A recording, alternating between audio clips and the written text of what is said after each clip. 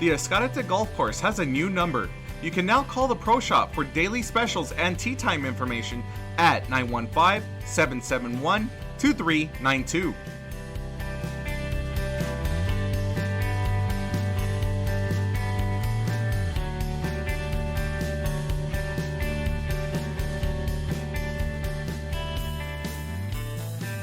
The County of El Paso Public Works Department is offering sandbags at no cost or requirements to the public.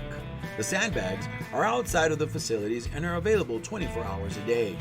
The location of the county facilities are the following: the Road and Bridge Fabens Warehouse, located at 1331 North Fabens Street in Fabens, Texas, 79838.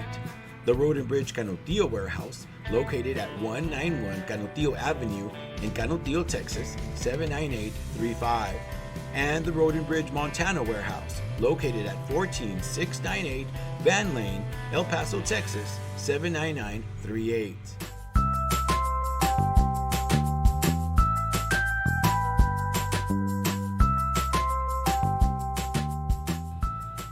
Don't wait in line, pay online. Visit the Financial Recovery Division website at http://www.epcounty.com/budget/financialrecovery.htm to make your payments online or find out more about our kiosk locations. We now accept payments on misdemeanor, felony, and justice of the peace cases.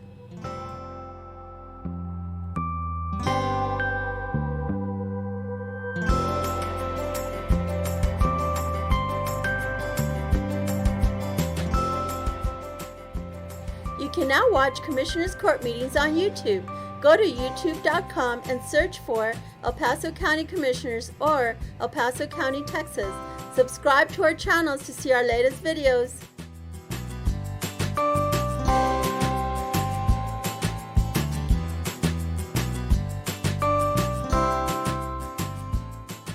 Did you know the County of El Paso's Purchasing Department is responsible for ensuring that all items and services needed by various county departments are purchased in the manner required by the state of Texas? Whether through formal sealed bids or smaller dollar quotations, the county purchasing team is dedicated to finding the best contracting return on your taxpayer dollars. Additionally, the Purchasing Department is responsible for the tracking of inventory within the county and properly disposing surplus to public auctions. For questions about how to become a vendor and compete for county contracts, or to learn more about public auctions, please contact us at telephone number 915-546-2048.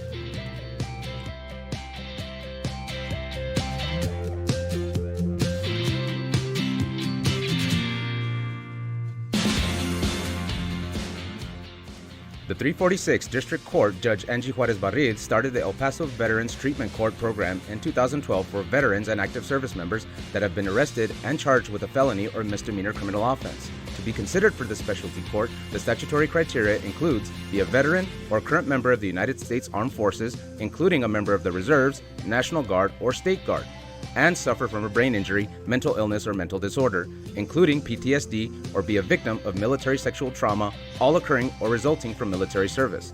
Call Sylvia Serna, Veterans Program Director, at 915-546-2119, or email her at sserna@epcounty.com for any information.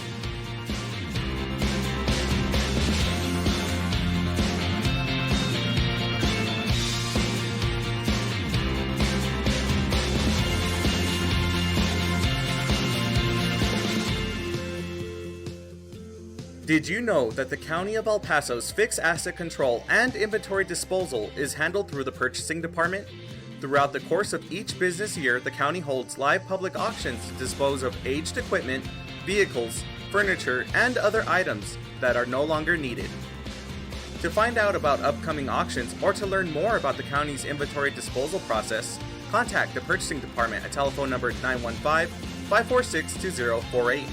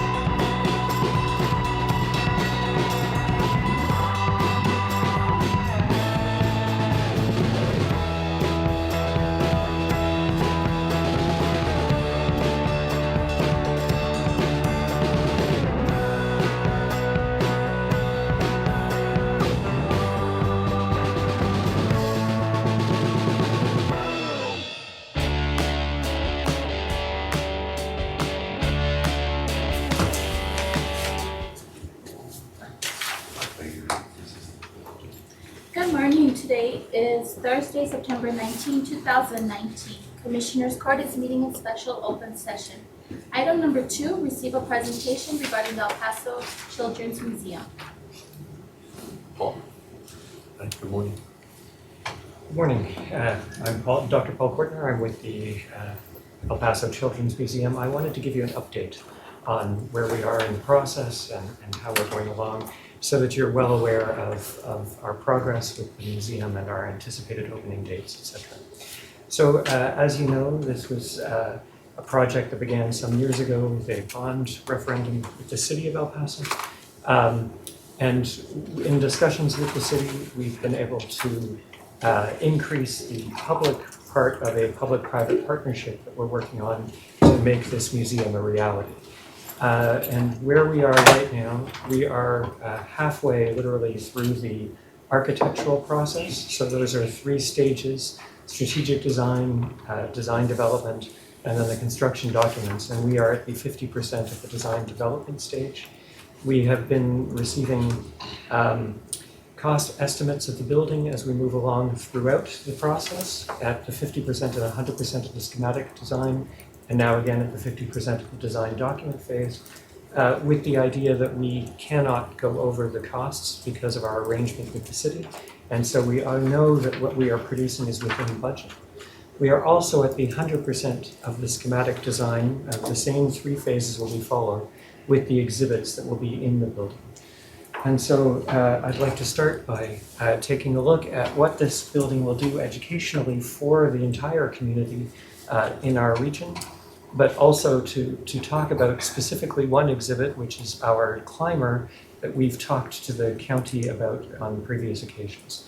So the climber is going to be in one corner. It's actually going to be at the southwest corner of the building, which on the building I'll show you a little bit later in the presentation. And the climber is actually 60 feet clear in an atrium. And there are all kinds of different ways for children to challenge themselves as they move up. So there are different ways to climb. There are slides. There are things that are a little bit more scary. There are things that are a little bit less scary, so kids can test them out. And throughout the climber, we're working with the Hospitals of Providence to come up with ways for kids not only to test their abilities, but to measure how they're doing and to compare over time. So each time they come back to the museum, they can figure out if they were able to go a little bit higher in the climber.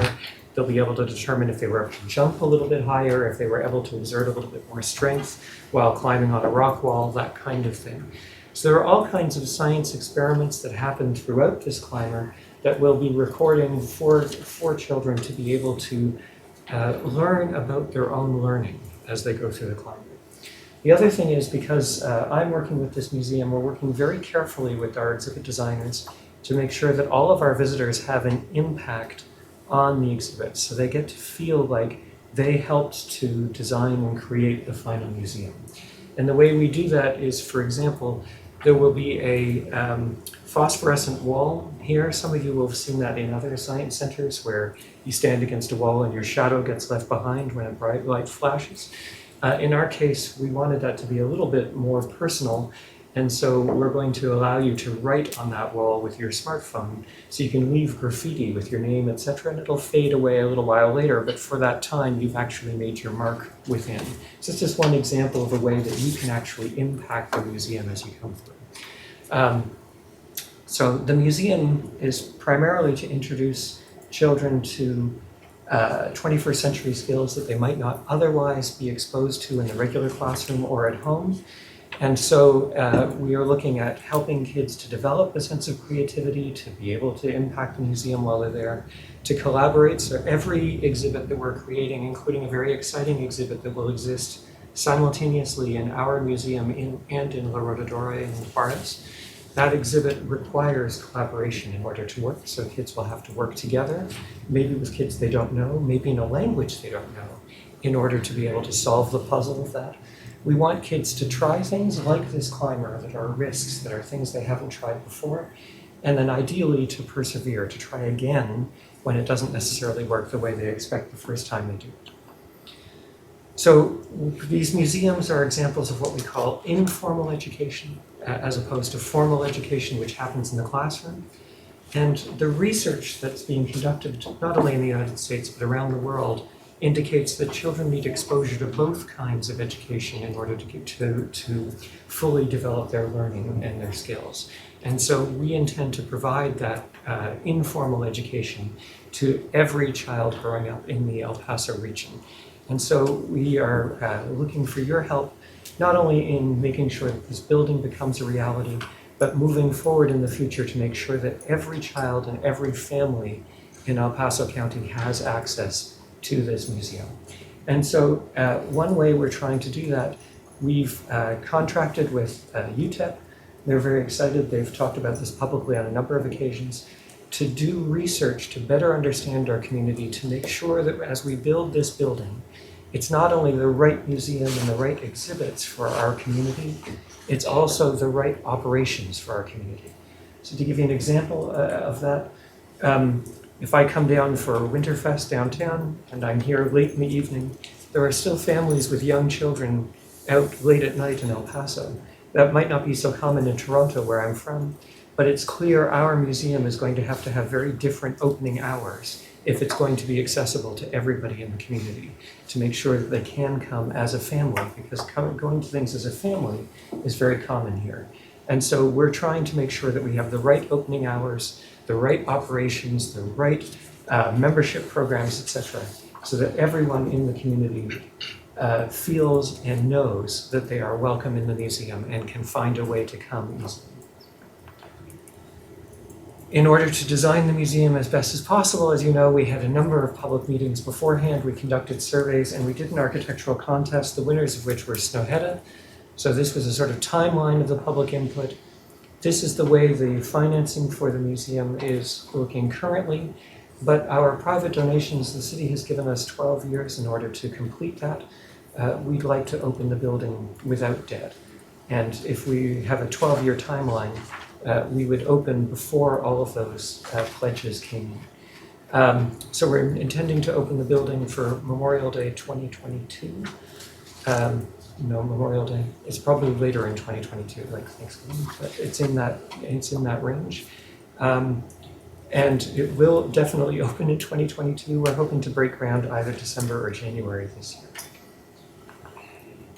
So we have the master plan was already in existence. That was done by a company called Gyroscope. Many of you have seen that already. We've shared that publicly as well. I will share with you a bit further on our building design. And of course, as you know, I came on as the CEO approximately 2 years ago. So this is the master plan for the museum, and you should be familiar with this. But if you're not, we can share it with you again electronically. These are some of the things that are coming in the museum. The climber we have already discussed. And these kinds of public amenities, these cultural institutions add value to the local economy. So these numbers are created through what's called Americans for the Arts. They've created a calculator to figure out your economic impact on the community of where your museum or your library, etc. is. And so we're looking at how we can impact our local community. These are for overall, but we know the number of employees we're going to have. We can calculate our local economic impact as well. So actually, El Paso does reasonably well on this measure. So the New York Times undertook a study several years ago where they looked at generational data to look at how children who grow up in poverty compare when they become adults in the overall economy. Did they remain poor because they'd grown up in the bottom quintile, or were they able to move up? And so El Paso ranks better than 36% of the counties in the United States. It still means, of course, that 64% of the counties rank better than El Paso. But the idea is that if you grow up in El Paso, you fall a little bit further behind in future income if you grow up in the bottom quintile than you would if you grew up in other counties. But as you can see from the color change here, you're better in El Paso than in Doña Ana County, for example, just immediately to the north. The county I came from in North Carolina, I was most recently a CEO of a science center in Forsyth County, North Carolina. It's the worst county in America for this income mobility, for this idea to move out of poverty. And so what we do with these museums is we try to tackle this particular issue by providing these educational opportunities to every child living in a county. What we hope to do is break a cycle of poverty, where kids who grow up poor become adults who can't get great jobs, etc. We want to change that by providing these educational opportunities to every child. So here's our economic impact locally. This is where the number of people, the amount of money we intend to bring into the county by operating this museum. So FTEs in this is full-time equivalents. The museum won't have 83 full-time employees, but will have 83 full-time equivalents throughout the museum.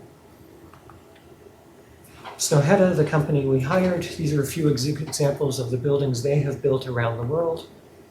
They are unbelievably spectacular, and despite our very limited budget, we've received plans for an unbelievably spectacular building here in El Paso.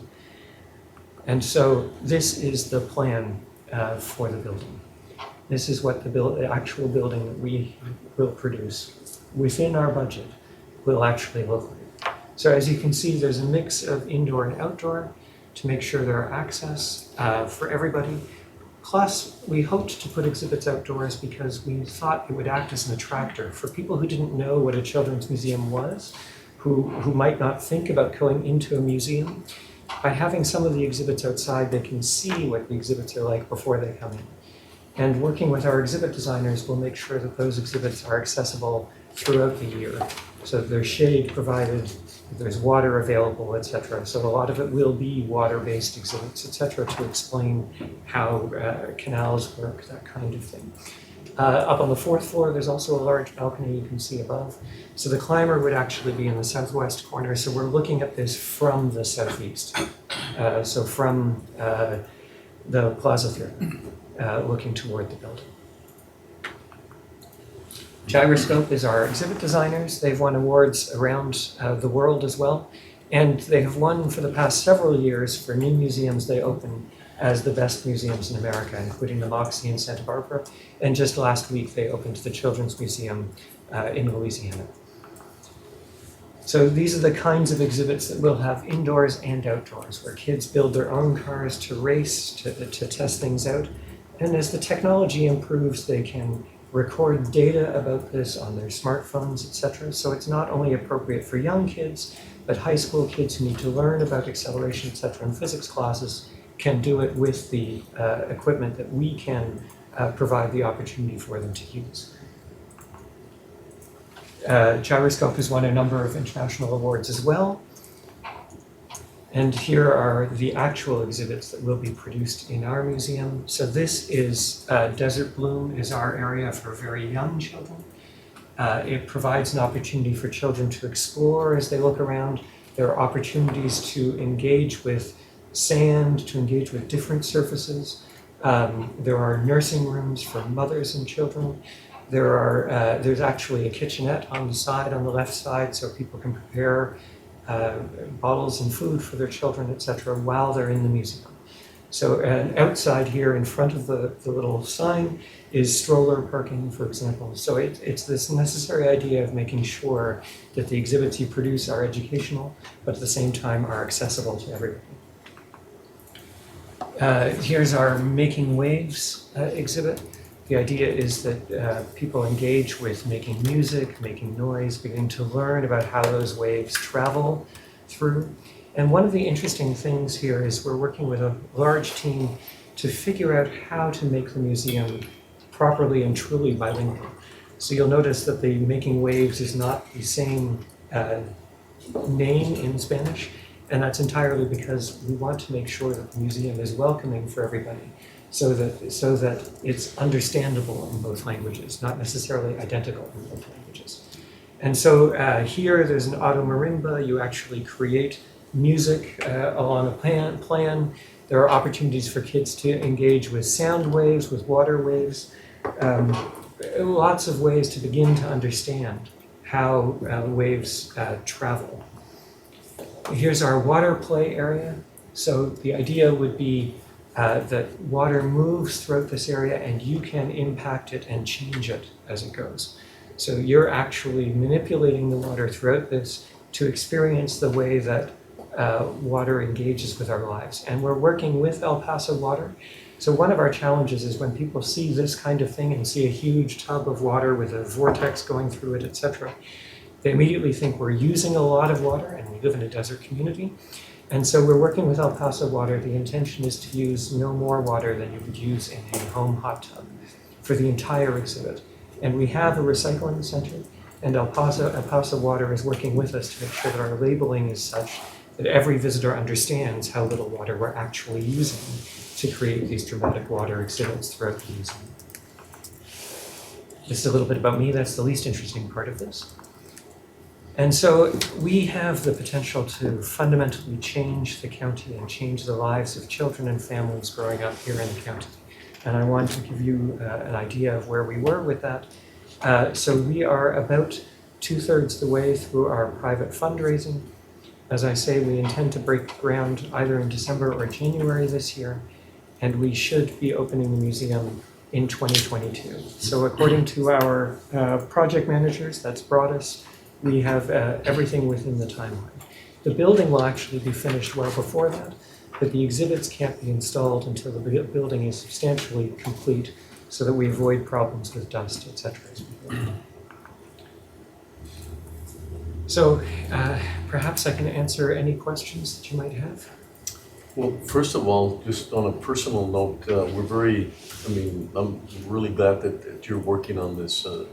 Your work and your background seems to be all coming together here, so very appreciative of everything that you've done. The accessibility things that we talked about, you and I talked about, was one accessibility.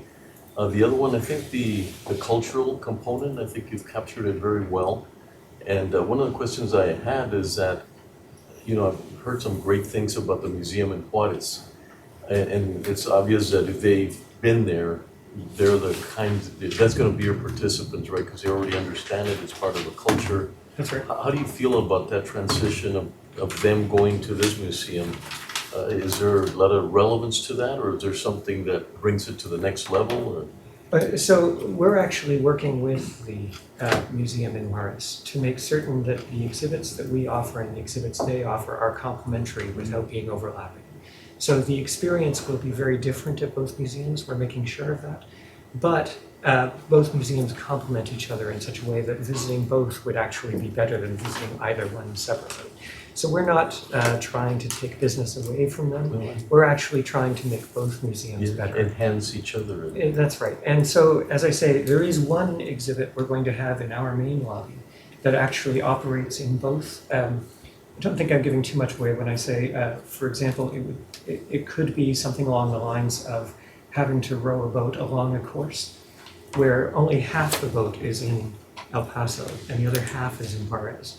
And so you have to work with somebody on the other oar to make sure that you're both working together. And of course, if you're not fluent in each other's language, that may involve using sign language, etc. So you actually will see each other sitting next to each other on a screen, but you'll actually be in two different locations. And we think it's very important to create that kind of borderless approach.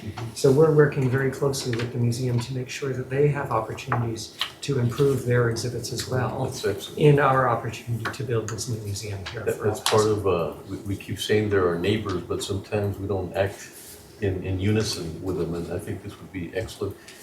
Paul, you had talked a little bit about the word museum. Have you considered that yet, or? So we do not yet have a final name. Okay. So as I think I've talked to all of you in the past, if we call it a children's museum, we alienate a large number of our potential visitors. No child over the age of 9 thinks of themselves as a child, so they don't want to come anymore if it's a children's museum.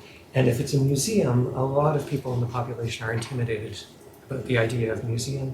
And so we'd like to come up with a name, ideally a name that would work in both English and Spanish, although possibly different names in English and Spanish that convey the meaning of what's happening inside. So one of the things we're thinking about, La Rodora is actually named after the shape of the building it's in, and we think our building is reminiscent of a cloud. And so we're trying to think about how that might be useful in naming the building. Because of course at the same time, We're trying to think of blue sky thinking, of helping kids to think outside the box. Clouds help with that too. And technologically, of course, the cloud is now something technical as well. But we don't have a final name yet. Looks amazing. Commissioners, any comments? Are we okay? Okay, thank you so much. Thank you for your time. I really appreciate you giving me the time this morning, especially since I literally flew in from Japan yesterday and I leave for Toronto this afternoon. So I really appreciate you making the time for me. Thank you, sir. Thank you. Thank you.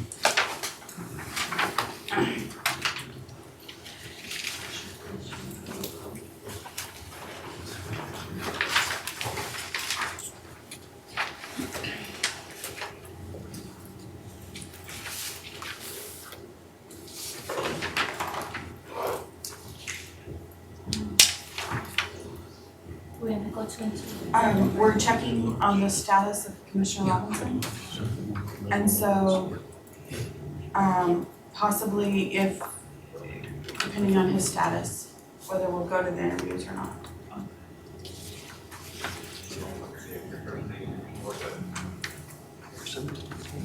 You can give us just like 2 minutes. Just remember, still around. We don't have any ETA. Just trying to get hold of them right now.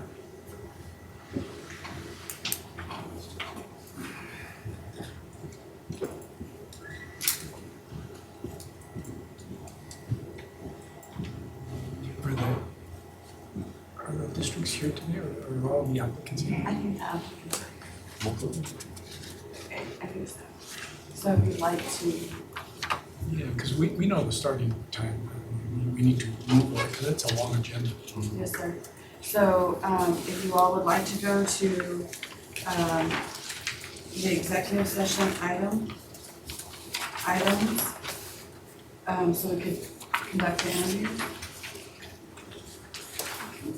I think we need 13 A and B both correct. Okay, Commissioners Court will recess into executive session to discuss items 13A and C pursuant to Texas Government Code Section 551.074. Commissioners Court will reconvene to take official action.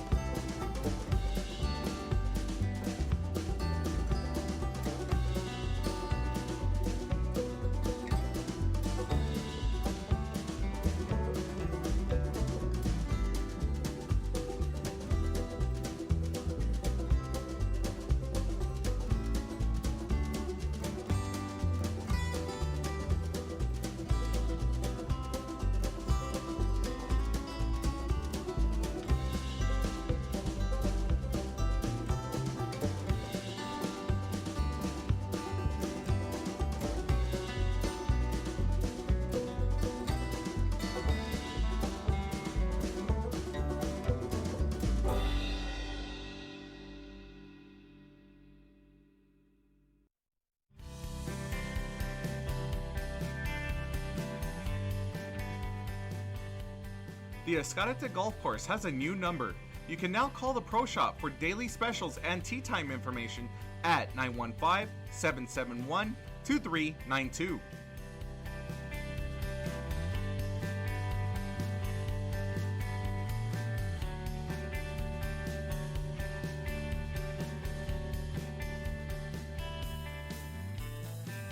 The County of El Paso Public Works Department is offering sandbags at no cost or requirements to the public. The sandbags are outside of the facilities and are available 24 hours a day. The location of the county facilities are the following: the Road and Bridge Fabens Warehouse, located at 1331 North Fabens Street in Fabens, Texas, 79838. The Road and Bridge Canutillo Warehouse, located at 191 Canutillo Avenue in Canutillo, Texas, 79835. And the Road and Bridge Montana Warehouse, located at 14698 Van Lane, El Paso, Texas, 79938.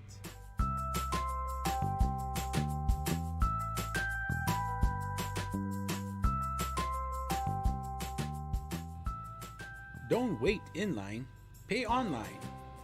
Visit the Financial Recovery Division website at http://www.epcounty.com/budget/financialrecovery.htm to make your payments online or find out more about our kiosk locations. We now accept payments on misdemeanor, felony, and justice of the peace cases.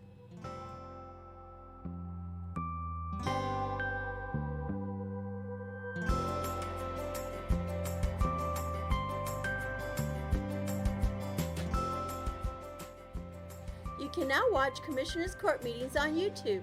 Go to youtube.com and search for El Paso County Commissioners or El Paso County, Texas. Subscribe to our channels to see our latest videos.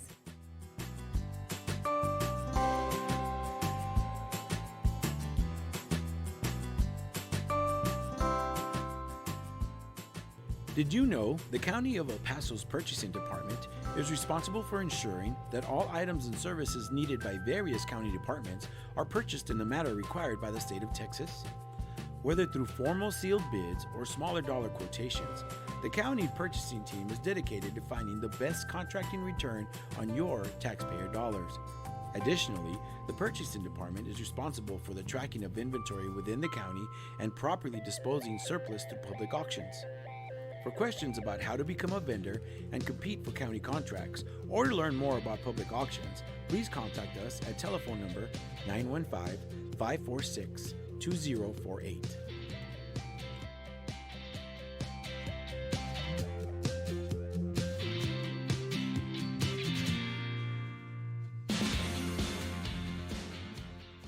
The 346th District Court Judge Angie Juarez Barrid started the El Paso Veterans Treatment Court program in 2012 for veterans and active service members that have been arrested and charged with a felony or misdemeanor criminal offense. To be considered for the specialty court, the statutory criteria includes be a veteran or current member of the United States Armed Forces, including a member of the Reserves, National Guard, or State Guard, and suffer from a brain injury, mental illness, or mental disorder, including PTSD, or be a victim of military sexual trauma, all occurring or resulting from military service. Call Sylvia Serna, Veterans Program Director, at 915-546-2119, or email her at sserna@epcounty.com for any information.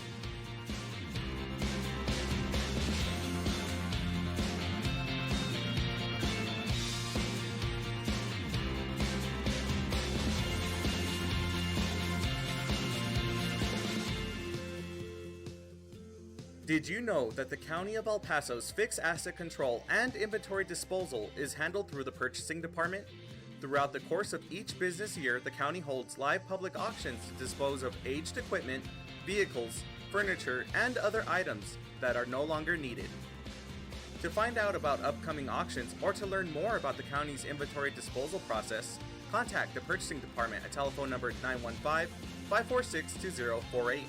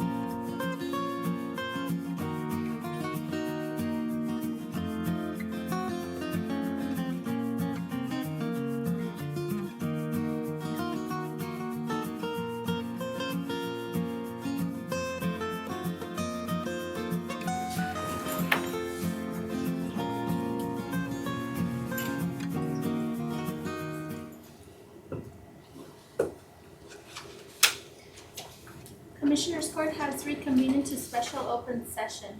Item number 3, pursuant to the Texas Local Government Code Section 114.023, 114.024, 114.025, and 114.026, please accept the attached presentation and the interim financial report for the month ended August 31st, 2019. The interim financial report is located on the internet at http://www.epcounty.com/auditor/publication/monthly-reports.html. Morning, Judge, Commissioners. Jim Outback, County Auditor's Office, Financial Reporting Division. Our executive summary, we had revenues of $19 million for all funds, expenditures $45 million, and for the general fund, $10 million in revenues and $31 million in expenditures. Our condensed financial report that was published in the newspaper. Revenues. And year to date, we are still doing good. Comparison of our revenues, we're up in property taxes, sales tax, and interest. Jim, is that the August sales tax number? That is the sales tax number for August.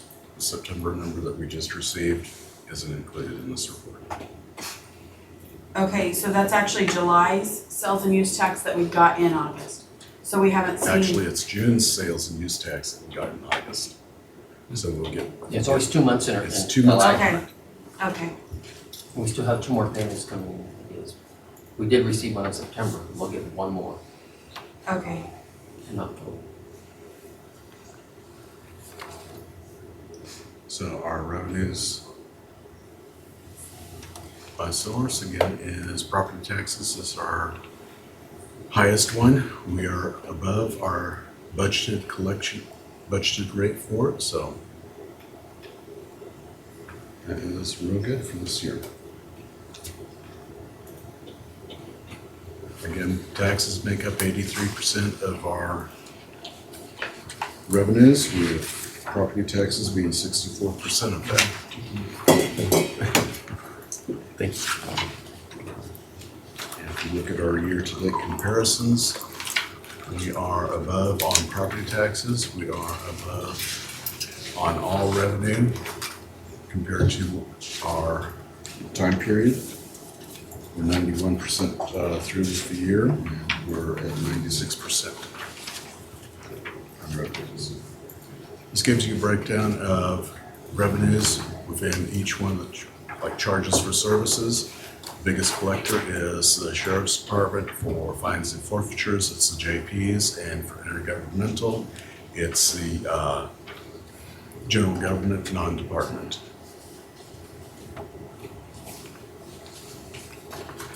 Expenditures, again, is general fund. We spent $31 million this month.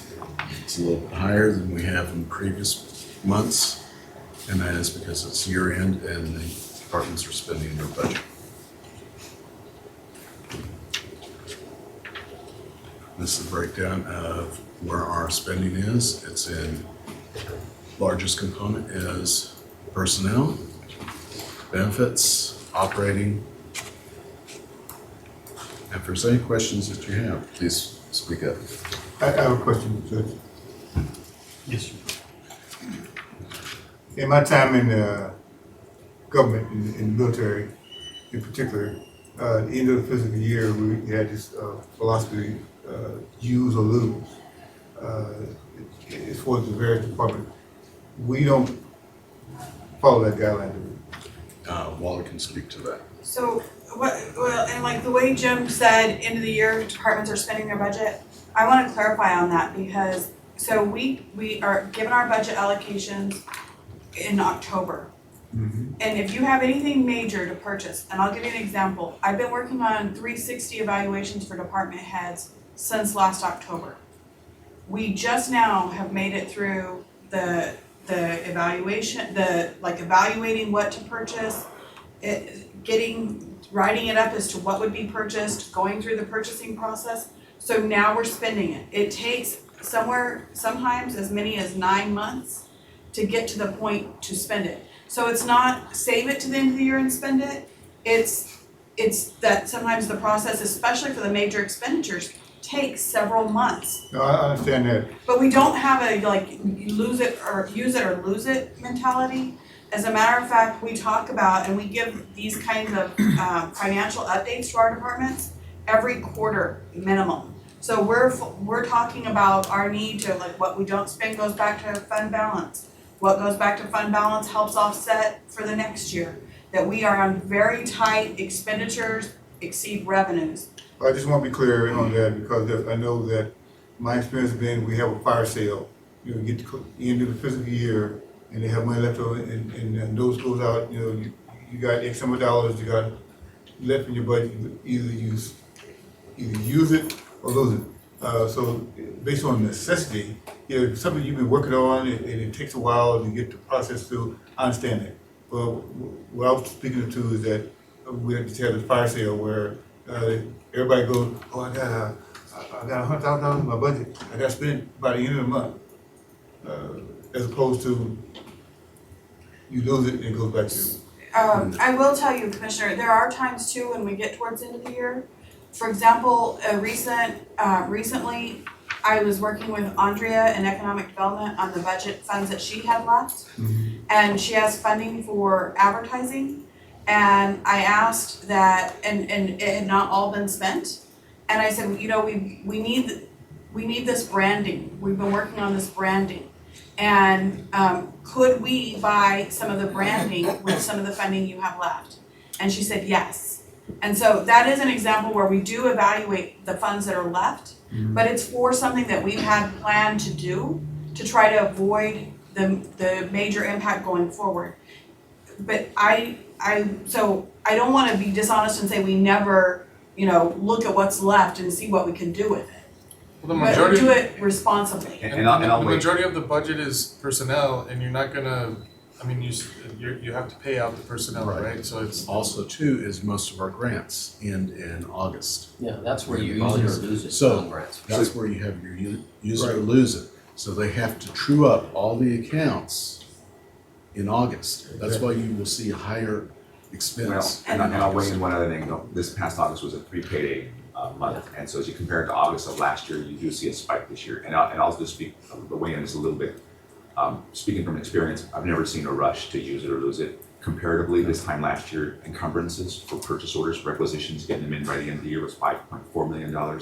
This year, we're running $5.7 million. So a little bit higher, but we have a couple of significant projects that we had in this year's budget that are encumbered this year that weren't. But so I'm not seeing a significant spike. And there are other things too where we'll be very cautious throughout the year in case maintenance accounts. We're cautious with them. Hopeton comes to me at the end of every year, about the 9th month, and says, look, I've been holding off on buying these, things for these cars. They could use them, but I've been saving in case we have something catastrophic that disables a car. So as we come to the end of the year, if we haven't spent the funds, I'd like to go ahead and start moving down this list. So, but it's a planned, responsible approach. And I see that in all of our departments. Right. And if you look at our expenditures, year to date, we've spent 77% of our budget. So all of our departments are being very frugal in their expenses. Thank you. Jim, can you go back a couple of slides? Yes. I was looking at the go back one more. No. Benefits as compared to the personnel. And it seems like one of those slides, benefits is more than personnel. No. How does, no, No, it's personnel benefits is 20%. but if you look at that. Personnel is 57%. But if you go down one more column and look at the personnel and benefits. So, I'm sorry, Commissioner, what it is personnel is a category, and we have a category personnel salaries, personnel benefits. No, I know that, Okay, but why would benefits be more than the salary? it's not. So It's the not. first two columns, the real tall ones, Yeah. Yes, that's current year and one's prior year. 2018, one's 2019. Yeah. But that's Blue- both salaries. The blue is fiscal year 19 versus fiscal year 18. The striped one is, Personnel grew, so we have a trend of an increase Oh, salaries. okay, okay. And we have an increase in fringe benefits. Retirement's gone up. Yeah. As your salary goes up, your social security goes up. So They're it's a both- trend going Yeah, up. so Slightly. so it's the titling on the Yeah. bottom that leads to the Yes. confusion. Yeah. So it It looks like does. one's column's personnel, the other is benefits. It's just But the way it's it's not. it's the way the titling falls under the bars. Right. It's a good breakdown, the detail you're given this month. We should pay fringe benefits, and then have one that says salaries, Right. personnel salaries, and then And fringe benefits. Yeah. We'll correct that for the Yeah, future. no, okay, it makes sense. Yeah. Thank you. so, again, comparison of our year-to-date budget. As you can see, most of the departments are spending very little. We're 91% through the year and they've only spent 77%. You have a few departments that are higher, public safety, and that's their 24/7 department.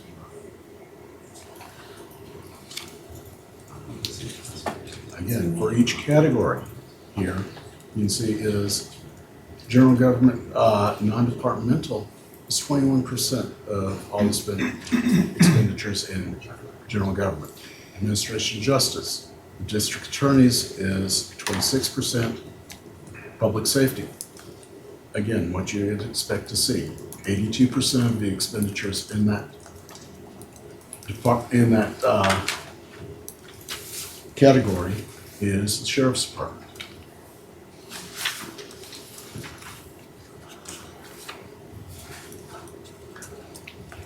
Again, breaking down our general fund expenditures. Public safety is 45%, with the rest of them being lower.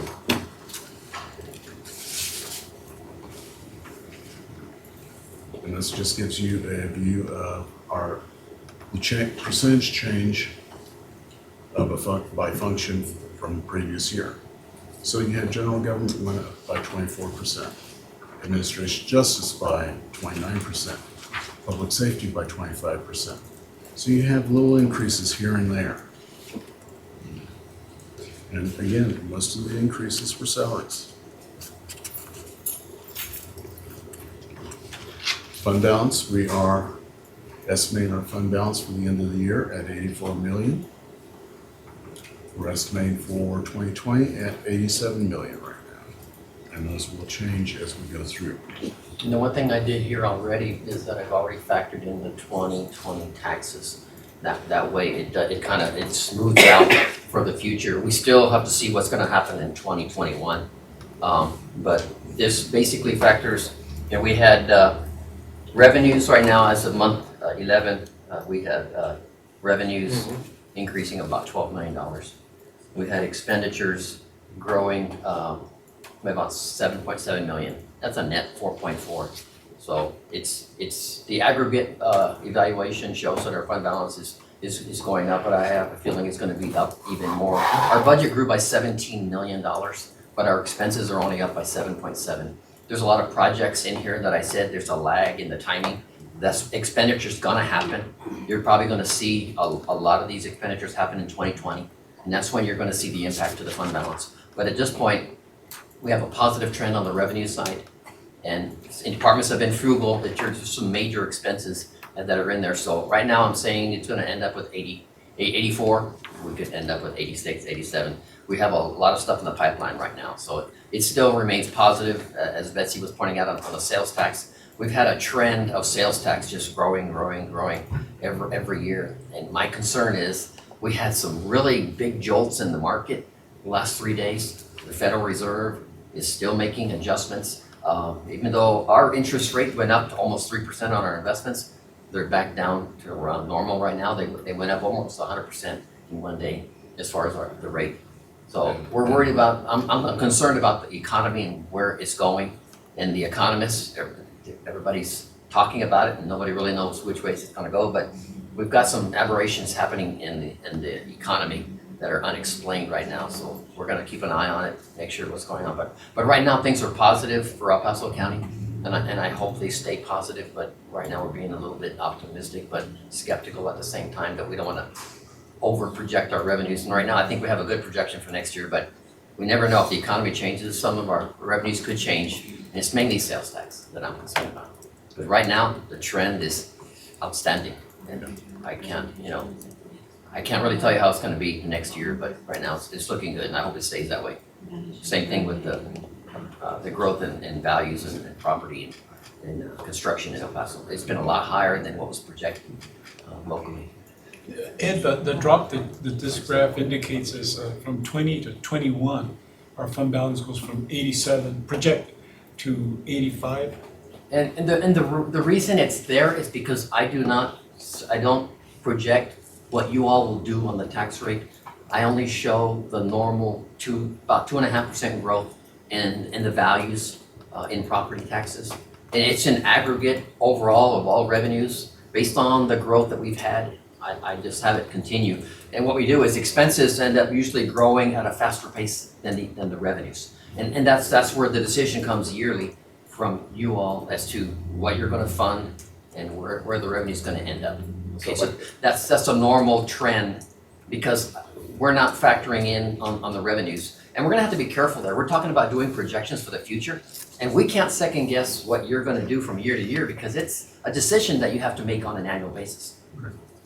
The other thing, if I can weigh in real fast, is so the smoothing you see there on his projected fund balance it's taken into account historical spending, and we have some pretty big spike in appropriations that aren't built into that historical spending that I believe as we start drawing down on these, as we use our economic incentive fund or as we have our big expenses hit for flood control, it will impact his future projections. This is taking history into account, not future projections. So that's because it really drops off to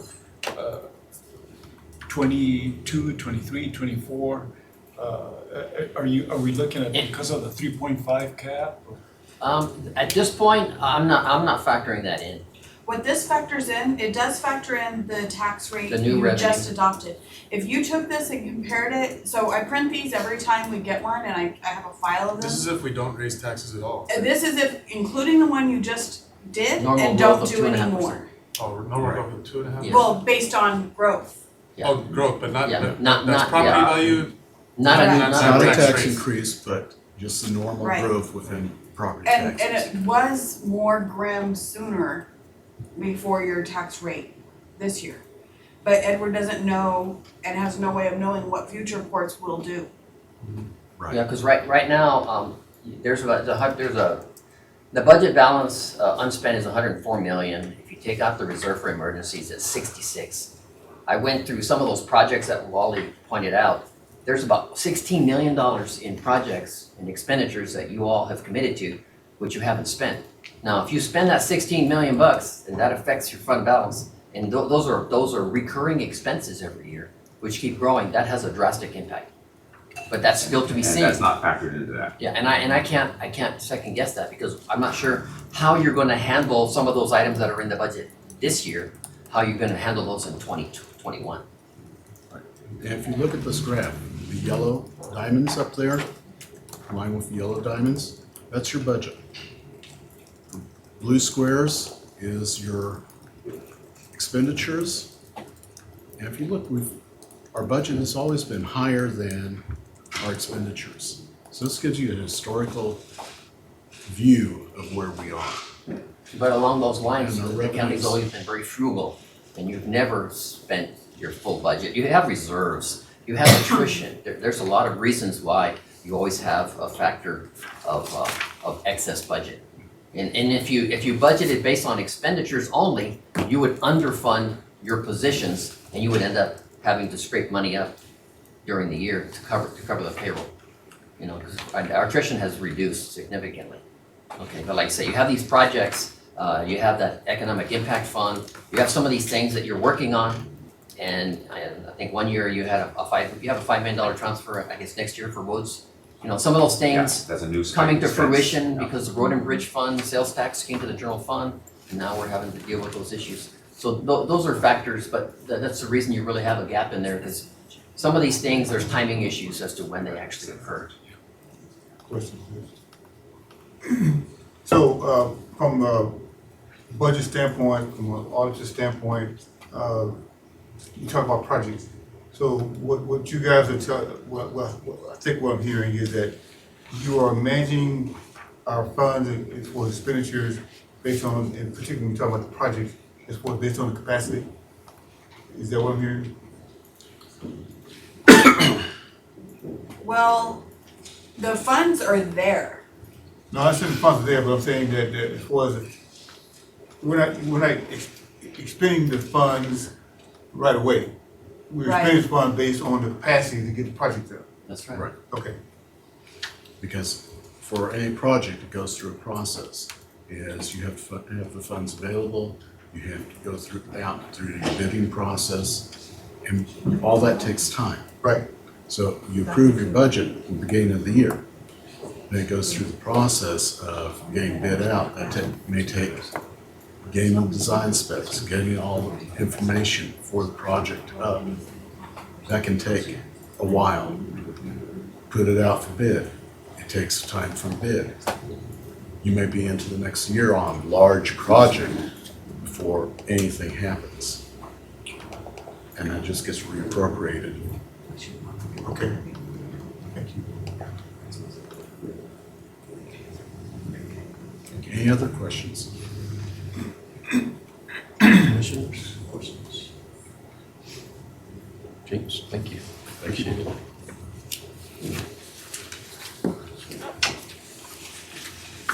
A motion to accept? Second. Commissioner Pettis? Aye. Commissioner Bell? Aye. Commissioner Stout? Aye. Commissioner Robinson? Aye. Judge Samaniego? Aye. Motion carries. Thanks, sir. Thanks, sir. Item number 4, receive a presentation from the Community Services Department on the re-entry program.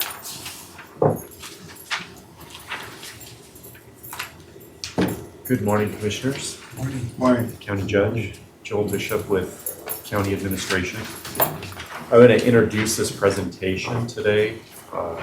Very excited about the progress we've made, and I want to give the court an update about what's happening with re-entry, a fairly new project that the court began to strategize back in 2016, along with county jail recidivism. And these have the data has kind of come together, which we'll show you that really helped us target this initiative. In 2017, the Commissioners Court created the re-entry program, officially assigned a budget to it, approved us to hire a position, and begin to look for grants, re-entry grants. And really the idea is, how do we transition people from the prisons or the county jail back into the community more seamlessly? And the county had never really strategized this before. So we were able to go ahead and hire a experienced re-entry manager, who you're going to hear from here in a minute, in 2018. And we begin at the same time, we're working on jail and homelessness projects, and the recidivism data is coming together, and we realized we have a major issue in our own jail with re-entry.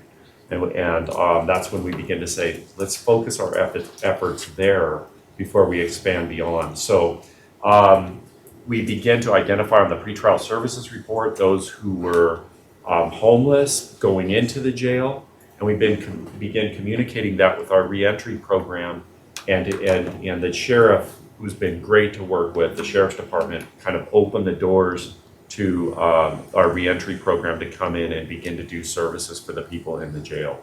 So Bee's going to talk a little bit more about that here in a minute. We began coordinated entry for indigent clients in the jail. So that's the coordinated entry for homelessness. We started doing assessments in the jail here in 2019. Also the veterans, we began identifying veterans in the jail and connecting them with veterans resources so they can make that a smooth connection before they leave. The pretrial and recidivism data really showed us where our problems were. They really targeted it. So it's just exciting to see this coming together. The court initiated these research projects, and it's all coming together now, guiding us in better programming for the county. So we've had jail pods specifically designed for the reentry program. And this is something new. So we have defendants actually being assigned to those, and you're going to hear an update about that. So really an overview we wanted to give before we get into this is that this is a national issue, reentry, people incarcerated, millions incarcerated every year, but most of them wind up going back into the community. So strategies, now over at least 95% go back into the community. So strategies regarding their release and programming in the reentry are incredibly important. The court realized this back in 2016 and 2017 as they created the concept. So I was really excited when I came here to see the court had prioritized this, and you were looking to try to mitigate the concerns of people going back into the community from the jails. So if we don't address these needs, we're going to see that affected in the recidivism rates, which I'll show you here in a minute. So the recidivism project ties right into this. We begin as a leader several years ago, working with other counties and the Meadows Research Institute to look at recidivism in Texas and see who's doing what. What we really found was that recidivism hasn't gone down in El Paso or really any other county over the years. It's just maintained the same. And it's just largely static. There was a group in this last year where we saw a decrease in recidivism, which they said is probably due to our pretrial efforts to focus on the higher risk groups coming back into the community. But overall, the recidivism rates have remained static. We also found, as we talked about before, on pretrial, one example here is felony charges, spending an average of 25 days in jail before they're released. And so there's a significant amount of disruption that happens there, and we had not ever before tried to provide services to these people to help them transition back into the community. So we saw this cycle of recidivism that you see here in this slide. The longer the jail days are there on the bottom, and we were able to look at this and go, wow, even the lowest risk group becomes the medium risk group the longer they stay in jail. We don't have any strategies to address that. So the great thing about this data is we were able to say, you know what, we know who we need to target to get the most bang for our buck in helping these people. And the other thing that hadn't been done is coordinating all of the nonprofits that are out there, coordinating them to say, how can they help? How can the county just assess and refer to the existing resources that are out there? So this has all begun to happen, and we have many people participating in this program already. So the research said that we need to release more defendants more quickly and provide adequate risk-based supervision for defendants coming out of the jail. So the reentry program is not only focusing on pretrial, it's on post-sentence people, but it's identifying those who spend a significant amount of time in jail, and we're trying to provide them with the resources they need to make a seamless entry, hoping that down the road we're going to see we are actually affecting recidivism in a positive way. So with that, I'm going to turn it over to Beatriz Iron, who's going to give you an update on reentry and the programming that she's done. She comes from Seattle. She had years of experience there, and this is one of those projects that's really just exceeded expectations. Super excited the way she's collaborated not only with the jail and those there. They've taken a trip down to other counties and looked at what other people are doing, and they put together really innovative programming here. but she's also collaborated a lot with our nonprofits, and she's got a wraparound style of services going for these defendants. So I want to turn it over to Bea and have her give you an update. I'm not in charge of the remote at home, so I want to make sure that, I'm doing this correctly. So hi everyone, my name is Bea, and as Joel mentioned, and I'm excited to be here to present this to you.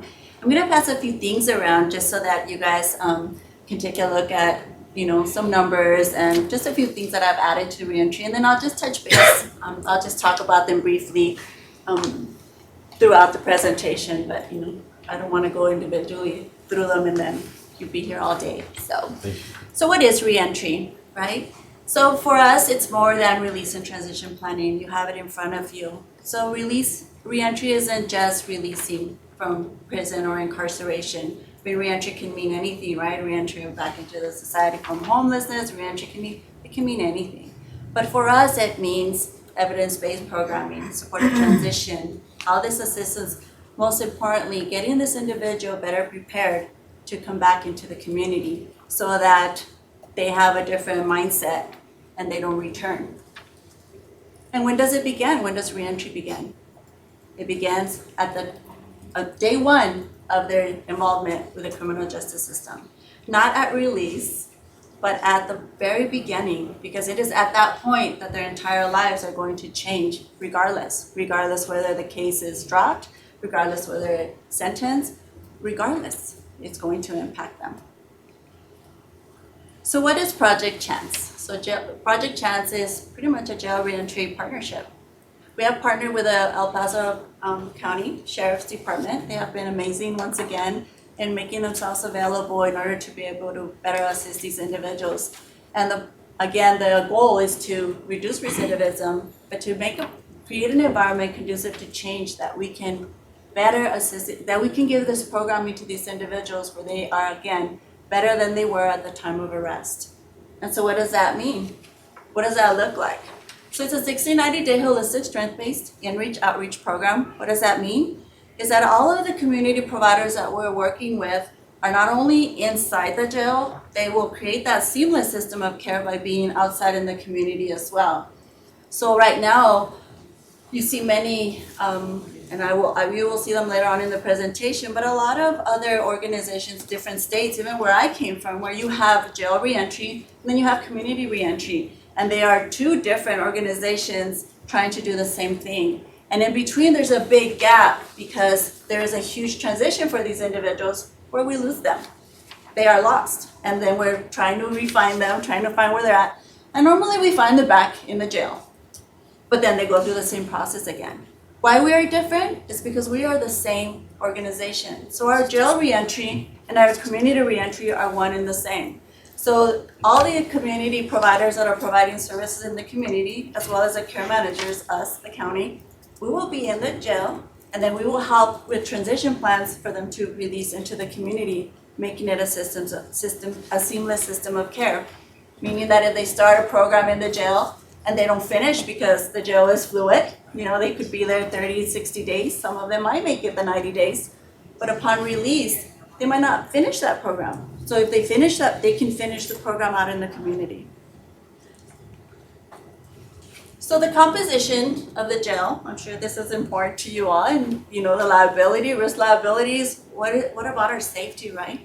So the way it's right here, we have 3 cell blocks. So we have 24 individuals, 48 males. Part of some of the priority population there is the veterans and the homeless population that we are already working with. There's a care manager, a special officer, needs officer, and the community volunteer, which encompass the cell block. So all of the services being provided to these individuals are being brought to them because of our low movement in the jail. And so we will be providing these services within their day room. Because of the safety going back, we will have a special needs officer in there, a care manager, as well as the community volunteer providing the classes as well, and we will have a backup officer for our protection. So the approach that I took is, again, the proactive jail reentry. We're looking to we're a volunteer program, so everybody that we currently are at full capacity. We have a few extras that we are still providing services to until they get a spot. And we haven't even started this project yet, but we're at full capacity. We're a volunteer program. Everybody has been assessed, screened, and we are currently working, in fact, my staff is in there now doing care plans, which are individualized. So every individual in there is being assisted based on their own individual needs. Given that we are not connected to a service, we are connected to the individual.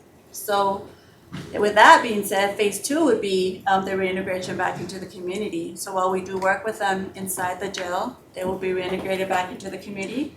And then, of course, phase 3, when they're in the community, we will be connecting with our community providers to continue the services for that continuity of care. So the collaboration, again, the care managers provide the system of care through care management services. The special officers will provide support and safety. And then the community provider volunteers will provide most of the programming, which they have the expertise on. These vary from substance use to mental health, to housing, to transportation, to employment, and here they are. These partners are all the partners that we have been working with collaboratively already. And either internal or external, they have all been a part of this process. They have all collaborated with the county in providing services at no cost to us. So what are we going to provide? We're going to provide services from Monday through Friday from 8 to 4 p.m. The first part of the programming is from 8 to 11:30. They have lunch, and then they go from 1 to 4, and they're doing different programming. When I say programming, we have a calendar where all of the service providers that you saw on the previous slide have volunteered to do a block.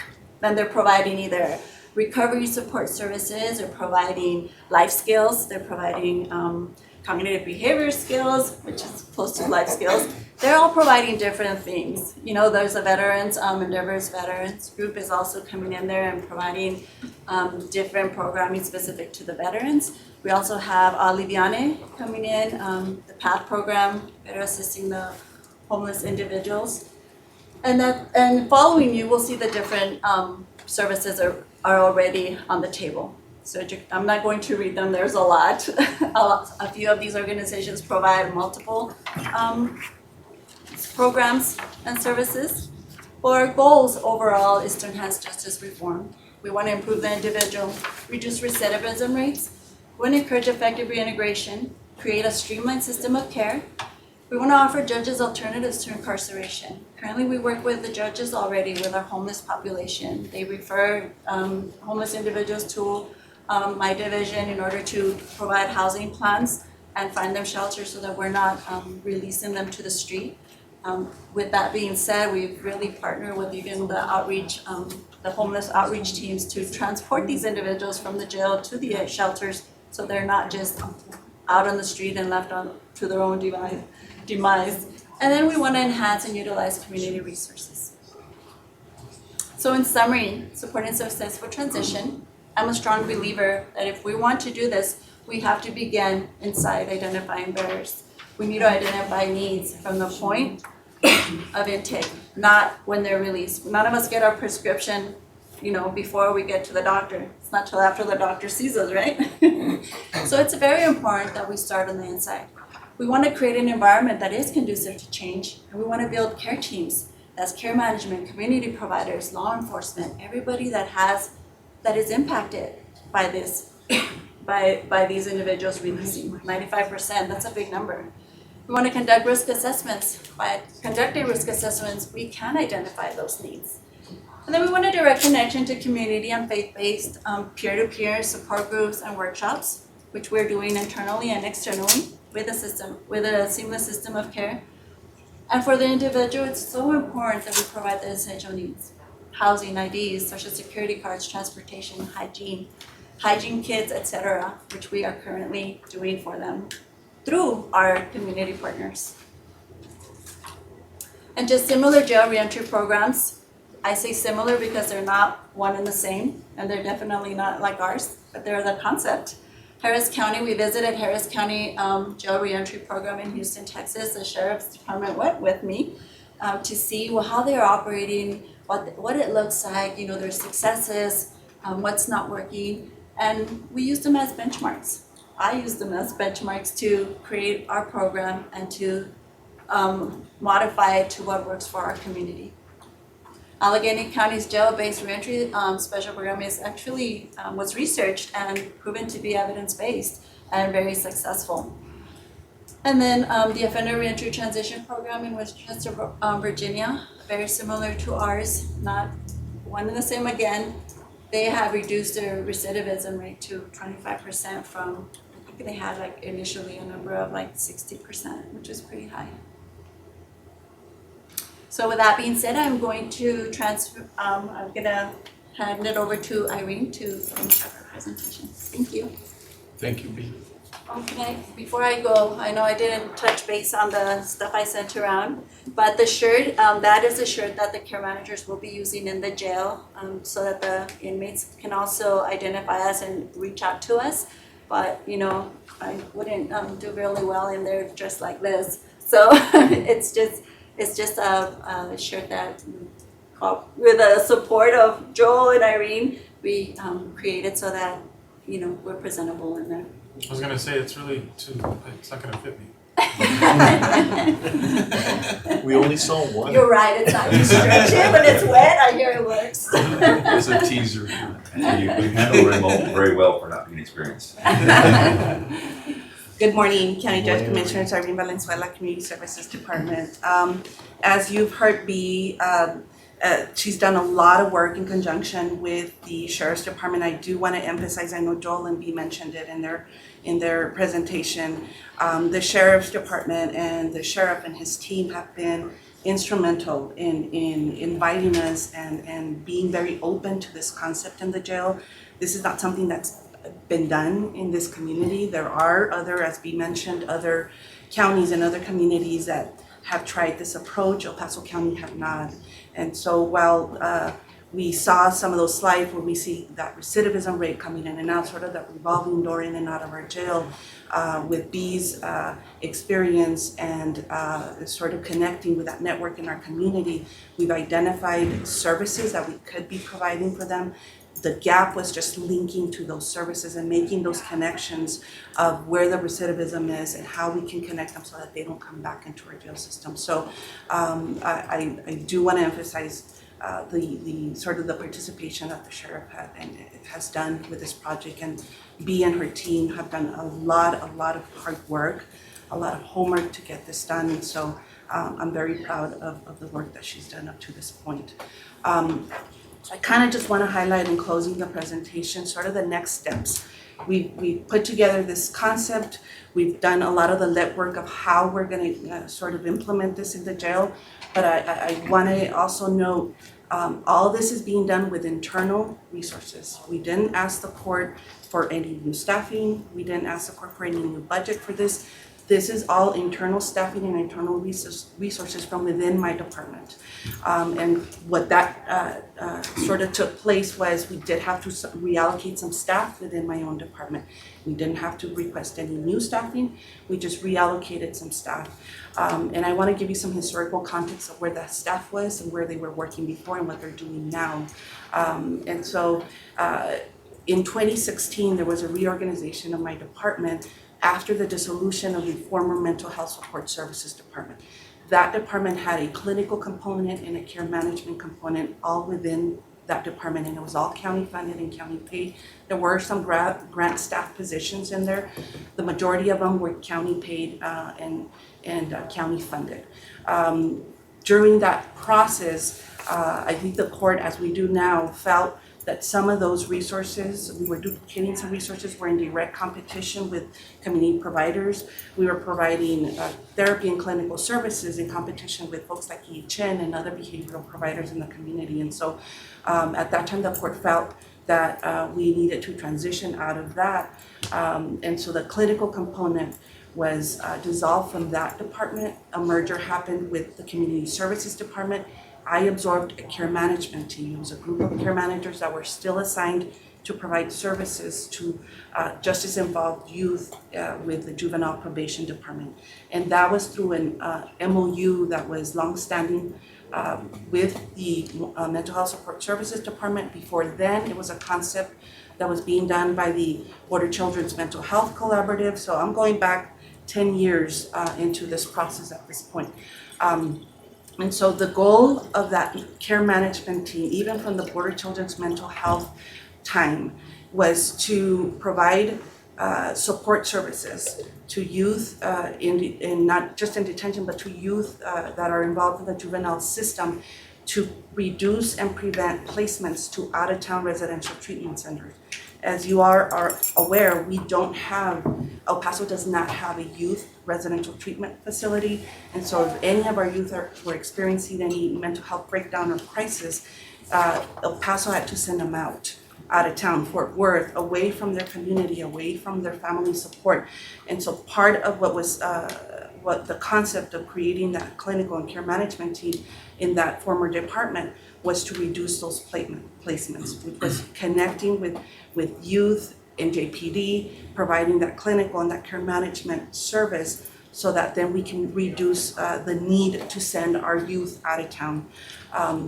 Over the years, JPD has enhanced and expanded a lot of their programming. They've already increased their case management in-house. They have a large clinical team in-house as well. They've also contracted with a lot of providers in the community, and that's been with your support. So the county has really supported JPD in increasing and enhancing their services. They've contracted those type of services with EHN. EHN provides multi-systemic therapy services to a lot of their youth. And so with the enhancement of JPD service, we've seen sort of a decline in the need to refer those services to our care management team. And so we've seen a very large decline in case referrals from JPD at this point over the last couple of years. We've been meeting with JPD a few times every year to discuss kind of that decline. They've acknowledged sort of that need that they had in the past, 10 years ago, of providing care management services to youth in-house through our care management team is no longer there because they've enhanced their services. They themselves have reduced those placements to out-of-town treatment centers already. And so we've seen sort of that decline in the need to refer to our department. And so part of that reallocation is from that. So we're using that existing team that was formerly providing services to JPD to this project. And it goes in line with your strategic priority to lead justice reform. Reentry is a component of leading justice reform. It's a very important component, as you heard B and Joel describe that. And so we're reallocating that staff. We did have a longstanding MOU from before my tenure. Again, it goes back to the Border Children Mental Health Days with JPD to provide those services. That MOU expires this month. And so it's sort of a kind of like a good timing where we've seen those referrals dry down. That MOU is expiring at the end of this month. And so we're looking at that timing to be a very good, and it puts us in a very good position to be able to allocate some resources to this reentry effort for the adult population in jail. I do want to say that we've worked with JPD very, very well. They've been a great partner in this. In speaking with Chief and his deputies and his team, they're extremely understanding of this. They've acknowledged that sort of the need for our services is no longer there for them. They do know your strategic plan. They understand that lead justice reform, especially in the area of reducing recidivism in our own jail, has been important. They've been following what you all have been doing and your vision for that. And so they're extremely understanding of this transition. It's sort of what I think the chief said, it's an end of an era is the word that he used to me and to B at one point. But he's been extremely gracious about it. He's very supportive of this effort that we're doing. And so I really wanted to kind of point that out, that this is what we're doing, that we're out reallocating that existing staffing from that program that is no longer needed towards focusing our efforts to the adult reentry population.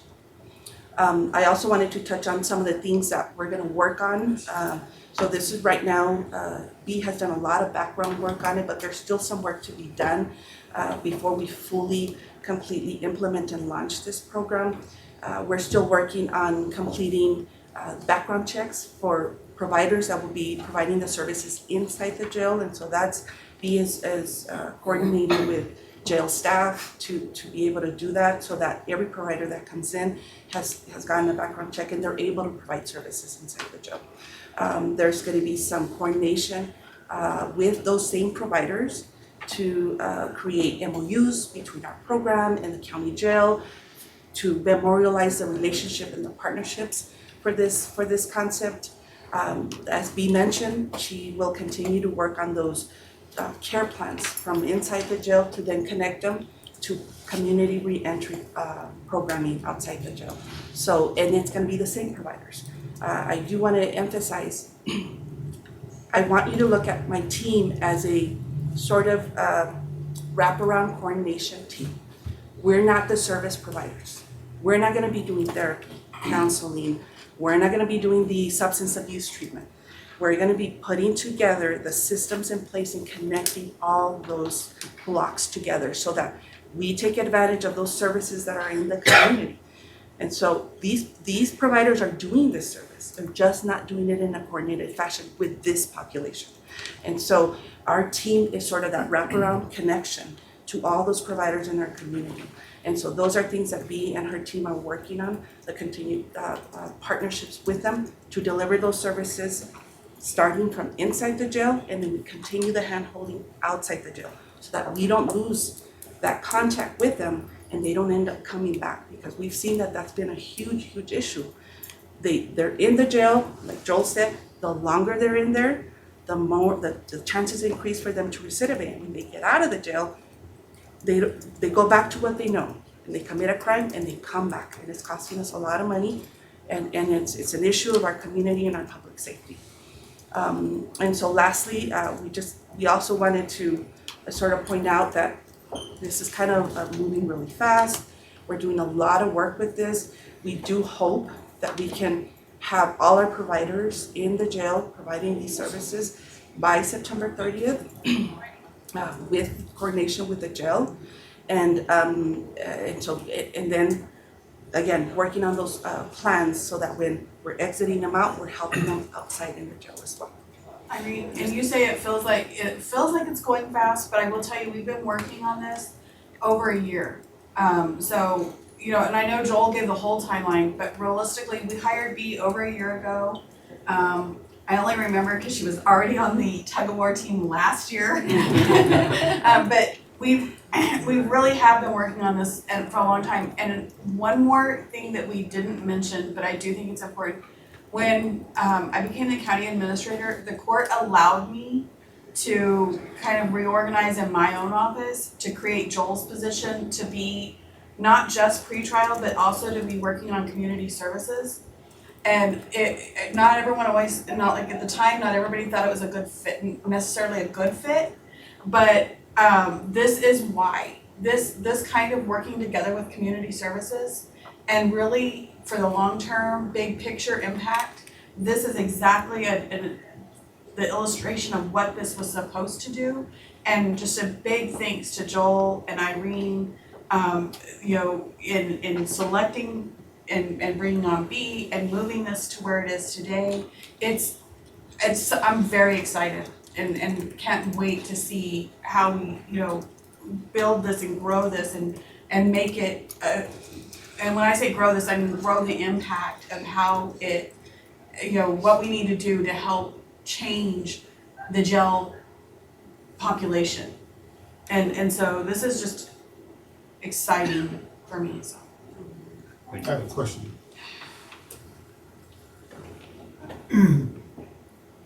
Individual provider and or staff member who's working with population we're talking about.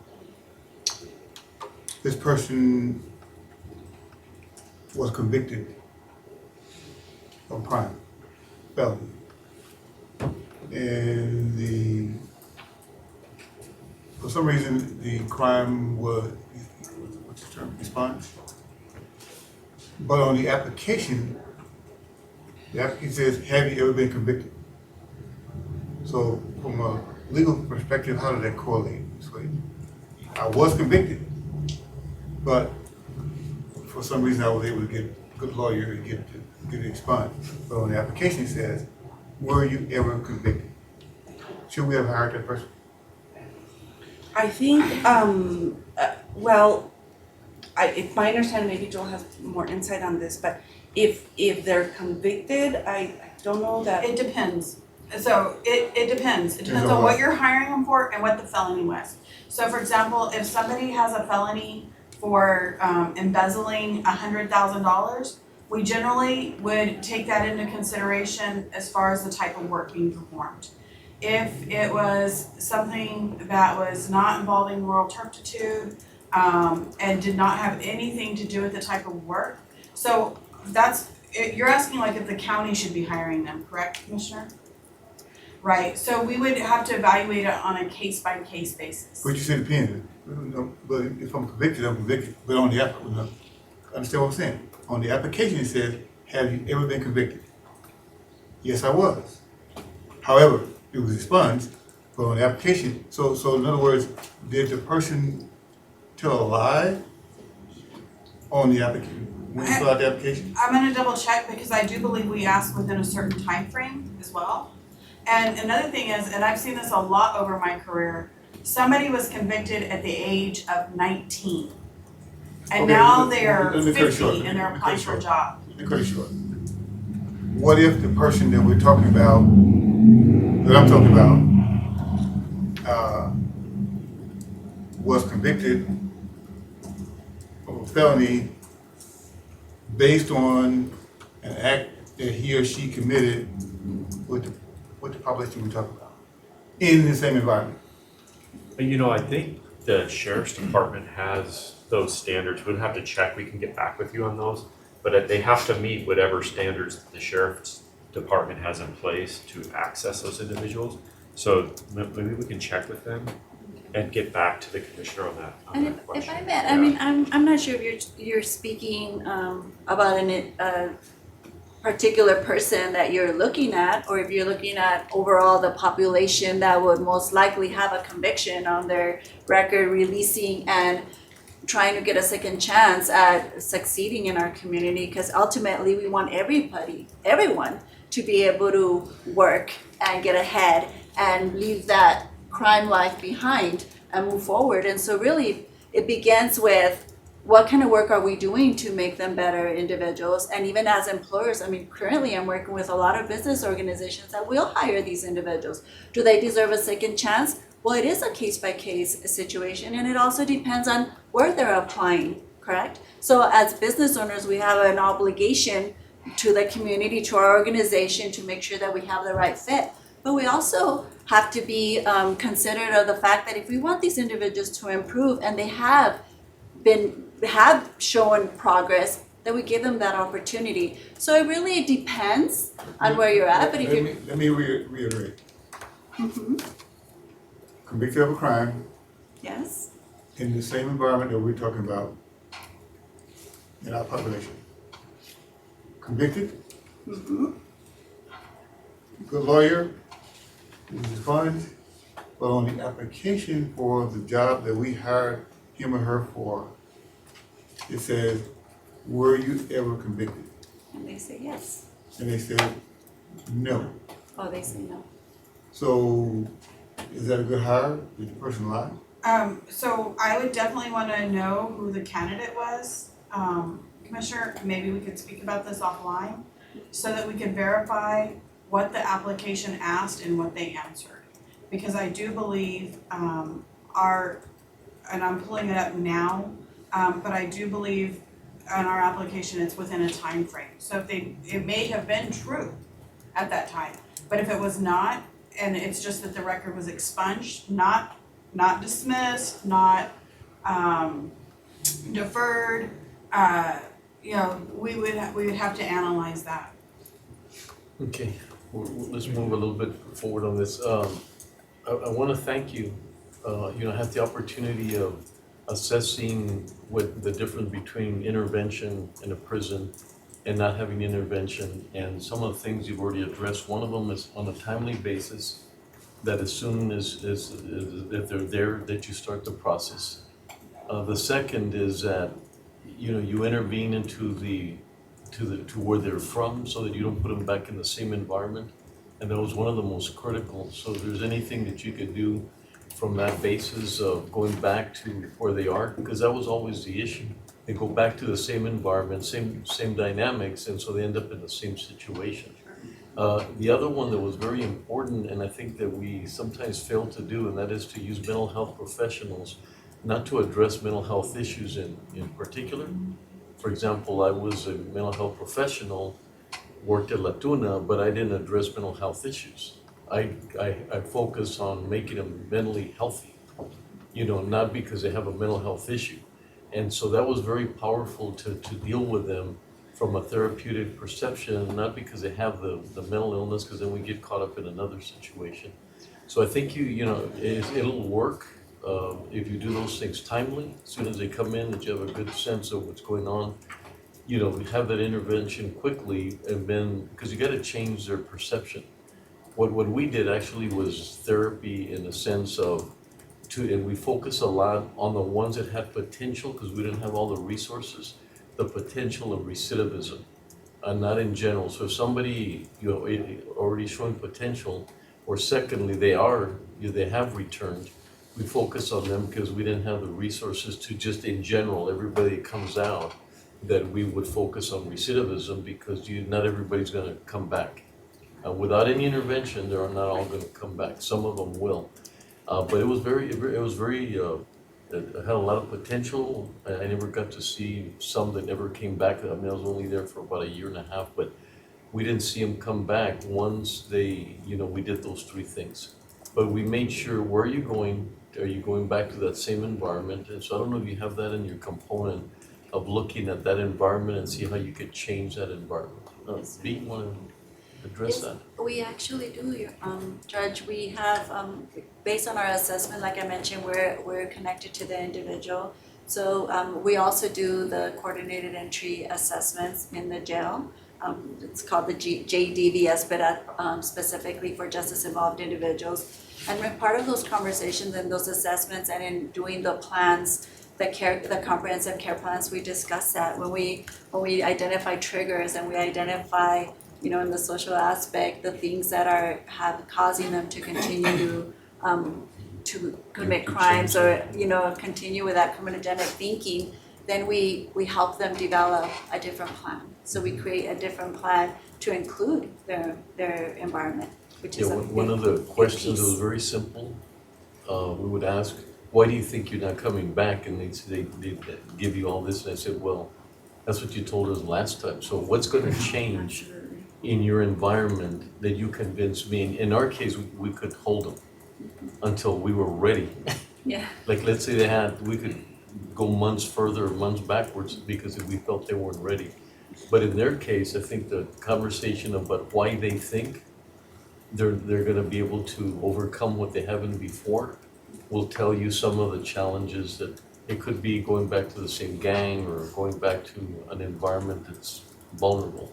So anyway, just you're on the right track, and then very proud. I know the commissioners here have done a lot of work on supporting this, and so will I. Thank you. So thank you. Thank you. Quick question. Commissioner When this is fully up and running, approximately how many individuals do you expect to be working with on a monthly basis? On a monthly basis, 78 at a time. In the jail, right?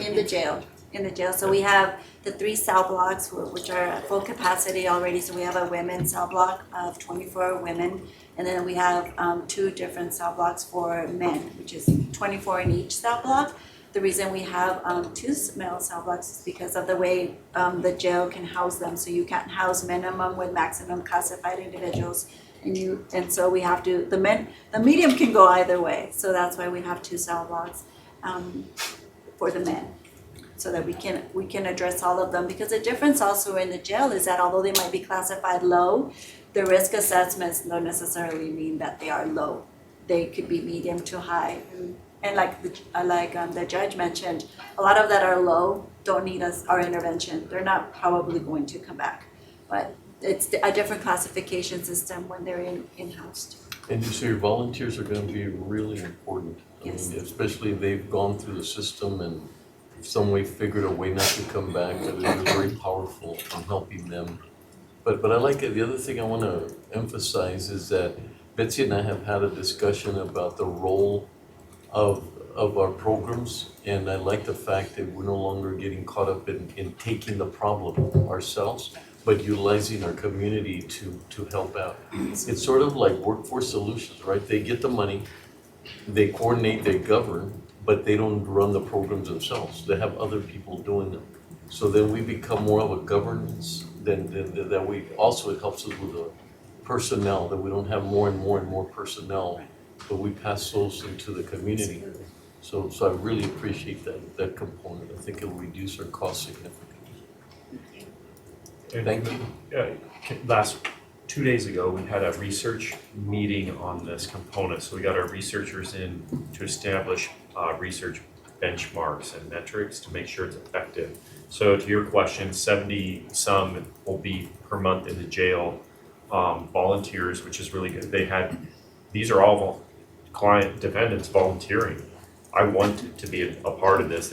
But the judges are also, in some cases, the judges are saying, hey, we want you to participate. We're making a condition of your bond. So there's some of that happening with judicial. But on the outside, right now there's about 25 or so that they're supervising who have been released that are continuing to volunteer to say, yeah, I want to continue in the program to get help. So I think we're going to see that grow.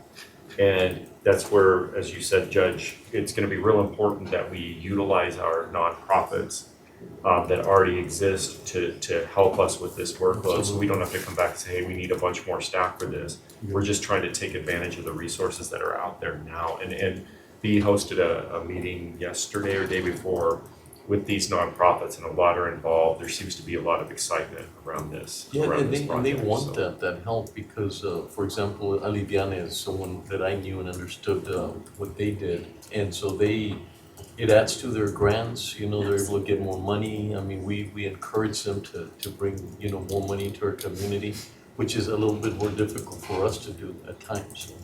So I think you're going, congratulations where you're at, and the best of luck going forward. Thank you all. Thank you. Thank you.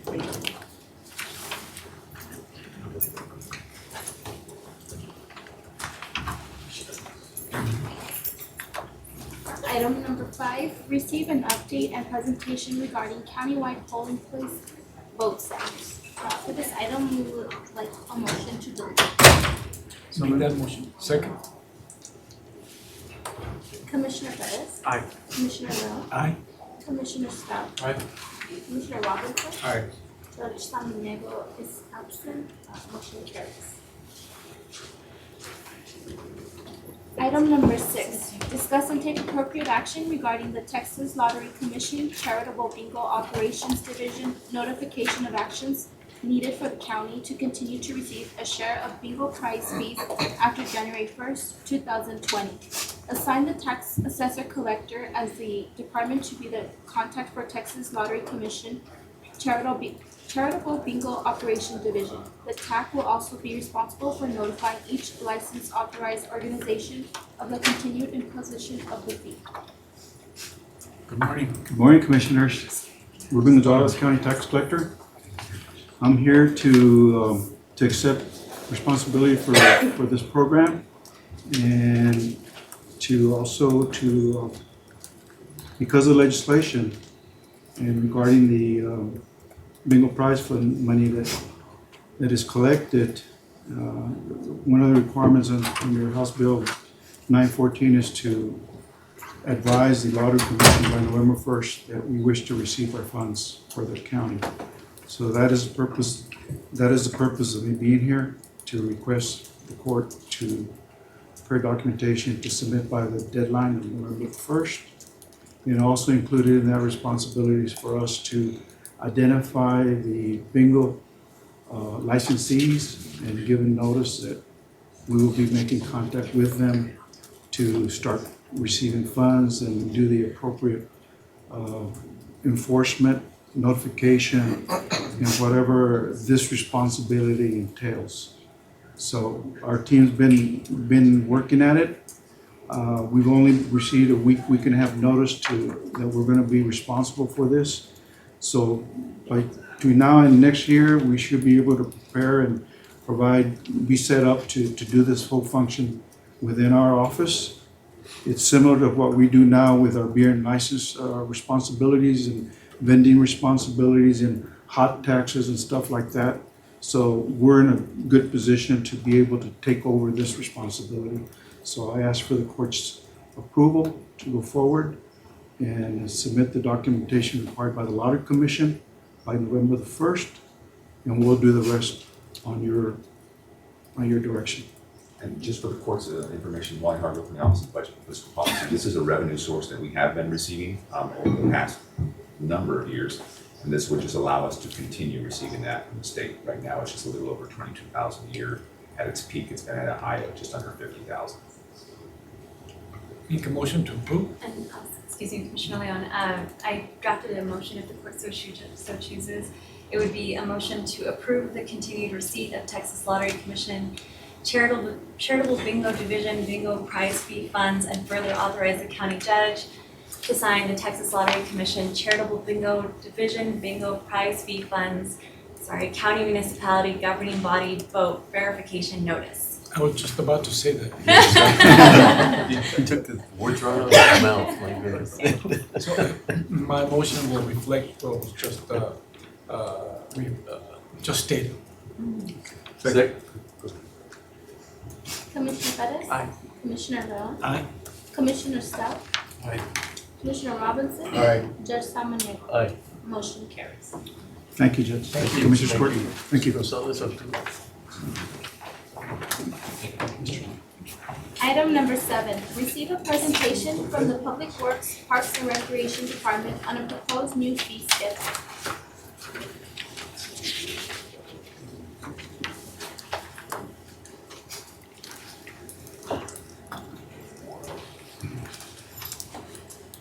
Good morning. Good morning. Good morning. Veronica.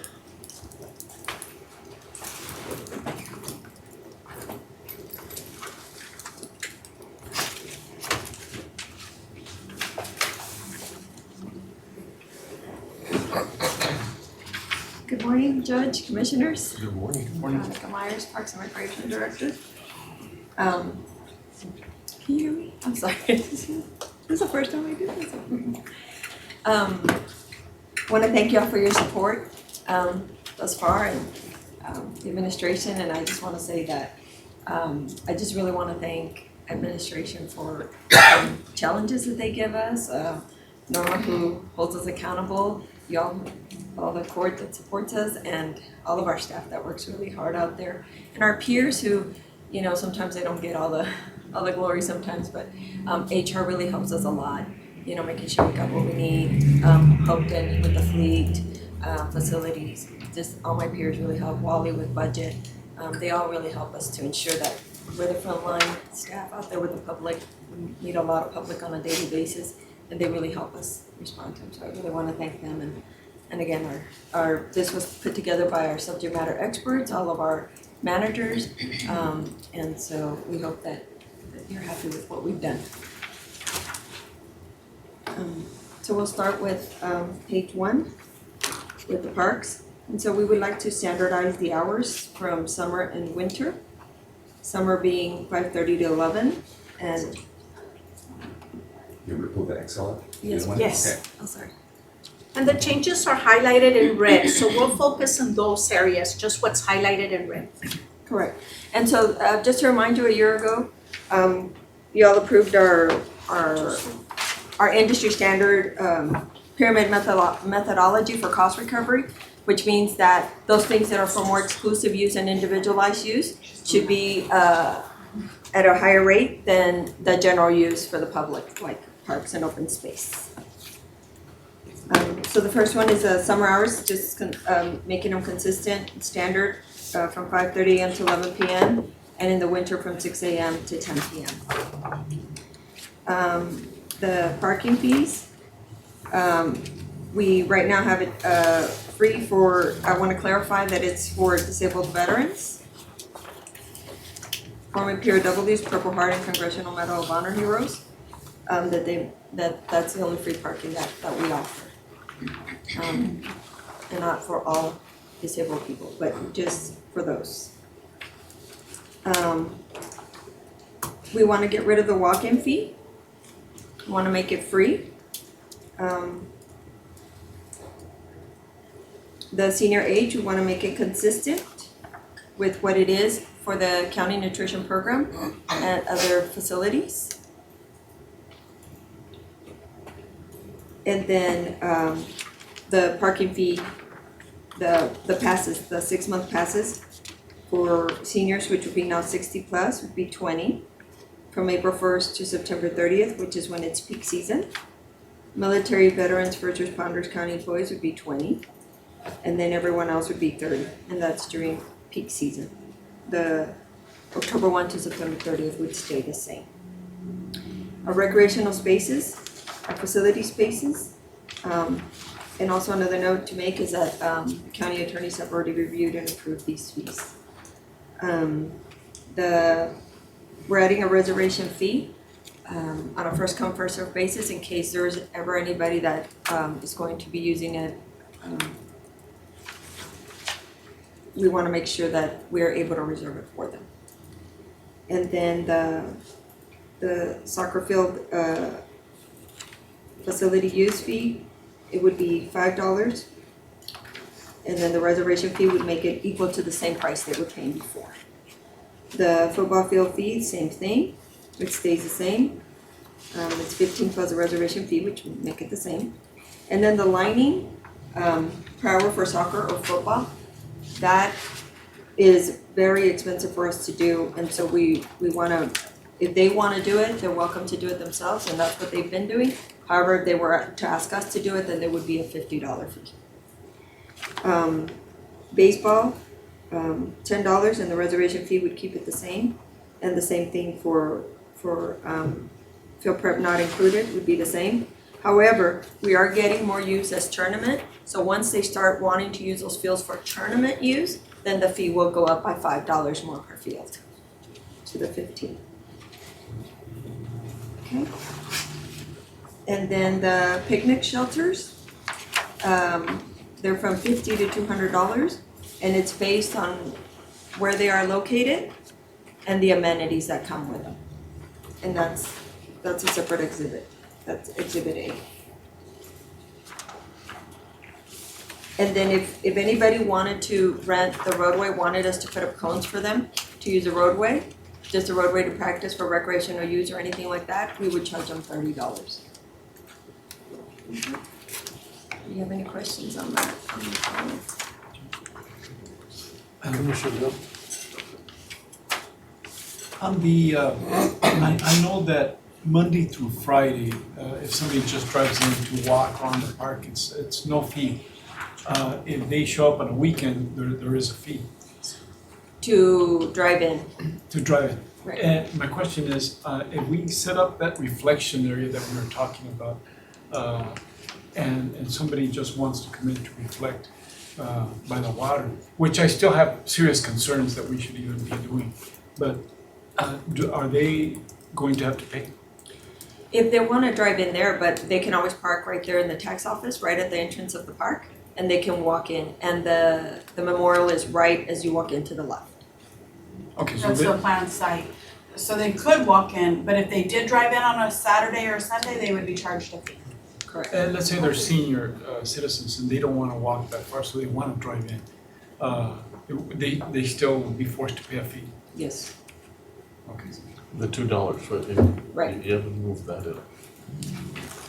And if I might add, this is a parking fee, Commissioner, and we can come back to the court, and if the court decides that it should be changed or waived for senior citizens, I mean, that could be considered at that time, unless the court chooses for us to make those changes and when we take it back to the court to get those approved.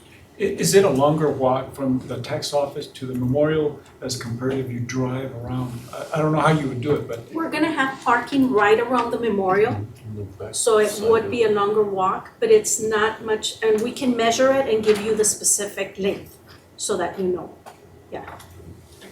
So, I guess Veronica, or both of you, is that, such a delicate, I remember the park was packed and then we charged $2 and people stopped coming.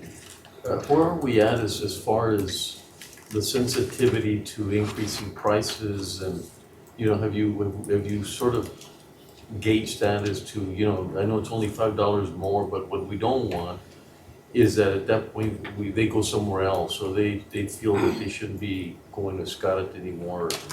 I just worry that we're supposed to be a very receiving kind of a place. We want it to be like the Central Park of El Paso where everybody comes in, and so I don't know, have you looked at any of the sensitivity points of increasing the prices of any of the areas you mentioned? We are a quality of life department. And right now, the community is very happy with all the improvements that we've been doing in the park. And so I've even from fishermen to say, charge me to fish, but maintain the water, the lake, that people want to pay for what they get. And so we're doing, the staff is doing an amazing job of really, setting a higher standard of maintenance and operations. And so right now, the community is very happy with what we're doing. Social equity wise, if you want to consider there's no fee to enter the park, then we can do something later where there is maybe later.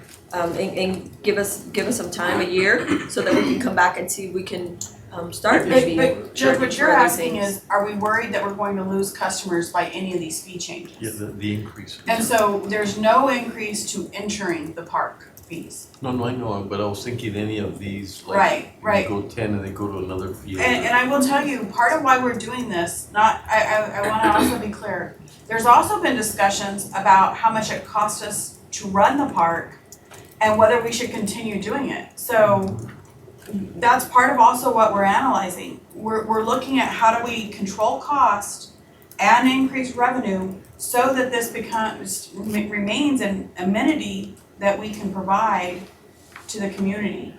No, I understand. I was And looking it more doesn't into a push-pull. I mean, sometimes people are ready to pay more, and that's what I was asking. And sometimes we get ahead of ourselves, and we want more to make up the gap, and then we lose people. And I've seen that in the country clubs, for example. They're losing money, so they're increasing it. And now they're losing all these people. I'm saying you'd probably be better off having more people at a low rate than increasing it, because you're gonna wanna create that gap. I mean, you want to shorten that gap, and then people don't show up. And so I just was curious about the push-pull. Are we ready to do that? We are the best value in town. You'll still be the best value of what we're doing. We're competitively priced with all of our other agencies around the region, and we're still gonna be the same or better value. So Judge, Veronica's been here about a year and a half. And during that time, she's taken the time to review what other, the city charges, what other, yeah, so we actually focused on that and making sure that we were competitive, and also work with the county attorney, and we're only charging in areas where we can actually charge to recover some of our costs, because we can't charge anymore. So we've taken about a year and a half to make these changes that we're bringing forward to you today, because we wanted to continue to be the best value. Absolutely. And so if you will notice, and if we can compare to the city, for example, even in the pools, we do have the best value. And you can see it as Veronica talks a little bit more through this presentation on how much the usage even of the pavilion has increased, almost double in the last year. And so, and she'll give you some of those stats as she goes through the presentation. And please stop us at any time so that we can explain. That was just how you felt about that change. Thank you. And so, talking about pavilion now, as Norma mentioned, our pavilion rentals. So we have a commercial rate, as you can see, $250 for 4 hours. And what I mean by commercial rate is somebody making money from it. It's a for-profit. That's giving it away. So we want to raise that to $700. Again, this is exclusive use, making money from it. And the same thing for the full day, it's $1,350. We're gonna increase it to $1,350 if you're gonna use it to make money. However, if you are one of our major concerts and you're gonna be using the multipurpose use area right next door, that it's gonna stay the same for you. It's gonna stay the same price. It'll stay the same. That's quite an increase. I mean, from 250 to. It used to be high and we dropped it really low to generate interest in use. But this is also, cause I asked the same question and we did evaluate, what does it cost to rent somewhere else? Yes, yes. So, and then the nonprofit rate is $440 for 4 hours. But, so the $440 and the $500 so you know, what it is that we wanna get rid of that $100, there's a $100 deposit right now that you pay. So this is the average amount on both of these that they're paying right now, but it's cut up into, we're charging them setup, cleanup, the deposit, the use of the 4 hours, and it comes out to this. So we wanna say, this is what it is for 4 hours. And then just for each additional hour is 65 versus we were having them, you couldn't rent one more hour the way we had it before. You had to rent another 4 hours for another $150 when you just needed one more hour for exclusive use to set up your decorations. Well, that makes a big difference. And with these, they're also gonna get free parking passes, 50 parking passes. And before they weren't, that was extra. Again, everything was meal. So this is the aggregate of the cost? This is together. Yeah. And so Well, that I makes think sense. You get a complete package. complete, when you do it. exactly. And so We that's want what it to we be a wanna do. pleasant experience and not have to figure out how to get into the facility and try to get, you don't want your guests paying when they come in. So we've also added the entrance, the parking fees. Okay. Right, up to Passes. 50 passes. And then the additional rate per hour, so that is now, that's new. And then the additional rate per hour for the commercial, so that they don't have to rent another 4 hours, they can just add one more. And then the alcohol approval letter is what we've always charged, but it wasn't here, so we just put it here, but it's something that has always been there. And that would do away with the refund, and it would do away with the housekeeping. With 93 rentals to date that we had this year, that's 93 times we're having to fill out paperwork. Our office, auditors, everybody for $100 sometimes. So that's something where we could save a lot of time, gain a lot of efficiency there. Okay, and we did go in FY18 from 53 rentals of FY18 to 90 rentals in this year already. Okay, so I'll now move to the golf course. And the golf course, again, we're the best value in town. One of the things that we did this year and that we're working on right now with county attorneys is creating MOUs with the schools. The schools are paying $0 for years. And so now we're going to go into MOUs for them where they pay a one-time fee for the whole team, for the whole teams, for the whole school, the high school to use it for one set fee, and then the middle schools to use it for one set fee. And they understand, and we wanna maintain our golf course sustainable. We wanna maintain our where we stand, family friendly, place to learn golf. And with that, we are the best value in town. Even with our increase of $2 for the daily green fees, twilight fees of $12, the super twilight of $11,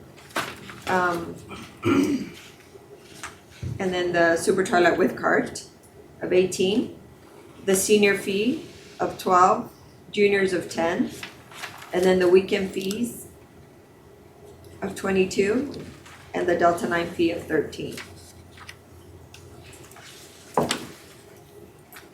And then the daily, the green specials, Monday all day walking is $12, Monday all day with cart is $26, the Delta 9 lunch hour from 10 to 12, honoring our heroes, again, I want to clarify what that is. So it's military, veterans, first responders. First responders would include sheriff's office, fire, police. And one of the things that we have done in the past is EMTs. That and it's never been written anywhere. So I wanted to see, for me, I think the sheriff's office, fire, and police is first responders. And so the honoring our heroes, it goes up to 24, that's with cart. And then the El Paso County employees to $12, and the community college together is $12. And then with the cart is $26. We are getting ready to go into this next year, working on our new contract for our cart leases. And so we are taking that into consideration that there may be an increase. And so we will already be ahead of the game. And so the carts is just $1 more from 13 to 14 and 7 to 8 for the 9 holes. And the 20 for the full cart, and the cart punch cart to $140.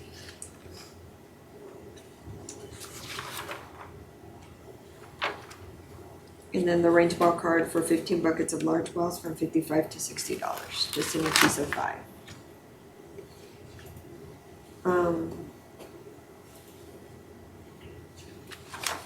And then the honoring our heroes, the large bucket, still a deal, but it's $5, from $2 to $5. And then the monthly memberships, from 75 to 95 for adults, for seniors 55 to 65. Juniors stayed the same. And then the quarterly memberships, adults from 195 to 215, seniors from 150 to 170, and juniors from 135 to 150.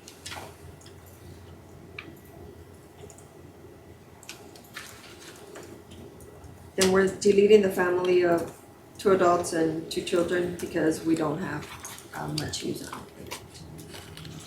Do we do anything special for county employees that are retired?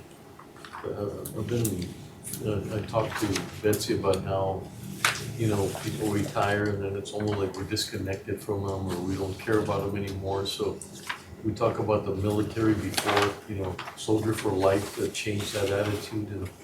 So I've just been wondering what else we could do to, when people retire from the county, what are some things that we could do for them so that they can feel they're connected? They always become advocates. When tax comes or other things come in, there are advocates. So I'm wondering if you have anything that we could do for retired county employees. I think we can add them to those honoring our heroes and just make them Or to the special county guests. employee rate. The county employee rate. Exactly. The would add thing on is, to the we county don't give employee. them anything, like, to prove that they're a retired county employee. There's not a, I think it's an idea for a retired county employee, yeah. We would have to work with HR to do some. we saw a tremendous impact in organizations where I work, where you stay connected with them. And they're always supportive to your initiatives or supportive to that company. And so I just wondered if there was an opportunity there. If you could just think about it. Yeah, we'll work with HR and see if we could include them, get some type of ID or something that we can work with them, include them as a county employee, right? I met with a group, about 15 of them, about 2-3 months ago. And they were sort of very vocal about sort of not advocates for us. And so I thought maybe we do need a relationship. When they go out there, they still can comment on us. They can make comments in tax when we increase taxes or, so I just have always seen a lot of benefits from doing things after they I'll say graduate, but when they graduate as county employees. But anyway, As a park and recreation professional, trust me, that's very important to us, that everybody stay active. Please, all of you, stay active for as long as you can. Yeah. And so, but maybe there's something in HR, in the benefits, where maybe we can tap into that to see if we can get some of those costs and cover that, and we'll get with HR to see if there's something like that. When someone goes and they say, I'm a retired county employee, they don't have ID, but they give you the name, do you make a call to HR just to verify and not make him come all the way downtown and get some sort of paperwork? Are we working with them to just verify? Well, right now they don't have Current county benefits. employee? Yeah, well, a retiree comes in and says, I'm a retiree of the county. So right now we give no discount to a Okay, retiree. so it hasn't happened. Right, and the other thing is they're open on the weekends and there's no one here from HR on the weekends. Right. So there wouldn't be anyone to call. What we would have to do is we'd have to give them inquiry-only access to employees, and they would have to have been in our system in the last so many years. I don't even Or just remember. provide them an updated list periodically of retirees without, just name, I don't know. Right. We could look into Or it, maybe see right what's now, appropriate. if the court wants to give retirees a discounted rate, let us work out the semantics and we'll Yes. take care of it. Yes. But we'll go ahead and add it to, The as part of, proposed, yes. if that's the consensus of the court. Okay. I do think it's a great way to keep people active and they may still be on our health plan, Exactly. so we want them active and healthy. I didn't want to say that. I agree. I agree. I trust me. My dad's 85. I'm like, keep going, keep going. I'm getting tired. We keep going. So okay, that's for the golf course. And again, remember the golf course is an individual use, so that in our pyramid, that's at the higher rate. Okay. And then for tournaments, Twilight is $12, and we added a tournament reservation fee of $60. Again, there's reservation fees for all our facilities, so people don't just say, I'm gonna use it, and then 2 weeks before, oh, never mind, and now no one used it. So if they don't use it, we'll keep their $60. If they use it, then they get to use it towards their tournament. Okay? And then the cart rental, Solo Rider just went from $7 to $8, which is already there. And that's it for the golf course. And as always, Veronica, I've recommended that you have a direct discussion with the members and everybody, not just that they find out that there's been an increase, but that, and I'm sure the commissioners ourselves, we could participate in explaining to the membership why the increase is or whatever we could do to help. Right, and a lot of them, we've had these conversations informally with them and even formally in some meetings, Commissioner Stroud's meetings, but informally to be letting them know, heads up, look, we're investing. I mean, the same thing that I did with the athletic directors. We wanna continue to partner with you, we wanna continue to support you, but we all need to work together to sustain this, the only municipal golf course that we have in town. We wanna continue, but we all need to work together to sustain it. So, and they were on board with that. They were very thankful and appreciative that they've had it free for the past century, so And that you had they're a ready. discussion with them, that's so important, that they don't hear it from somebody else, or that, somebody tells them about it, and some way of communication would be very valuable. Okay, we can do that with groups. And then so I'll move over to the aquatics facilities. So remember, this is the bottom, so we didn't make any changes in any of the open swim fees. Just would like, again with this, would like the ability to be open when instead of closing on Mondays, open it on Mondays. We're only open, the outdoor pools. From my professional experience, we need to open them every day during the summer. We only have those 3 months. And it's heated? And the Ascarate one is heated, the other ones aren't. But Ascarate, we open it from April 1st through September 30th for swim teams, and now also for private use rentals. So only exclusive use rentals, and then we open it for Open Swim Memorial Day to the first weekend in September to Labor Day. That's an industry standard, but if weather permits or something, I would like to be given the authority to open it if budget permits and we have the staff available, weather and stuff is available, that we do operate as needed from April 1st to September 30th, especially special events like maybe Mother's Day or something else like that. And have multiple swim sessions like we do the 4th of July. to have multiple swim sessions the Sunday before Labor Day. We've already done that, tried it, and it's very successful, very successful. So I'd like the authority to do that. And then the only thing again that we raise is whenever you have private use. So it's, the practice per hour has been $10 since, for a long time. We're raising it to $12. And then just $4 more if they wanna use the entire pool, cause they're gonna rent all the lanes. And then, the small swim meet from 110 to 120. And that's just swim meet. And that's it. That's it there. And then the family night, we just wanna make it general admission instead of $1, just make it the regular general admission fees. When we do open the pools at night for family night, we do turn on lights. It does require a little more operation, so we just wanna make it the same as during the day. And I think that's still a great deal compared to other pools. Whenever they want exclusive use and they wanna rent the facilities, we wanna raise that when, from 70 to 20 to 90. So as you can see by the attendance, that's industry standard. That's how much you rate it because of the additional lifeguards and lights and everything that we use. Most of our party rentals are evenings or very early in the morning, like 5:30, 6 o'clock in the morning. That's the $20 pretty much increase across the board. And then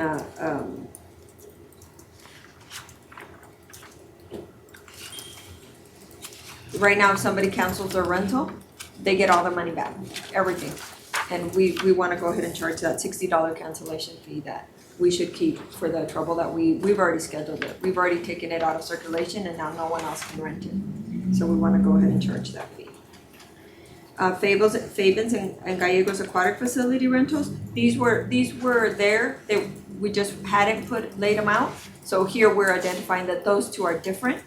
They're smaller facilities, and so the fee for those are the prices that are here based on, again, attendance. It's $80 for 1 to 100 to 50 people, 100 for up to 100 people, 120 for 150 people, and then the deposit and the cancellation fee.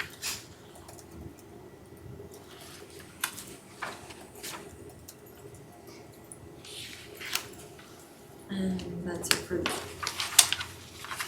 aquatics.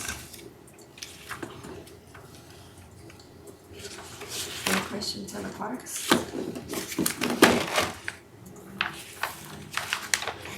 Okay, and then now at the sports park. So in the sports park, the fee that we're asking to increase in the league fees is because we're also doing an umpire increase rate, and they haven't had an increase in a couple of years, so we want to do a rate increase. And they were complaining about that, so I'm glad to see that. Yes, and so this will cover. We hope that this is enough to cover the umpire additional fees. Again, we have a state-of-the-art facility which we have made many improvements on and continue to do improvements on, and it's competitive play. And we are known for that. You want to play the best, you come to the county sports park, okay? And so with that, there's a $10, increase across the board. When you get down to adult softball, one of the things that we're doing right now is they pay at the plate, okay? For a government agency, there's exchange happening on a field. However, we do understand that if we were to take this over, there is a double the increase, but only because we will be paying the umpires versus them paying them at the plate. If we do that, there's about a 50,000% increase to our budget to pay for the umpires if we go this route. An increase in revenue and an increase in expense. Right. It would be pretty much a wash, but this is what it would be to increase it. Again, this is adult in the adult softball. In adult softball would probably be maybe the only place where it's maybe a little less competitive, but and more recreational.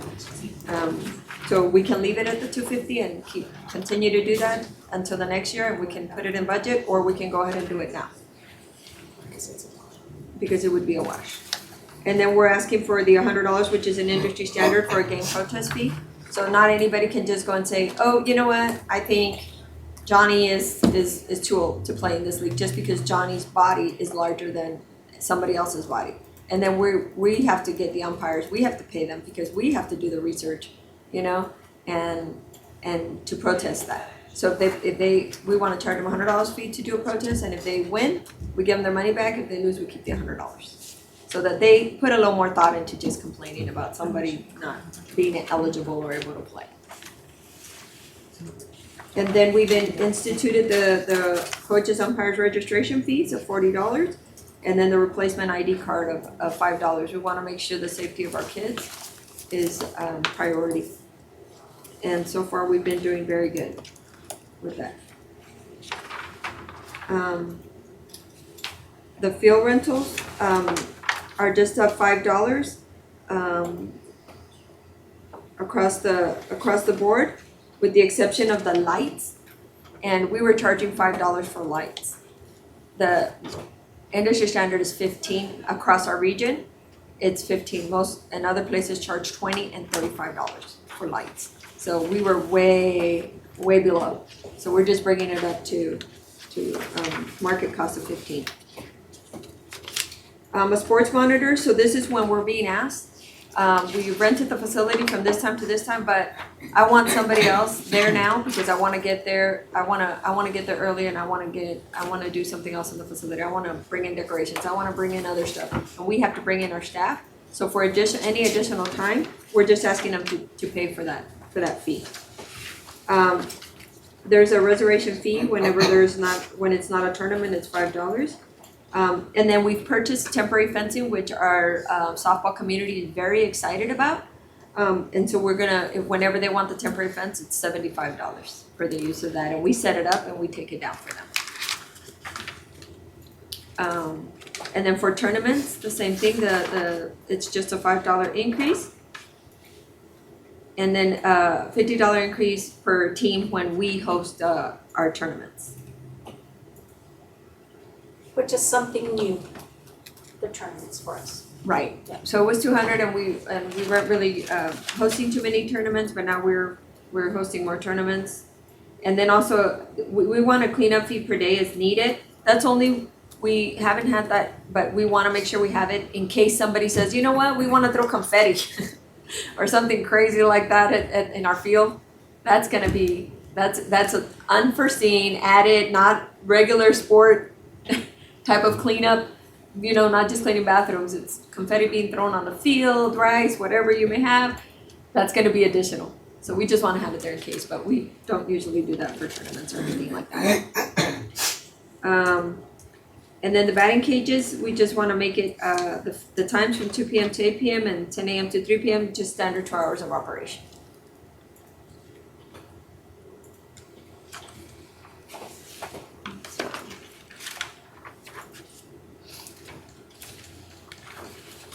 Moving over to special events.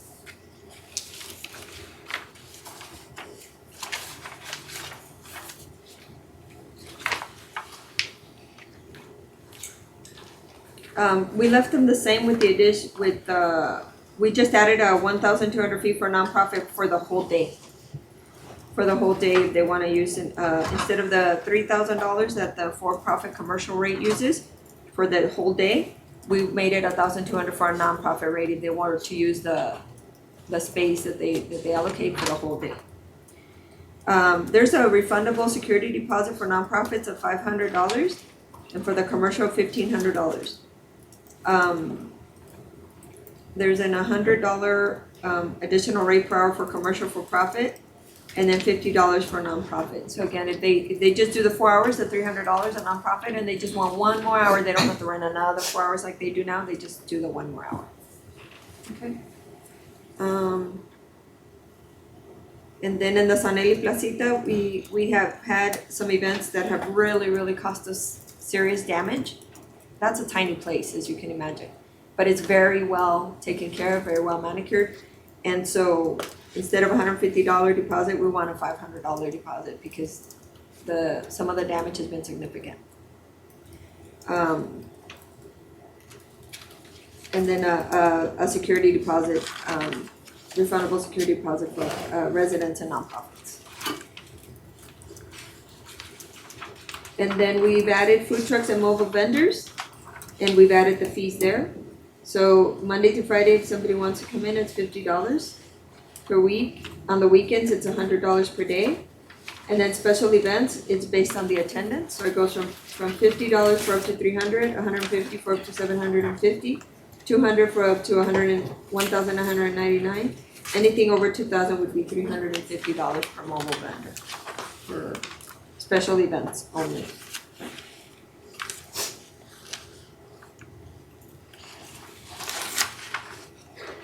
And then in the existing rates for equipment rental, we just added, increased the A-frames because we're also printing the sign and laminating it for the A-frames. And then we added a new movie screen, and so that's what we added, the $500 to the fees. And then just explained everything a little bit more.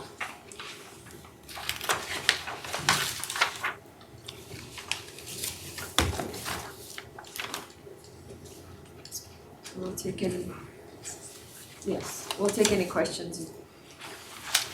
Well, I wish you the best of luck because we need to do that. You know, the quality of life's getting better. It costs more. Just really encourage that transition. That if you see any reaction to it or anything like that, you know, at least you get us aware of where some of the issues are as your increased prices or anything like that. It's like I said, you know, people are really loving the park. People are bragging on it. The golf course is doing amazing. So we have quite an opportunity to increase the revenues, but just really be careful how we approach that. Definitely.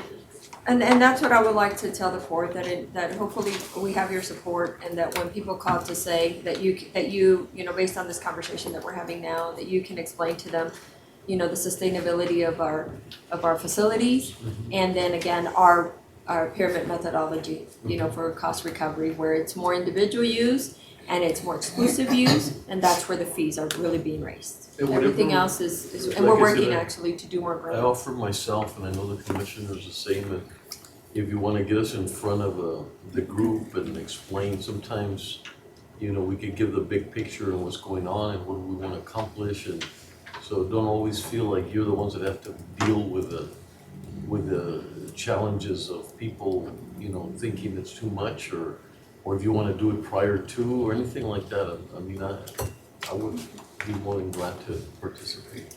This item, oh, go ahead, sorry.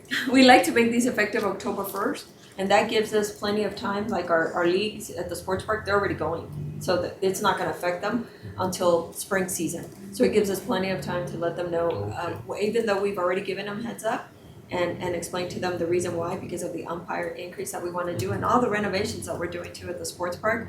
But we'll have conversation with them as to what else would they like to see us improve on. And you can justify, I mean, it's, you know, when it's hard, you're not doing a lot, but you're needing money to do it. In your case, you almost did in reverse. It looks better. A lot of work from your people that have made a difference. You know, not so much the money or the investment, but you see them working, how motivated they are, their willingness to do more over and above. And so I think you're in a good place. It's just a matter of doing it the best possible way. But and the court did make investment in parks over the last, yeah. you know, so we did make the investment. We just didn't make the charge change at that time. And these would be on for adoption on Monday with the changes that the court has described. Which is, just to add the retirees as county, the same rate as the county employees. And so we'll go ahead and place the item on the agenda for the court's approval. And you know, something that I do want to say is a lot of times when the people call in and complain, once we explain the reason behind it, you know, they're satisfied. I think a lot of times they just want to know why.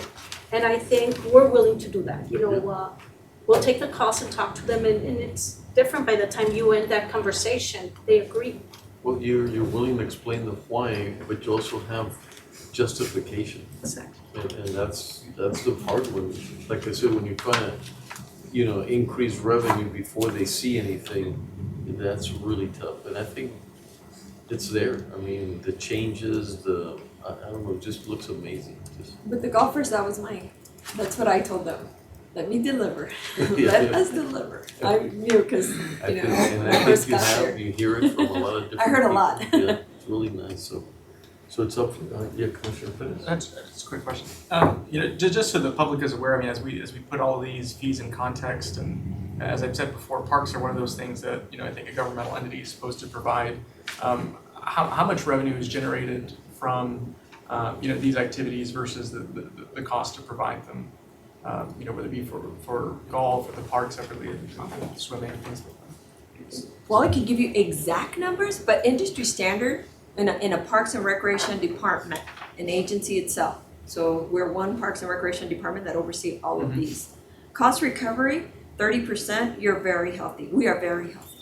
We're very healthy. We want to continue to maintain healthy, but with the investments that we're making, we want to ensure that we don't start falling off that 30% and sliding down.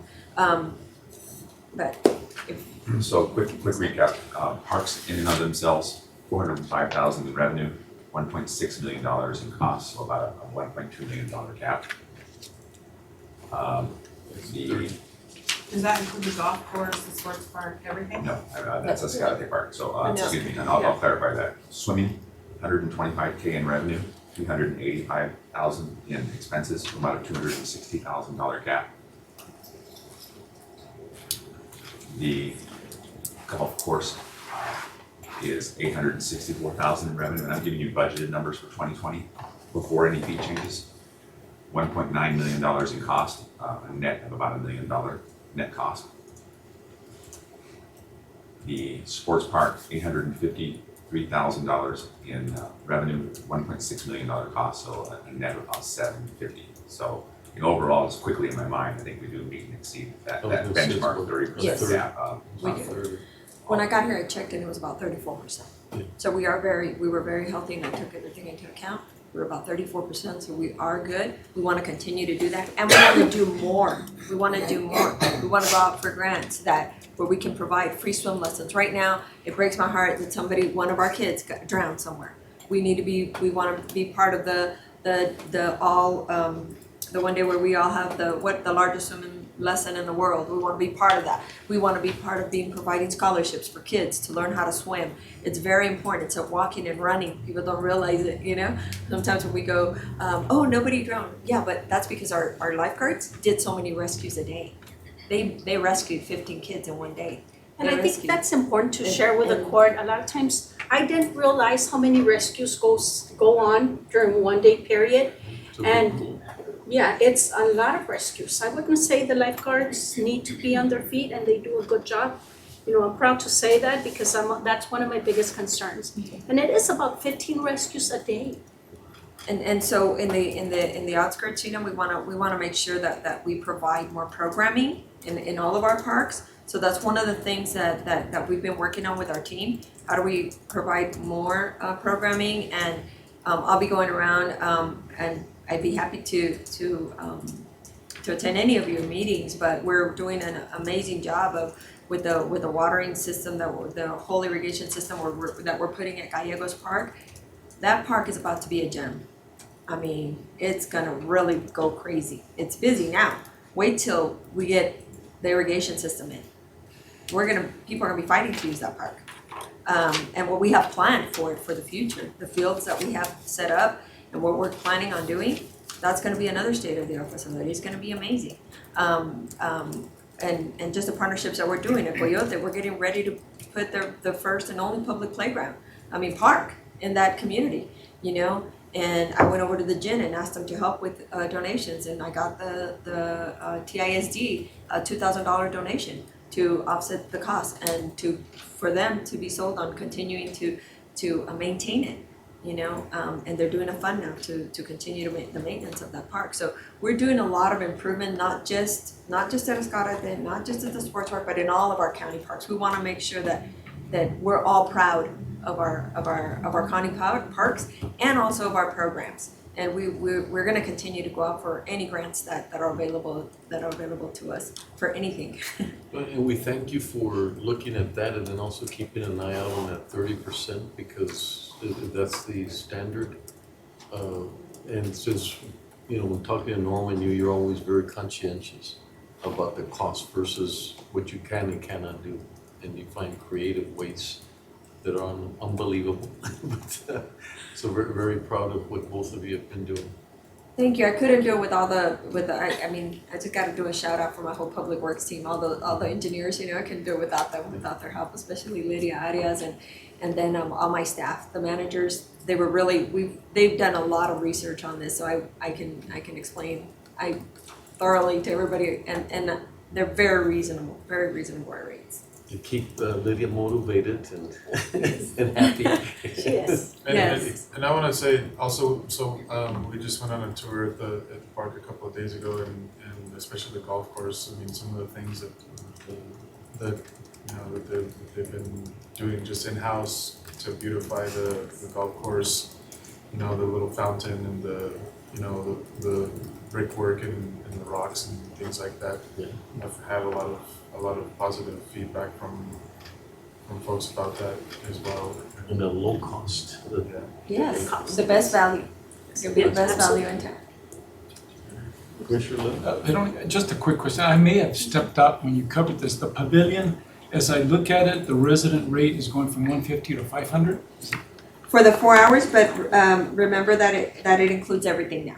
Yeah. So we took out the $64 housekeeping fee, see how that's deleted? And the refundable deposit. And then if you look down at the bottom, it's also gonna include 50 parking passes, times 2 would be $100. So it's a whole package So in it's the a whole cost. package in the Now cost. it's a package before they were like separate And fees. I did compare it to like what the city charges for rentals. To rent a enclosed facility at the city on a weekend day is over $1,500 a day. And it's like So that $500 $800. is what somebody would pay if they did like a quinceañera or a Yes. wedding day or And it's something like that. the city is about half of, it's like $800 for a day, for half a day. And just something that's related, the electronic sign that we've been talking about, we're still moving in that direction. You all just adopted that in your budget capital. So and in that plan is to fund the sign. And we've already met with a media, I was watching Commissioner's Court. So we've already met with a media sign company. They already have a proposal, and I'm working with Public Works for the easement to find out, like at Escarate, is it our property or not where I wanna put the sign? Okay, and we will have to go through a purchasing process. Yes, but just And have to be specs, ahead of the 'cause game This is and gonna be a have what we need. $400,000 project, probably. Just to Sort be ahead of the game. Vegas style. Yeah. The commission, Leo. Yeah, we're not moving forward until the funds are available. We'll follow the purchasing process. It's just to be ahead of the game, Can we announce my public meetings on that? Commissioner stepping in with us. So if you don't have any other questions. Well, potential to have people, for example, at the Jefferson Stadium, the whole thing was paid by different companies, like McDonald's and all that too, for the sign. Is there any potential that are we allowed to include signage to pay for the? Right now, what I have in the works with the county attorneys is a banner program. So we charge a sponsorship program, so anybody who wants to put up a banner at one of our facilities, there's a fee. For so long, there's certain criteria that they have to follow, and they'll be able to put it up. But And then in the take it actual down. sign where they could put their names around it and then Put it at offset one the of our cost signs. or? Right. So we're working with county attorneys right now, and so we'll be bringing that to the court. I found something where we had approved something in the past, but they're telling me that maybe that doesn't apply anymore. So they're doing the work right now. We're working with them, and so we'll see if we need to bring that back. That would help, and it's gonna be such a nice place, it's to their benefit as well. If they wanna participate on a yearly basis. Yes, we are Okay, looking at well, that. thank you both. Great job. Please pass our congratulations to your team and thank them for everything that they do from on behalf of the Absolutely. board? They've done a great job. Absolutely, Judge. Yes, I'm very proud of my staff. Couldn't You've do it done a without great them. job. I couldn't do it without them, and without Betsy challenging me. That's a nice way of saying I'm a pain. I love Well, thank you. Thank you. Thank you. So we'll have this item on Monday. Thank you. Excellent, thank you. Thank you. Is lunch here? Yes, sir, it is. If you all wanna take a short break to grab lunch. And, we have HR is prepared to be here at 12:30 to start on item number 8 and 9. And then we have the judiciary coming in to be here for items 10 and 11, I believe at 1:30. Who is? The judiciary Okay. for the pay policy discussion. So do you wanna recess for a few minutes? Yeah, Alberta City wanted to know.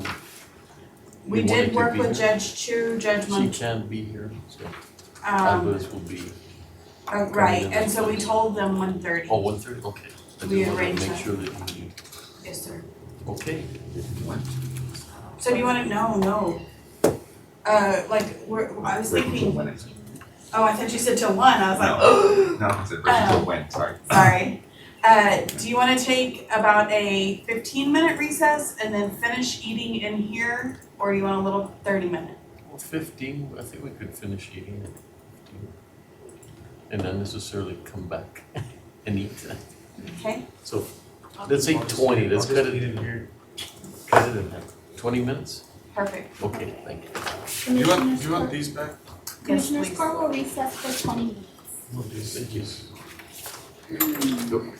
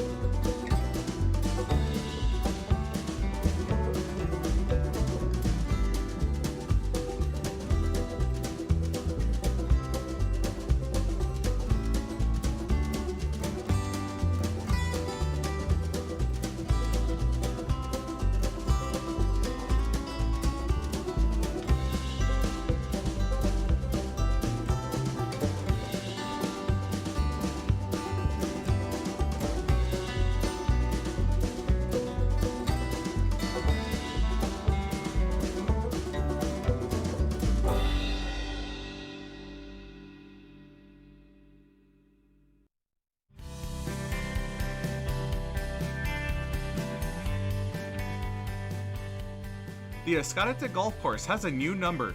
You can now call the Pro Shop for daily specials and tee time information at 915-771-2392.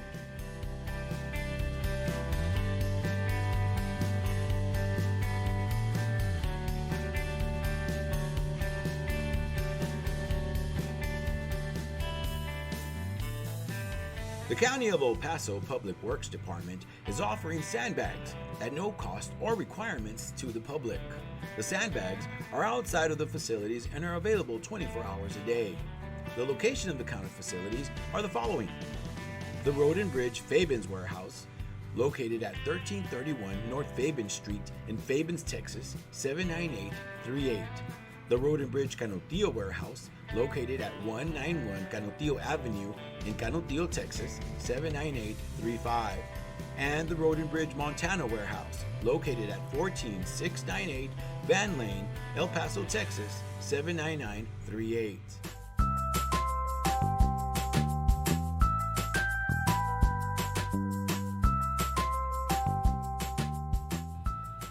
Don't wait in line, pay online.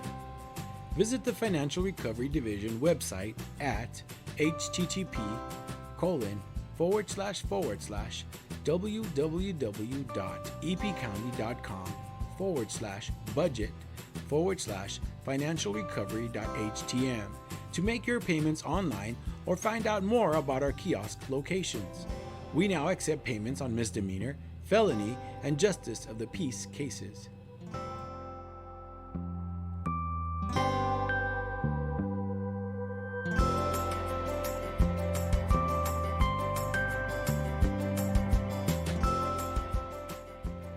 You can now watch Commissioners Court meetings on YouTube. Go to youtube.com and search for El Paso County Commissioners or El Paso County, Texas. Subscribe to our channels to see our latest videos.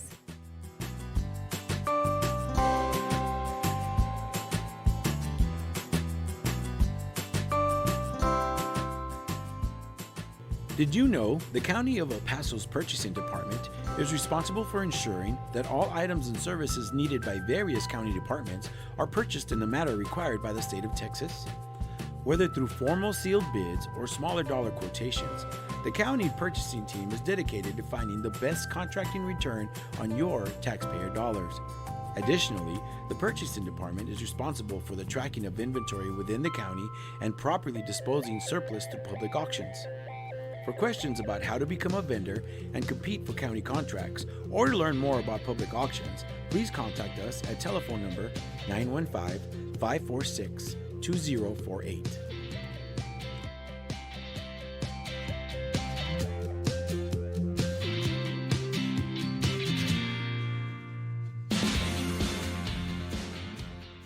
The 346 District Court Judge Angie Juarez Barrid started the El Paso Veterans Treatment Court program in 2012 for veterans and active service members that have been arrested and charged with a felony or misdemeanor criminal offense. To be considered for the specialty court, the statutory criteria includes be a veteran or current member of the United States Armed Forces, including a member of the Reserves, National Guard, or State Guard, and suffer from a brain injury, mental illness, or mental disorder, including PTSD, or be a victim of military sexual trauma, all occurring or resulting from military service. Call Sylvia Serna, Veterans Program Director, at 915-546-2119, or email her at sserna@epcounty.com for any information.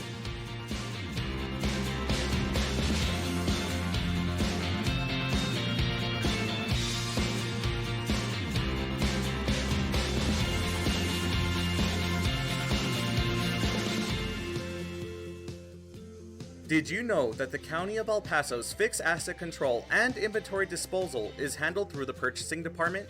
Throughout the course of each business year, the county holds live public auctions to dispose of aged equipment, vehicles, furniture, and other items that are no longer needed. To find out about upcoming auctions or to learn more about the county's inventory disposal process, contact the purchasing department at telephone number 915-546-2048.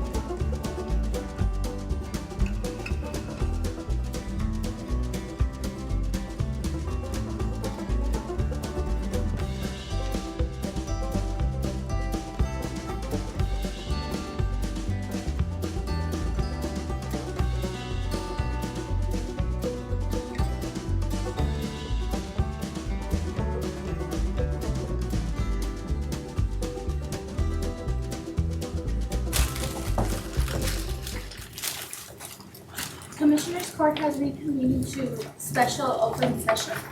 Item number 8, discuss and take appropriate action regarding a policy for parking fee waivers for eligible employees at the downtown garage. Did you say the downtown jail? Is that what you read just? No, she said garage. Okay, forgive me, I thought you said jail. Good afternoon, Judge. Good afternoon, Commissioners. Melissa Carrillo with Human Resources. This afternoon, I wanted to bring back a benefit that I believe the court had previously expressed an interest in regarding parking fee waivers for lower compensated employees. So on the screen behind me, you will see what we currently engage in. We have 2 parking lots, MDR and the downtown parking garage. Employees who park in these areas and take advantage of our employee parking fee are invoiced or our payroll deducted on a monthly basis. The current rate is $30 per month per employee. And as you know, we've worked dramatically on reducing the wait list that we previously had within the last year. Currently, you have about 30 employees on that wait list, but within the next few weeks, we anticipate that wait list shortening to about 14. So we're really proud of that. With regard to the waiver itself, should the court be interested in waiving parking fees for those employees making $13.50 an hour or less, it would affect those within this downtown area who may seek this benefit. And you'll see on the chart from the slide, there's 44 eligible employees. And you can see from the chart the different types of positions that those employees currently have. Of the 44, 12 are currently in our garages paying the $30 fee. 32 do not currently pay for parking. So if approved, it would impact these 44 employees. And we took into consideration the wage adjustment that will take effect in fiscal year 20, which is why that number is different than what was presented previously. If the court is interested in adopting this type of benefit, there's a few impacts financially. It would reduce our revenues coming from those employees parking in our garages by about $16,000 for the total 44. And administratively, there would be an impact in terms of making sure we track and account for employees who either are new employees coming in at that rate or lower, or employees who may have demoted themselves or transferred to a position that pays them a lower wage.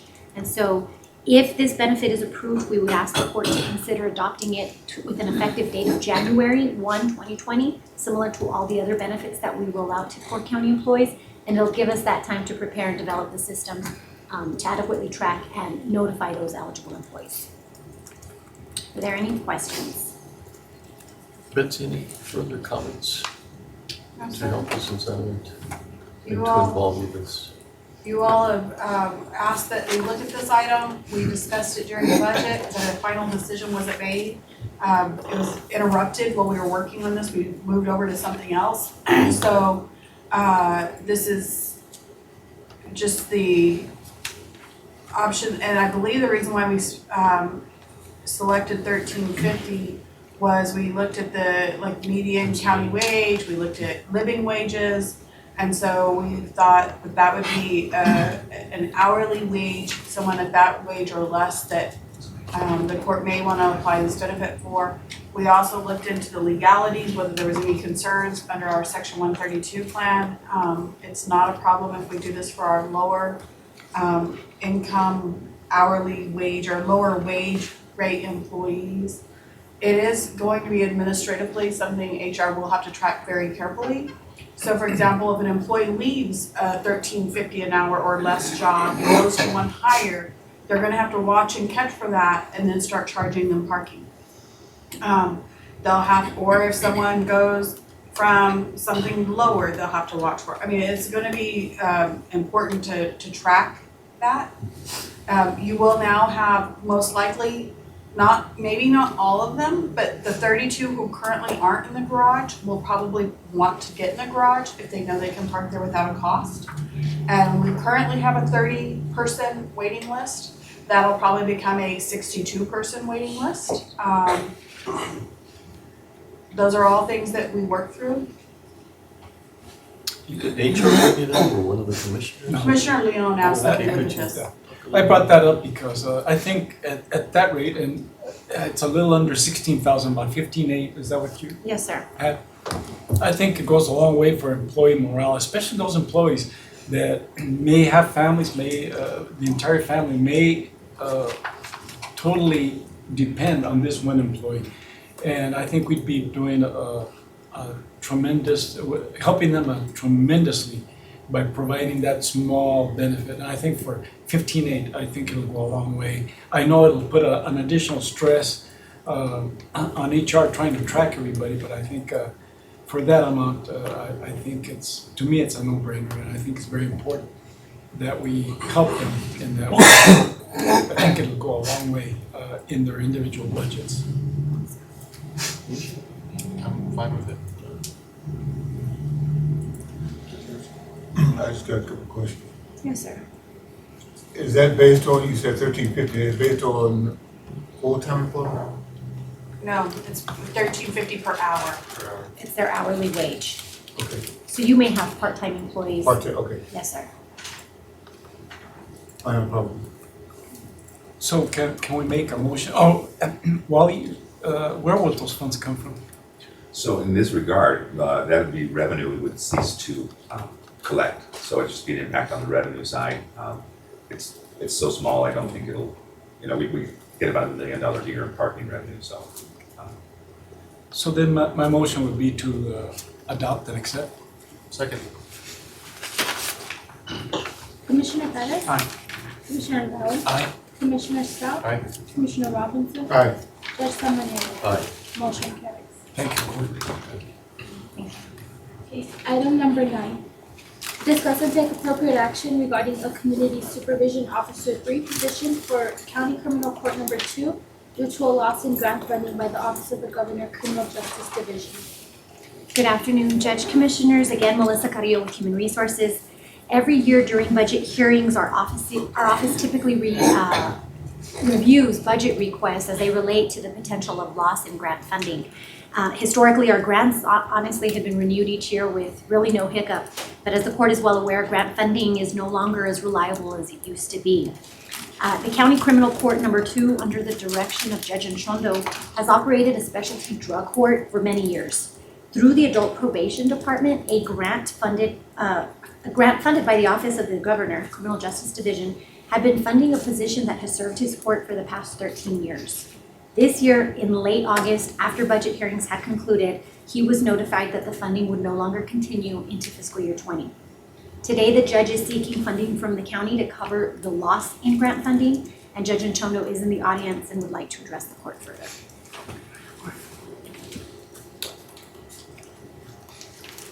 Good afternoon, Judge, Commissioners, everyone. Thank you for giving me the opportunity to have served you with this program for the last 15 years. We are celebrating our 15th year. You know, this came as a surprise to us. Usually we had seen the grant kind of dwindling a little bit because, that's what's going to be happening soon enough. However, we were very fortunate to have received it for the last 13 years. But the impact is so significant because the position we lose actually is a critical position in how we operate. So basically what you have, generally speaking, is these folks that enter this program are post-adjudication, they plead. And so they plead from various courts, we receive them from various courts, and they're assigned a probation officer. So that probation officer becomes a member of the drug court team. Basically to supervise the conditions, the terms, and the program requirements of the program. The impact, basically, if you lose an individual, is as follows. Generally speaking, I can't go over about 125. Research has indicated that if I go over 125, I start basically losing the impact that I'm having on these individuals. Probation officers typically will have a caseload of about 30. Max 50 if we're mixing high risk and low risk individuals. They'll usually come in high risk, high need individuals as they go through the program.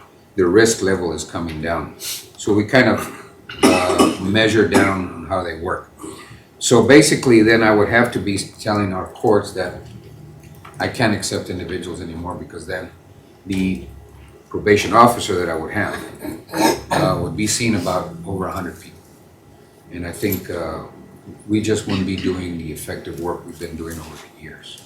It's very unfortunate this has occurred, but I think that we have probably proven to you and our community that the work we do, the hard work we do, has really changed lives, kept people from the jail, restored their lives, reunited families, and made them productive individuals in our community. So I sincerely and respectfully request your assistance in being able to continue the hard work with receiving this additional individual that we just unfortunately lost. What I've seen, Judge, is historically, all the great things that are happening and all the things you're looking forward to. You and I have had discussions about what's coming up in the future. I would hate that we move any of the components. And as you said, besides the families, but the impact on the community from an economic standard of getting somebody productive and getting them back to work is just very essential. And I think when we take a grant, we make a commitment as well. There's an implicit commitment. I know they're not guaranteed that we would match all of them, but I think there's an implicit commitment that we would uphold the integrity of the program and look at that. And I think in this case, the integrity of the program can be affected. So I think that's a huge variable that I hope that we all consider. Hope so. It is very difficult when you do something. We're doing good work.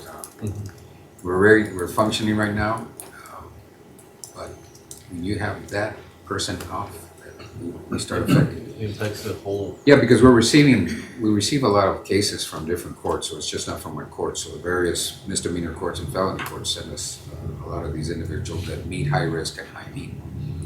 So we start working with them. So we want to continue to do that. We want to continue to do that work. We would hate to have the program affected. Commissioners, any comments? This court is not state mandated court, right? It's a specialty court that we provide, but it's not something that we have to provide, correct? That's correct. You all have approved it 15 years ago. It's going to be more difficult going into the future because we're facing revenue caps next budget cycle, and we're going to probably have to make cuts in areas that are discretionary as opposed to mandated, because we have a budget that is, I think, probably 65% of our budget is state mandated. I mean, it goes to programs that are state mandated that they don't provide us funding for, and this is one that's not. And I mean, I don't want to be the bearer of bad news or anything like that, but we have some serious decisions to be making, some looking at what the programs that we offer right now that are not state mandated, because if we're capped at 3.5%, just for example, the increase in the sheriff's the collective bargaining agreement that we have with the Sheriff's Association, that's going to eat up probably half of the amount that we would be able to leverage on going up to the rollback rate at 3.5% next year. And that is something that we have to do. And so we're only going to have $2 or $3 million additional if we go up to the rollback rate next year. May I address your concern, Commissioner? Sure. We know that. I know that. But for programs of this nature, I think it would impact the community a lot worse in many facets. When I have folks that are not incarcerated, then I think we're safe.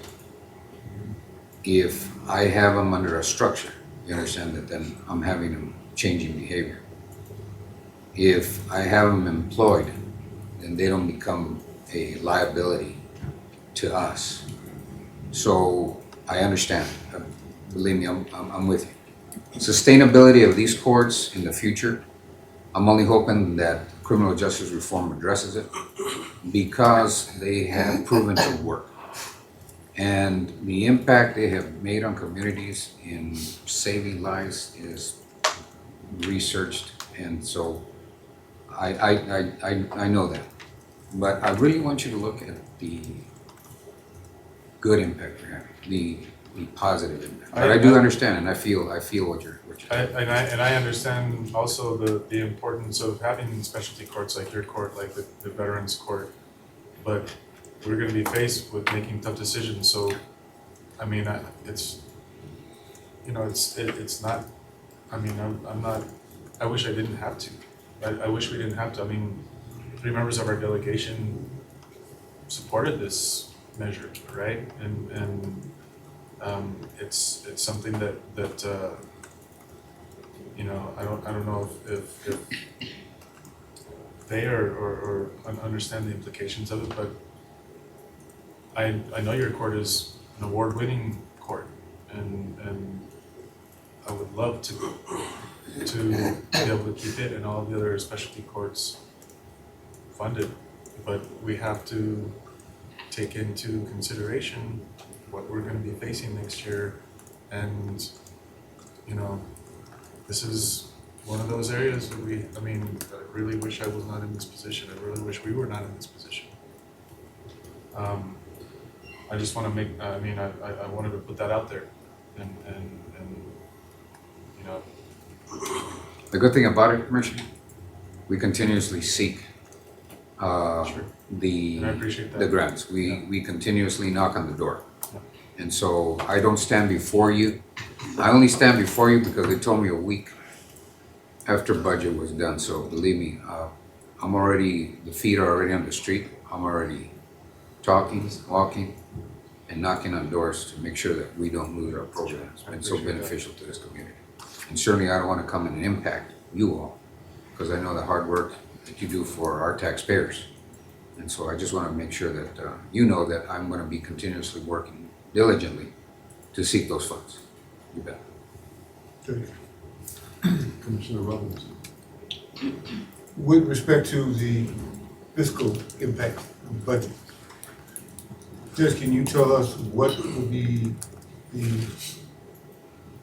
financial impact to us in the community should we not have your program? In other words, if we, as opposed to going through your program, we incarcerate those individuals? Yes. What would be the fiscal impact comparison? Enormous, because not only are we not keeping these people out of jail, but you're posing, this population is the population that I said it can kill. So any given evening, any kind of day, they can kill people. So I'm also keeping them from driving unless they can. You know, at $100 a day that I keep people out of that jail, graduating over 600 people in the past 15 years, I can only say, Commissioner, it would be a serious impact. Currently, but you more have so, how many people more in the so program? to not interrupt you, but when I tell you that I'm impacting an individual, I'm also impacting the change of the environment they're in and their families. I'm helping that as well. Yes. How many people you have in the program now? We have about 100. 100. So invariably, that 100 could be incarcerated? Oh, yes. Without structure, you bet. So we have 100 that's not incarcerated, so that eliminates that cost. And then how many of those individuals in your program are employed? They will graduate employed. They come in seriously getting diagnosed, and I figure the word here. I'm gonna dose them with treatment at the beginning. After about 3-4 months, I'm gonna be now having them look for employment. Once I've stabilized them to be able to function, and so they're gonna be working. They will not be graduating unless they get a GED and are employed or attending a vocational school or college, something that is gonna keep them busy once they leave the program. Here's what we've done also, Commissioner, so you'll know. For the felony cases, remember I deal with a greater risk, which is your felonies, which is your 2 previous DWIs or more. Once they graduate from the program, the Council of Judges has seen fit that I then continue to monitor and supervise them during the duration of their probation, which would be 5, 6, 7 years down the road. So I'm going to continue to monitor those individuals. Or not some of those, well, not some of all of them, are required to participate in community service? Yes, they are. They will be in community service. That is mandated by the courts. We tailor the individual to the community service, of course. Right.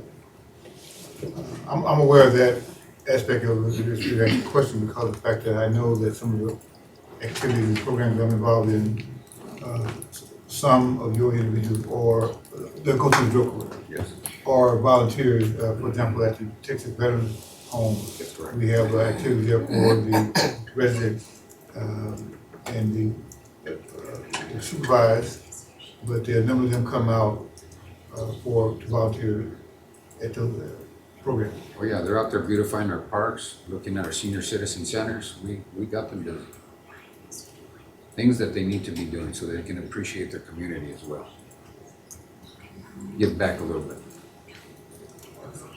And as you said also, Judge, as far as the impact that they have on their family as well. I look at it as a positive impact, Commissioner, because exactly what we're going to be doing is I'm going to be putting them back into our community and they're going to be safer. Yes. We're very fortunate that we haven't had some serious tragedies. I think we are impacting. I know that this program has had an impact in our community. The fact that we have them with interlocks, alcohol monitoring units, has impacted individuals, families. So I know there's a change because when I go, I hear the discussion that these people are under monitoring units, how much it costs to have these units. So we're having this impact as much as we can. So if they're not employed, that means that they're draining on the system for social services. It means they're getting up late, they're lazy, they're not moving, they're not doing anything productive. Right. Thank you, Judge. Yeah. Commissioner Leo? Judge, I've got a couple of questions. Insofar as all the individuals in the program, they are assessed certain fees and fines, are they not to pay, somewhat help pay for some of these expenses? That's correct. They have fines and court costs, probation fees, sometimes restitution, other administrative fees. They will liquidate those before they graduate. And what would be the total impact to our budget by picking up this position? So the current funding as a employee of the Community Service and Corrections Department is a little over $70,000, $70,441. That's with benefits? Fully loaded. Well, that's what we were paying to them to do it. As a probation employee under the grant. I'm sorry. That's what it would be if we were to continue to cover it as a probation employee. Okay, and my thought, thank you, Wally. My thoughts are, Judge, that it's easy to measure what we don't prevent. You know how many fatalities we've had, you know how many DWI cases we've had. What we don't know is how many fatalities have been prevented because of programs like yours. It's very hard to nail it down. I can tell you from my experience, I've not had one. I will tell you that I've lost individuals. In fact, to give you an example, part of this Walmart shooting, one of those individuals was a participant graduating in October. I've had individuals that have been killed by impaired drivers that were participants. So that's the irony. Have I had anybody that has killed that I can think of? We've been very fortunate not to have one. I have attended 7 funerals because people have just taken their life. Yeah, but something that we all don't know is That's the unknown. how many you have prevented by that program. That's a good evaluator.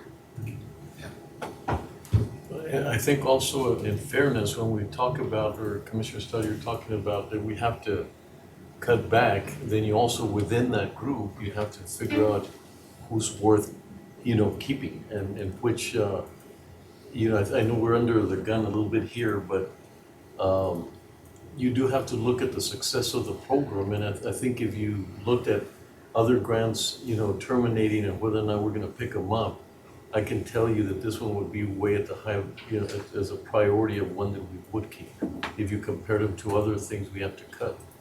I just feel really good about the program. I've seen what it's done. I've been able to go to the graduations. I think that's one of the most competitive.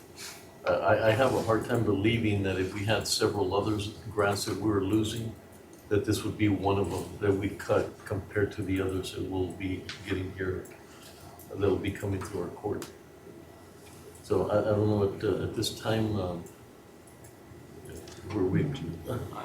Like I say, I mean, to echo Commissioner Stout's concerns, I mean, I think we're gonna have to come up with some sort of policy regarding all the positions that are currently grant funded. Because there's just simply no way that the county's gonna be able to absorb all positions in the event that they were lost. And if in the event that we're gonna have to make some very difficult choices. And so I don't know if that analysis has already been done, but when it comes to the grant funded positions, but then we're also gonna have to be more careful about the grants that we choose to go after. Because if the state is gonna cut back funding, there simply isn't the cushion anymore to continue to do this. I mean, if you figure 10 positions, $700,000, we're just not going to have the revenue capacity to do that at some point. And that's an excellent recommendation, that if we're, when we're not matching or, the grants taking over, we might be a little bit more lenient, but I think we need to now look at what are the grants that if they ended, that we would be willing to take over. And so it doesn't happen like with Judge Anchondo, that it's unanticipated and all of a sudden here we are at this point. But I think that's an excellent recommendation from Commissioner Perez. Judge, one thing that my time working with the United Way, I work on the allocation committee, and we go out to agencies and evaluate them to determine if we're going to give money for the program. One of the challenges I would always pose to them, along with the Commissioner Perez's comment, is that what would you do if we don't give you this money? What is your plan? So in regards to Commissioner Perez's recommendation, I think we need to develop a policy plan or policy in that regard and evaluate each program based on the merits of the program, not just arbitrarily, but based on the merits and what benefit it brings to us along with the cost, if there is a cost. I know that we in the past we've talked about this as well. I think a number of times, looking at our grant funded positions but we haven't actually gone through and prioritized them and said these are the ones that are indispensable and these are the ones that are. Mm-hmm. And I think it's tough to do this right now because this was not anticipated and it's out of that context, right? It's kind of what we need to prioritize. I don't have a problem going forward, I guess right now with approving it this time, but we need to come up with a prioritization. I've always been an advocate of not surprising people, but allowing them to say, okay, it looks like your program in the next year we're not going to be able to cover.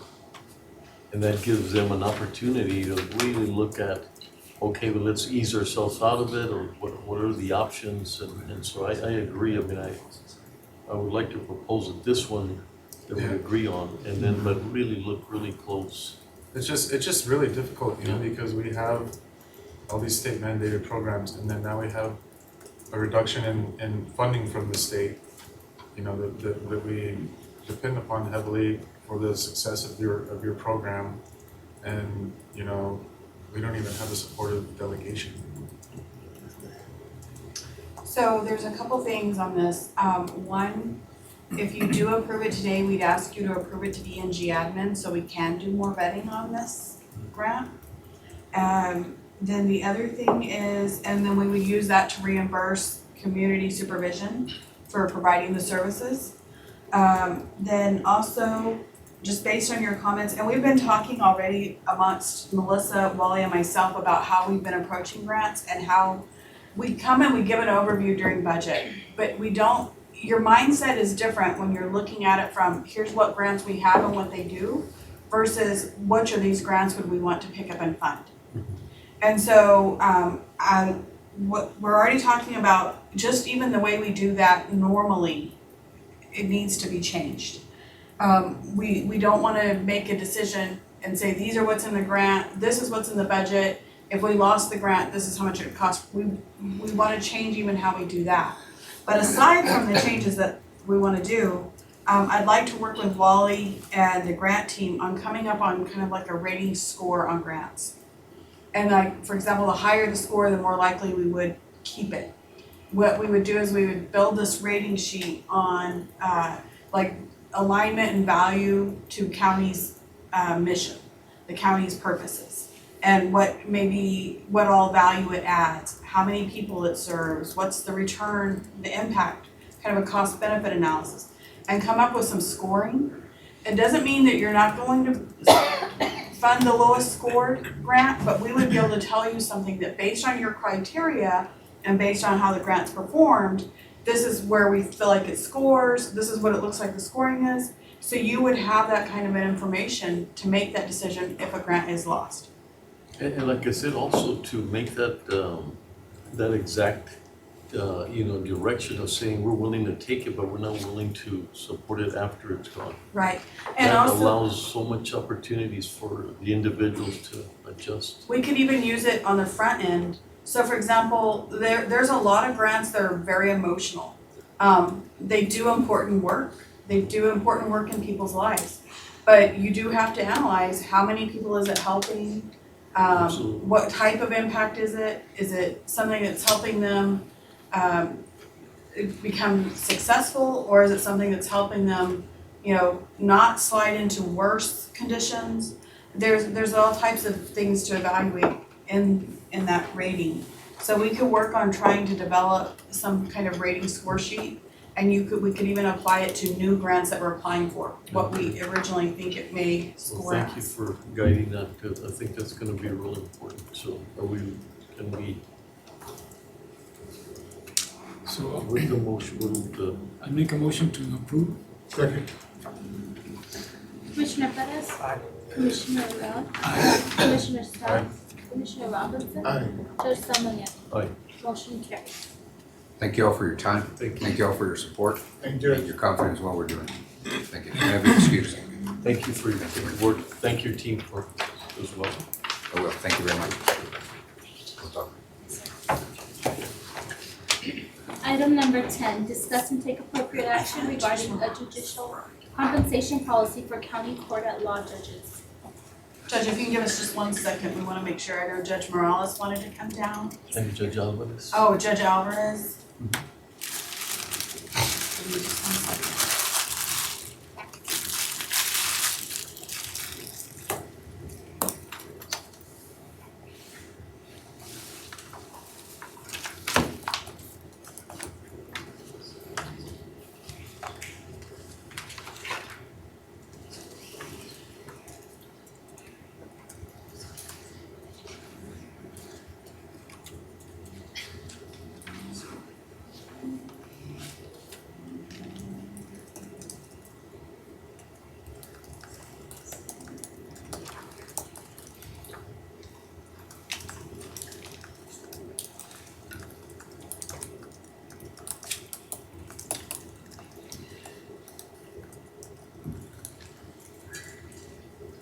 Judge, did you know who else was planning on it? I have no idea. I know the associates were gonna be here, but as far as this item, I don't know. Okay. I'm gonna take item 11 instead.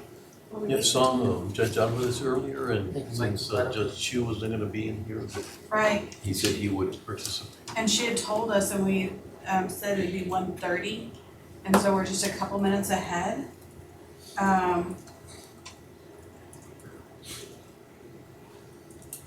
If you wanna take up the associate judges, that's fine. You wanna take 11 before we go to 10? What's that? We can take item 11 before 10?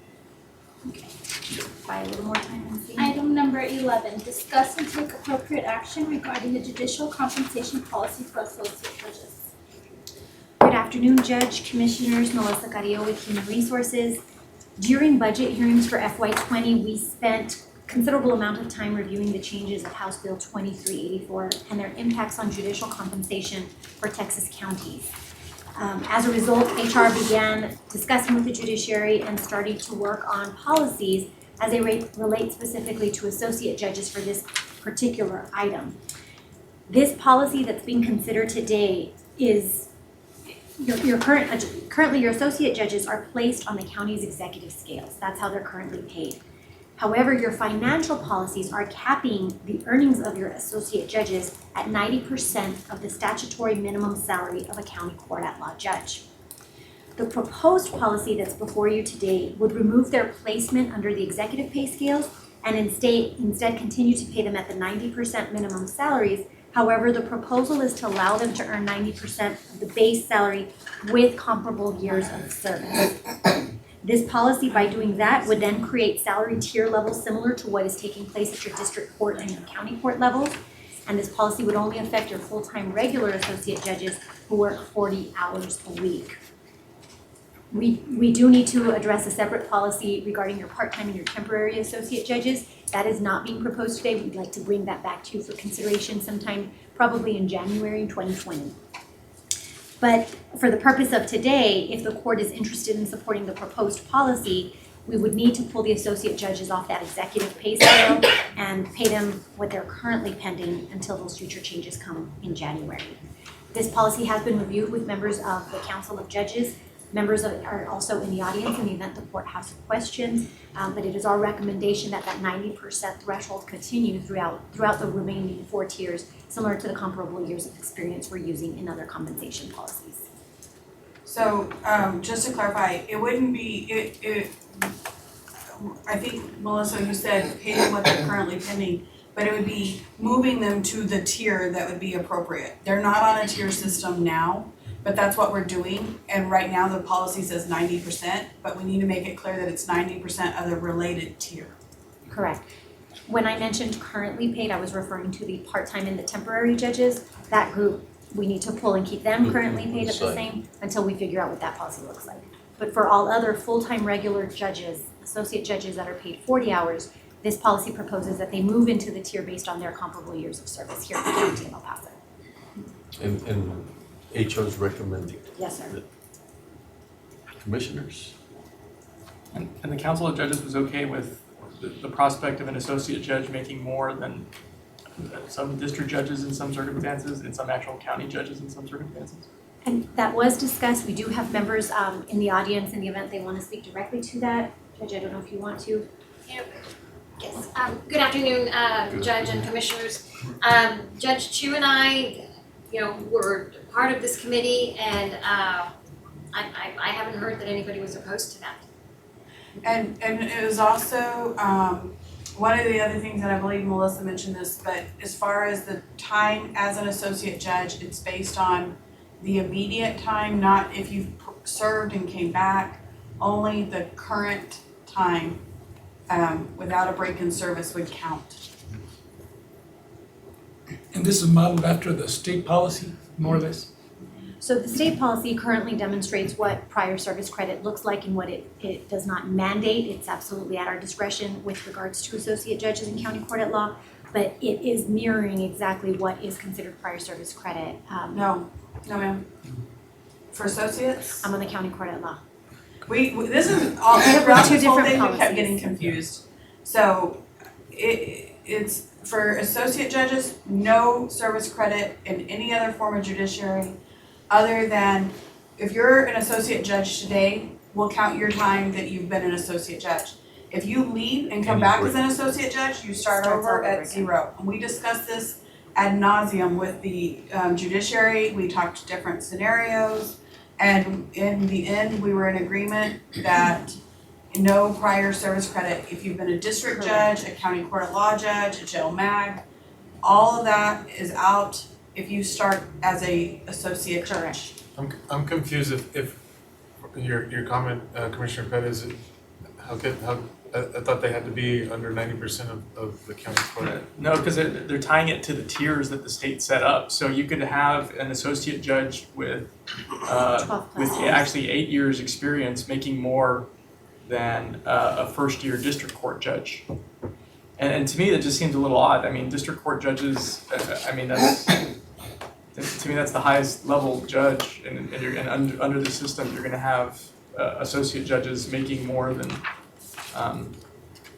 district court judges.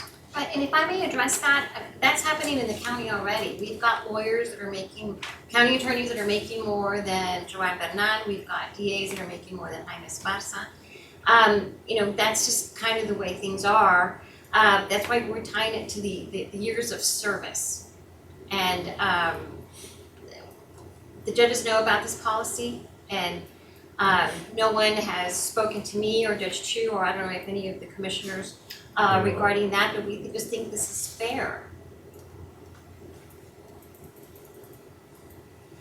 In the, for the county attorney's office, I guess this would be the $1,000 buffer between a county court law judge and a district judge.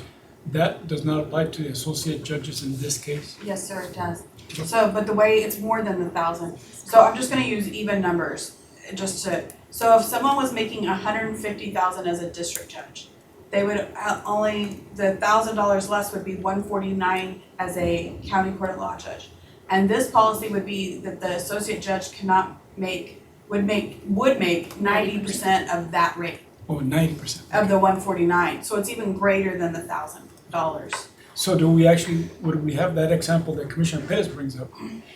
Yes, and so Commissioner Leon, if I may, the way the 4 tiers look at the district court level, you have a first-year district court judge starting at 158, a second-term district court judge 172, third term 186, and the max for district court judge is 194.4. And then you take 1,000 less than all of those at the exact same comparable years of service. You have a county court at law judge at 157, 171, 185, and then they cap out at 193.4. If you take the 90% for your associate judges and go all the way across those 4 tiers, where you're looking at an entry-level associate judge, they would start out at 141.3, which is 90% of 157. A second-term associate judge, they're now in 48 years of service, goes to 153.9, which is 90% of 172. A third term is 166.5, which is 90% of 185.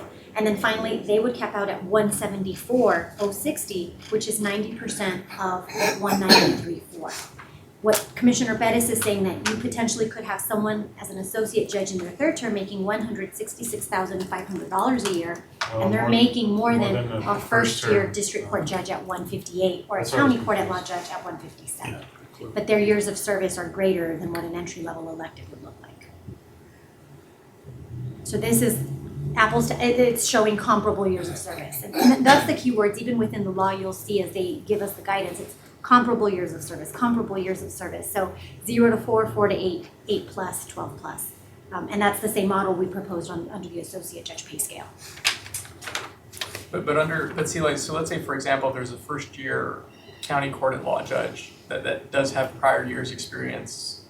That's not counted in for state law purposes, right? Right. Let's say if they served as a, let's say they served as an associate judge. Actually, this would be a very awkward situation. Let's say if they served an associate judge for 8 years and they decided to run for a county court at law judge and they're elected by the people, they'd actually, none of all of that service goes out the window for state law purposes. Their salary would go down. Correct.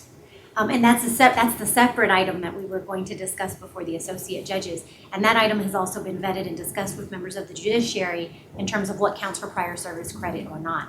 So again, the state governs what's required, but doesn't really cap what's not required. But in designing these policies, it sets out what the county would consider and what they wouldn't. So at the county court at law level, it would only include that which is required by state law. The policy being proposed under item 10 says no other judiciary service would count. And then again, with the associate judges, no prior service counts. And we talked about that. We said, even if they were a district court judge and they retired and then they came back and served as an associate judge, we're not giving any credit. And we talked this out, and the answer was no. They start out brand new if you're a brand new associate judge, similar to the policy that's being proposed at the county court at law level. I mean, I understand that the policy seems to make sense, but it's just, when a judge is elected by the people, a district court judge or a county court judge, I mean, to me, that should take precedence over, years of service by an unelected appointed judge. I mean, that's just my opinion, I mean, if a judge is gonna take the chance and is elected by the people, county-wide or district-wide, this pay system, makes it more lucrative to be, an unelected judge for 8 years than it does actually to be an elected judge by the people. And that's just, it creates this unusual situation.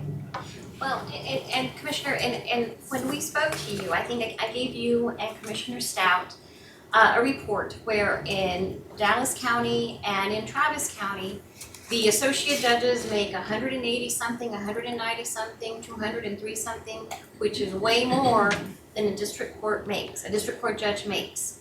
And like I just told you, the county attorney and the district attorney, some of their lawyers make more than they do. So we're just mirroring what the state legislature put out. And it's fair. For example, we have Judge James here, who has been a judge for 19 years. Should he get some credit for that? I think he should. It's been years since Judge James has gotten a raise.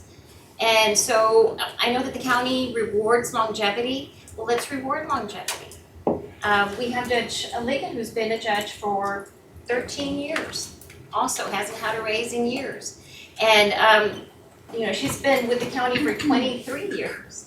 So, I mean, we're just asking for fairness. I don't think that this is something that's novel as exhibited by Travis County or Dallas County, where they pay their associate judges more than a district court judge does. And those are just the two counties I know about. I don't know about others, there may be. But those are the two reports that I gave Commissioner Stout and you, Commissioner Hayes. And I'm not saying, I'm not arguing right or wrong, but I would say that right now, the rule we have right now, that associate judges make 90% of a county court at law judge, prior to this legislative change, that could have exceeded what a district judge had made. If I do the math, I'd have to double check it, or they were either at or close to the amount a district judge could make. It could have happened under our current rule, before the legislature fixed the rule and then you all adopted the county court at law.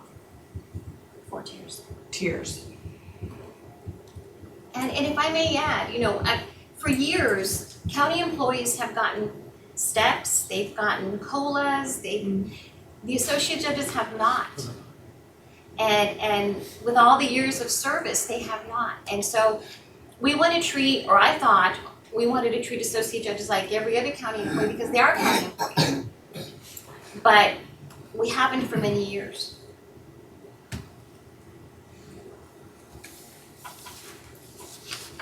And so in the future though, they would still not get the step and COLAs that we give out, right? They would be on this new plan. Correct. The policy, so right now the policy says they get paid 90% of a county court at law judge. We're saying keep it at 90% of what your county court at law judges make, but on the tiered level. We're just adding comparable years of service. So they make less than their county court at law judge counterparts, unless they exceed them in years. And that's a sort of justification as to why. And if the county court at law judge was at equal years, they wouldn't. They wouldn't. So we're basically we're putting them in the same classes as the elected officials. At 90% less, 10% less. But they're not elected officials. Correct. And right now you have them at 10% of what the elected official makes. But the problem is our rule isn't clear. Our rule is silent, so we don't know whether to count the years of service. In meeting with the judges and having discussions about the value of an associate judge and the more experience they get, that we would propose that they be put on similar tiers. So we don't have a policy, because they've been left out of the step and COLAs over the years. We have a policy. Is that what, okay. We have a policy that says 90% of what county court of law judges make. And the thing, just to kind of remind you, on your associate judges, they're paid as county employees and they're on your EX31 scales. You have several county employees on those scales. Those scales go up to step 15. However, you have a financial policy that caps your county court at law on purpose to prevent the crossage of the county court at law and the district court that we saw many years ago. But in light of what the state finally did, after 10, 11 years to fix it, it's an opportune time for us to get them off our pay scales and put them on a similar judiciary scale at 90% less, or 10% less at 90%. So that they don't ever surpass county court at law judge salary for equal years of service. And I just would like to clarify just for the court that the and I think it's been stated by both admin and by HR, but just so that you all know, it's a policy decision by the court for you all to decide, because the legislature created tiers in relation to district court judges, and then we start with our district court judges, and that's where other salaries are determined. When they addressed associate court judges, they did not address county associate court judges. They only addressed their state court judges, and they did cap them at 90% of the base pay. But this is a policy decision that what was being recommended, at least in part, is that we follow the tier system that the court determined to follow also with the county court at law judges. Remember when we were here last talking about with Ms. Bernal, she explained that with the county court at law judges, the legislature did something strange. They said, this is the minimum salary that you can pay a county court at law judge. You must pay them this minimum salary if they have a certain number of years of experience. But there's a max salary that you can pay them, and you commissioners can continue to decide where you pay them anywhere in between.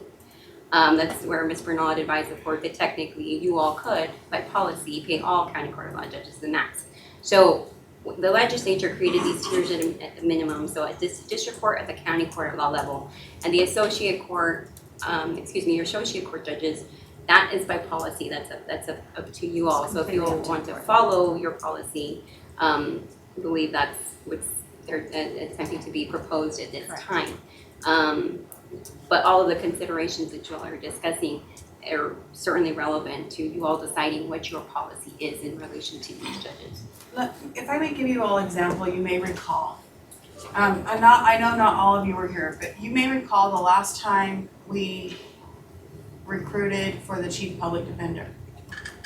If a public defender, and this is still true on the attorney pay scale, the first assistant had been here, say, for many, many years, and could be making, I'm just gonna use step 7, could be making $171,000 as the first assistant.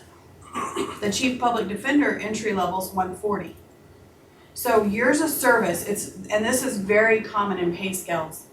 It's not unusual for the entry level of one, there's always an overlap between the scales lower and the entry level to the higher. So pay scales don't go from like 100 to 110, and then the next highest position is 110 to 120. There's overlap in those scales. And so this is basically the same kind of concept on the judiciary. You have the attorney or the associate scale, which starts here. And if you looked at entry level to all of them, there'd be that staggered, nice, neat, staggered, if everybody was at entry. But based on years of service, people are being moved somewhere in those tiers.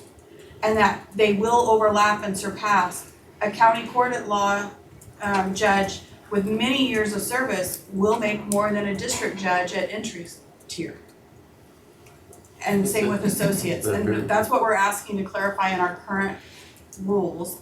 We want to get rid of it in a rule and make it actually a pay plan that's clear. This is the district judge pay, this is the associate judge pay, the county court at law judge pay, and this is associate judge pay. And I think it finally achieves your goal in HR that we have consistency and not this group that's left different from this other group. And I think throughout the budget process, we've sort of identified, why don't we get everybody do the right thing, the consistency, this thing of holding pay back and redlining and, seems all that seems to go away. And I think this is the final step.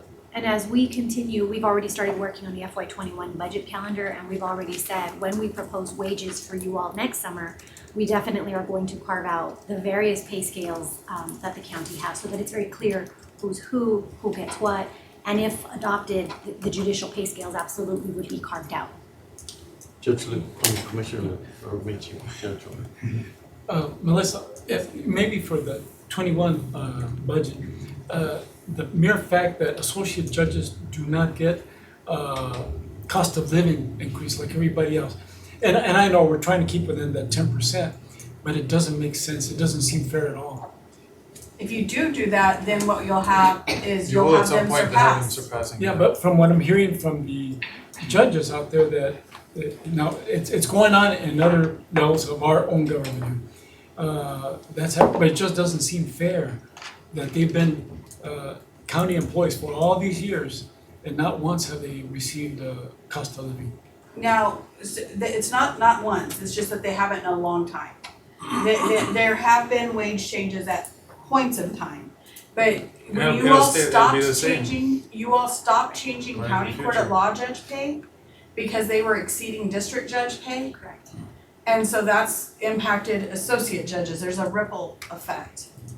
But 10 years from now, we could be in the same situation again where, because the legislature isn't gonna increase the salaries of the judges, I would imagine, every legislative session, so it could be another 10 years, I don't remember the last time they did it. But, so, I mean. Correct. So y'all are okay with the associate judges being regular county employees, not elected officials, and not receiving the cost of living or because I don't necessarily have a problem if somebody has more longevity here, they're making more money because they've been here for a long time. But that's me. So we're agreeing on, we'll at least take this one on, and then the cost of living would be another. But at this time, I think we combine the two, we're gonna confuse. If the court adopted this policy and put the associate judges on that 4-tiered level, there would not be cost of living. Cost of living would be irrelevant because we would adopt a pay scale for them that has 4 different salary tiers. And so I think what Commissioner Stout is saying, so long as the associate judges are good, knowing that this is all you're gonna make for 4 years, and if reappointed, this is all you're gonna make, and it would only change if the county court at law judge pay is changed, which the court has. That's a policy decision. Cost of living and would be you all would irrelevant. be able to choose whether to change it or not. Judge, was that understood before? Yes, that's what was vetted, yes, sir. Oh, okay, Yes. thank you. So, we ready? Yes, sir. Yeah. Are they agreed? Yeah. They are in agreement with the proposed policy, yes, sir. Okay. So, you all agree? You all agree, then I guess I agree. Yes, okay, thank you, Commissioner. Was that easy or what? No, it wasn't. But thank you, very thoughtful, the work that HR, but also, the relationship now of sitting down and vetting things and sort of allowing us that you represent what the other judges are thinking about.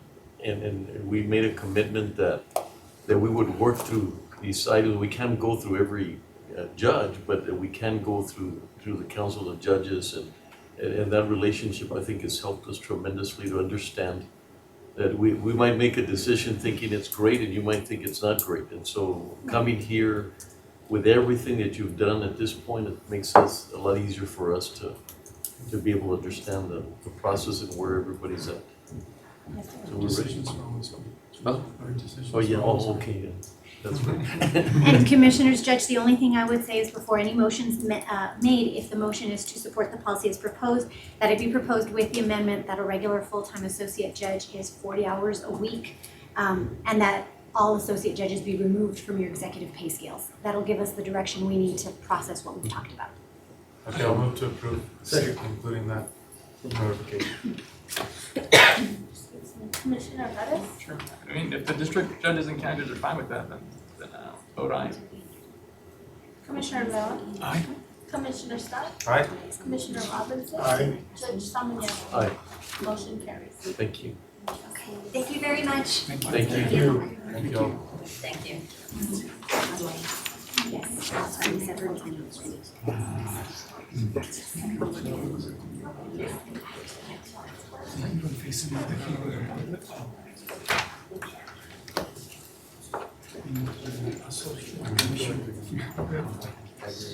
So we're ready for item 10. Item number 10, discuss and take appropriate action regarding the judicial compensation policy for county court and law judges. Judge, Commissioners, my final item before you this afternoon, Melissa Carrillo with Human Resources. Again, similar to the notion that brought us to discuss the Associate Judge Compensation Policy with you just now, County Court at Law Judicial Compensation Policy is now being proposed. And again, it's in relation to the changes that House Bill 2384 had on Texas counties. So based on the direction of the court during budget hearings this year, this policy also captures the 4-tiered levels that had already been approved during budget season. And besides those 4-tier levels, the court also voted and approved that 3 of the County Court at Law judges would be redlined because they were compensated a certain amount prior to this law coming into effect. This policy being proposed to you today is specific to County Court at Law judges, and it outlines how prior service credit impacts these tiers. HR and the Chief Administrator, as you know, met with members of the judiciary. We vetted this policy. They are in support and agreement. What's important to know of this policy is that it does mirror the requirements for prior service credit for County Court at Law judges. So you'll see that mentioned in the policy. If you have any questions, I understand there's members of the judiciary in the audience, in the event you have questions regarding this policy. This is item 10. This one's item 10, yes, sir. This policy basically mimics what state law already sets. So this is the one that the judge, Yes, Rodriguez asked, and when we met, we also included Judge Rodriguez, the the representatives from the Council of Judges, and Judge Morales is here, had lengthy discussions about this, and they supported not counting previous time as an associate judge. And then Judge Rodriguez was made aware of this. so, but I guess Judge Rodriguez is not here, nor is there's another judge that was Anderson, Judge Anderson. She was advocating on the associate judge, the other one, and he was interested in this particular one, but they did discuss it with him and did notify him that this was going to be their recommendation. And he let us know also that he would support the policy as proposed. Yes, sir. Just so you know, I mean, we had discussions and we had lengthy meetings, like she said, and we came to a decision, and we decided, based on that decision, we decided we would present a united front to the court or the commissioners. And so that's why he's not here. It's not that he is ignoring what he had previously presented. It was just based on the discussions we had and the decision we came to. No, and we thank you for that, because it's a lot easier for you, to sit down with a judge and have that explanation. And of course, if that doesn't work, then we sort of come into play. But in this case, I think the process was very well done. I will tell you, working with Judge Chu and Judge Morales and Judge Gutierrez on these particular policies, and even talking about who was going to notify individuals that were negatively impacted, it's been some of our most effective work together yet. So Erica, the motion would So the motion, should the court so choose, would be to approve the judicial compensation policy for County Court at Law judges. I make that motion. Second. Commissioner Perez? Aye. Commissioner Leon? Aye. Commissioner Scott? Aye. Commissioner Robinson? Aye. Judge Salmonelli? Aye. Thank you all. Good afternoon, Judge Gamboa. Item number 12, discuss and take appropriate action regarding the Commissioners Court public comment policy.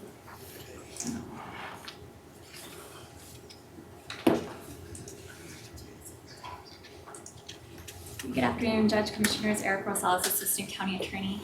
So previously, a few members of the court had inquired about the county's public comment policy. So I wanted to present today to give the court a quick overview of our current public comment policy, an update in connection with law regarding public comment policy, and also an overview of First Amendment law and freedom of speech.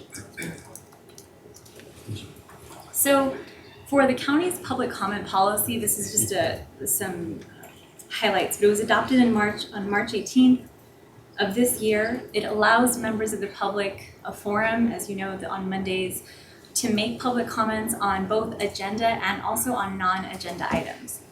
There is a time limit that we place on individuals. This time limit is 5 minutes.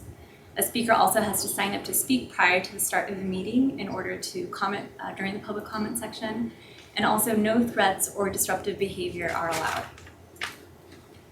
And so we drafted this policy based on a body of First Amendment law that does two things. It allows restriction to preserve essentially civility for public meetings, but it also is not to impede on a speaker's First Amendment right, freedom of speech. This is the update to the law that I mentioned earlier. So effective September this year, the commission, a governmental entity really, is required to allow any member of the public who wishes to address the body regarding an item on the agenda for the open meeting before or during the consideration of that item. So obviously for this court, we have a public comment section, but there are governmental entities that don't have a public comment portion of their meeting. And so for those governmental entities, they could either adopt a public comment portion as we do, or if a member were to come up and say, hey, I'd like to make a comment about this, they are required to allow that person to speak, where before it was sort of optional to have this section or to allow a member of the public to speak. The Commissioners Court also in the legislation, and I think something to note is the law says a governmental entity cannot prohibit criticism of that governmental entity unless the criticism is otherwise prohibited by law. So that was something that they highlighted. The new language, just for reference, amends Texas Government Code Section 551007. That's the public testimony portion of the Open Meetings Act.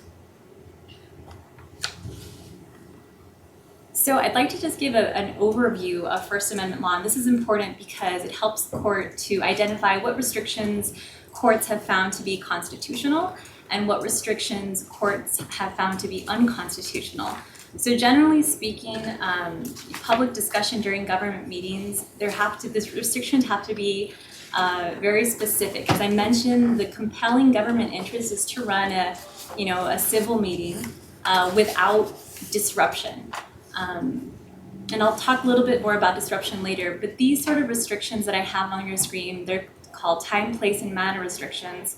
For the most part, the courts have found that these sort of restrictions are constitutional because they really speak a lot more to the, running a civil meeting and not to suppressing comments of folks based on the content of their speech or on their viewpoints.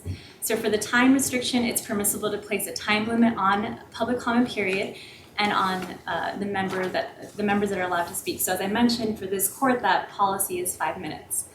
For the place restriction, it's permissible to allow public comment only during a portion of the meeting, which we do currently, and also to prohibit people from trying to speak any other time. For the manner restriction, it's permissible to require members of the public to sign in prior to the meeting, which we also currently do with our policy.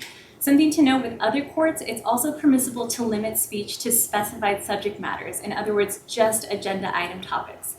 This is not currently in our policy, but this is a restriction that courts have found is constitutional because it's not based on content. It's really just saying, you can speak to the items that we have on today's agenda and not to other matters.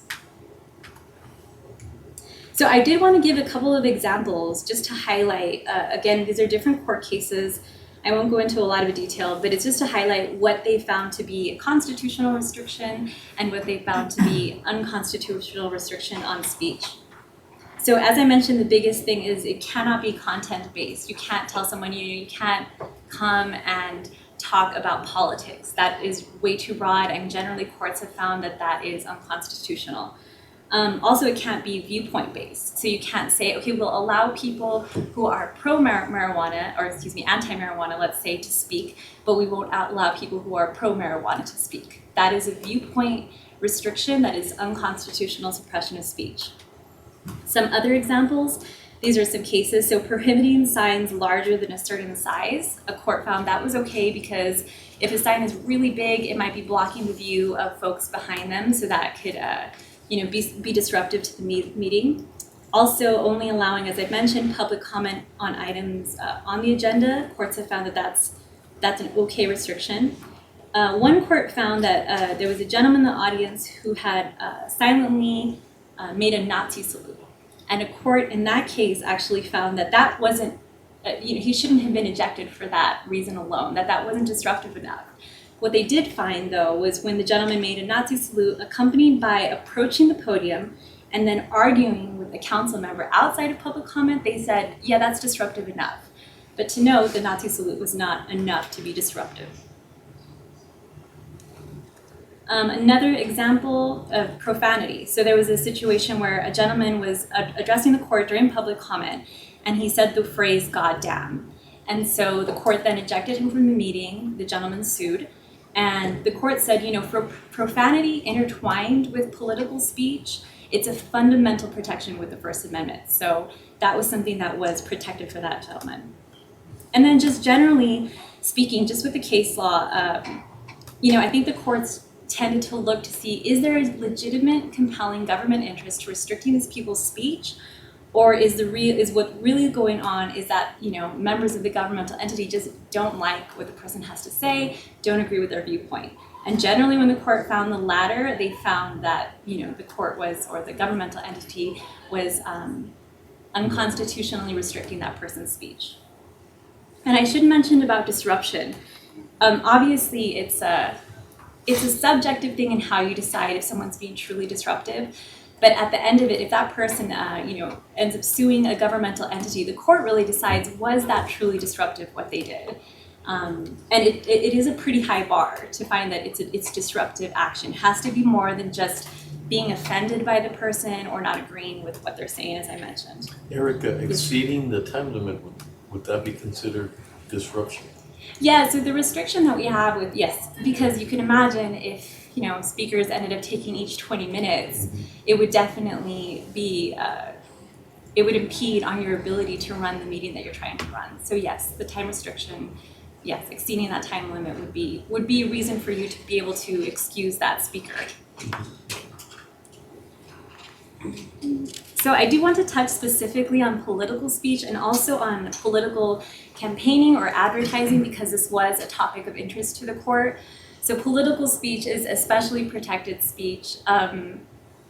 It has to pass, I won't get into too much legalese, but it has to pass something that's called a strict scrutiny test. And essentially there has to be a very compelling government interest that can go no further than necessary in impeding First Amendment rights. So that's a really high bar. Essentially the same restrictions apply to that. You could certainly say, as I mentioned, the time limit, the just talking about items on the agenda, that's all okay, but saying political speech generally isn't allowed in a meeting will often not pass the strict scrutiny test. And to touch, as I mentioned, on political campaigning or advertising, so I looked into political campaigning and advertising. The Texas Ethics Commission enforces Texas political campaign and advertising laws, and then the Federal Election Commission enforces federal campaign finance laws. So the purpose of the restrictions that I found in political advertising and rules is essentially, you think of it traditionally more as like TV commercials or things of that nature. Essentially what these entities are looking for is to make sure that the messages aren't deceptive. So usually the rules, and I know you all are familiar with this, the rules that these entities apply to that is you have to make sure you say your name. You have to make sure you let folks know this message is paid for by me, this message is authorized by me, or if someone else does it on the behalf of a candidate. That sort of disclosure has to take place because these entities are trying to make sure that it's not deceptive advertising.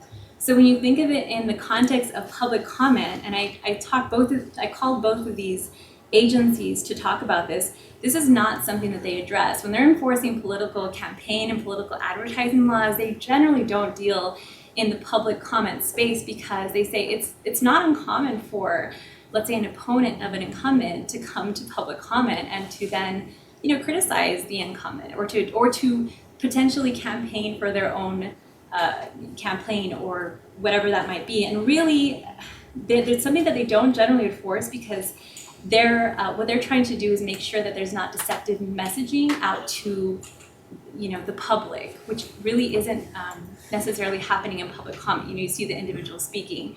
And if it was, if members of the court or anyone from the public thought that somebody was acting contrary to political campaign or advertising laws, the remedy would not be to interrupt the speech. The remedy would be to put in a complaint with those agencies and say, hey, I think this person is acting in a way that's in violation of these laws, and they would then decide whether or not to enforce, to enforce a fine or to enforce some sort of punishment on that person. But I did want to mention, and we're happy to take direction on how, if the court just wants to hear the presentation on public comment, or if you want to direct staff to make any changes to the public comment policy. But I would say just a policy consideration. I think you certainly can, as I mentioned, change the time to a different time frame if you'd like, from 5 minutes to less or more. There's really no strict rule with that. And as far as limiting to agenda items only, just know that we'd have to apply that across the board. So anytime someone would come up with an issue maybe they're having in their neighborhood or whatever it might be, if it's not on the agenda, you cannot hear it. So I just wanted to highlight that. And I don't know if Betsy, you had any other comment on? I just wanted to remind the court, we placed this item on, the court has brought this up a couple times. We discussed this at length when we met late January, early February. And you all asked us to make some changes to the public comment policy. So that's why you adopted a new policy in March this year, an updated policy. Excuse me. But since we've had the new policy, the court has had a couple situations where you've kind of thought through the new policy and wondered, we used to have a rule that was 3 minutes if it was an item not on the agenda and 5 minutes if it was, or vice versa. 5 minutes for public comment in general, 3 minutes for items on the agenda when speaking on the item. Right. And now you all, when we discussed it in January, February, you said, we'd rather be less restrictive. And so we made the policy slightly less restrictive. But since we've done that, there's been some talk about have we made it too unrestricted? And should we pull some of that back to be less time? Should we move where on the agenda we do public comment? Should we restrict it down to only items on the agenda? But what's really important with living with that is what Erica mentioned. You can't let Caesar come in and comment all day long and me be restricted. You apply the policy just to me.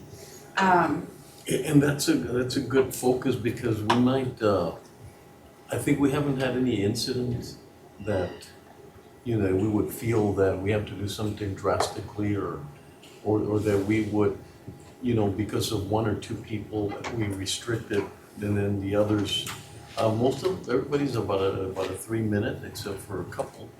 5 minutes is what we allow. That's what I'm saying, but they'll cut off around 3 minutes, 3.5 is everybody else except, a couple of individuals. I was gonna ask you, I don't know if it matters, but could they put down what they're gonna talk about, or is that, it has to be totally open, or? Public comment can be anything. Yeah, really. But we know, sometimes it helps sort of knowing what the.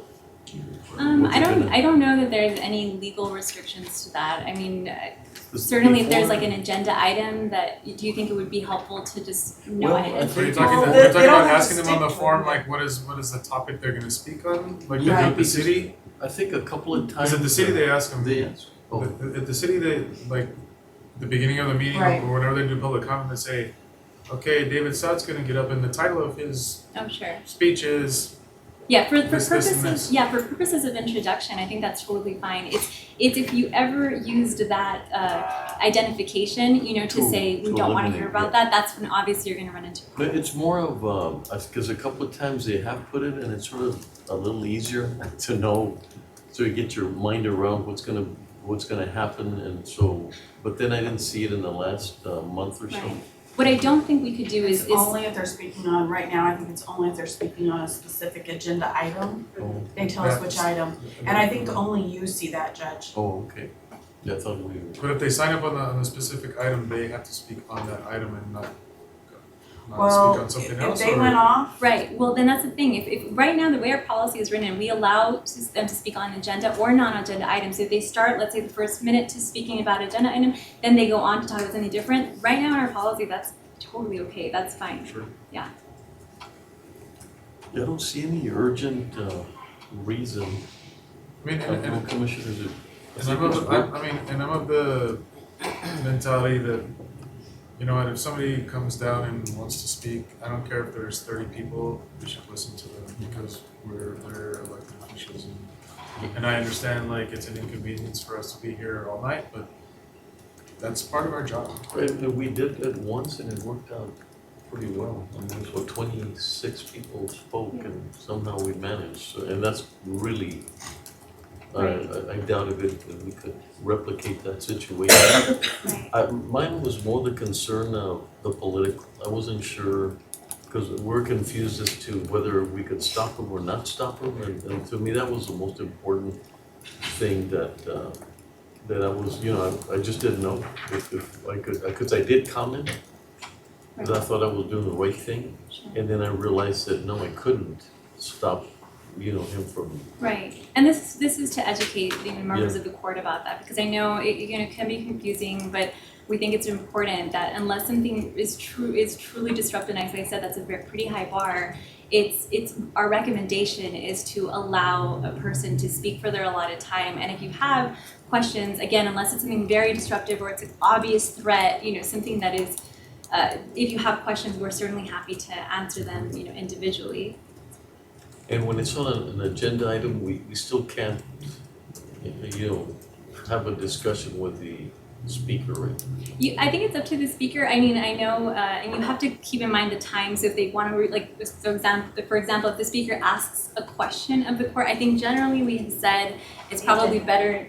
If they ask a question on something that's on the agenda, you can go back and forth and engage in that conversation on the agenda item. It's just not if it's on the topic of on public comment, because the issue there is that the item has not been posted for the public to understand what is going to be talked about. So sometimes you'll hear us say, you know, if they want to engage that, we can post that for a later date for discussion. It has to do with a county matter or something of interest for the commissioners. That's right. You can't deliberate on And not when we've posted seen it on the items. agenda, we've asked them to wait until we get to that agenda item, so that it becomes interactive. Yes, sir. So, and then I also should mention with this new law, that means that if someone were to show up to a Thursday meeting where we don't have an allotted public comment section, we could, you know, add it, I guess, but we would have to, you know, allow that person to make public comment if they so wish. And I think I've seen the court really open to that. I mean, that there's, you know, that they can comment, that we're not gonna limit them, you know, so I don't see, is there pretty happy with what we have, or? Well, It's good to have a review. it was I that raised the question in regard to the politics portion of it, because in no way have I ever, and do I intend to impede someone's ability of free speech.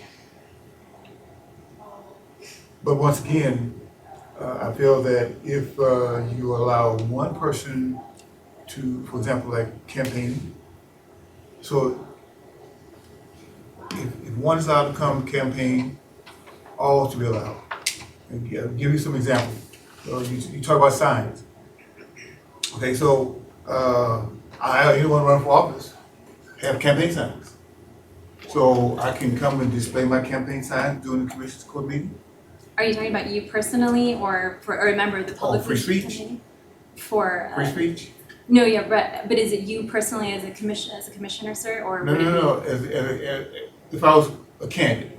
Oh, and not in your position right now? If I was a candidate, so I have campaign signs. Okay, gotcha. So during the public comment, I can come and display my campaign sign. I thought you couldn't be in the court Well, with any but by the same token, campaign. there's a provision that says that you can only be, as a candidate, if I was run for office, you can only have display your signs a certain distance from the polling place. Is this not a polling place? That's during election That's during period. right. Okay, well. Right.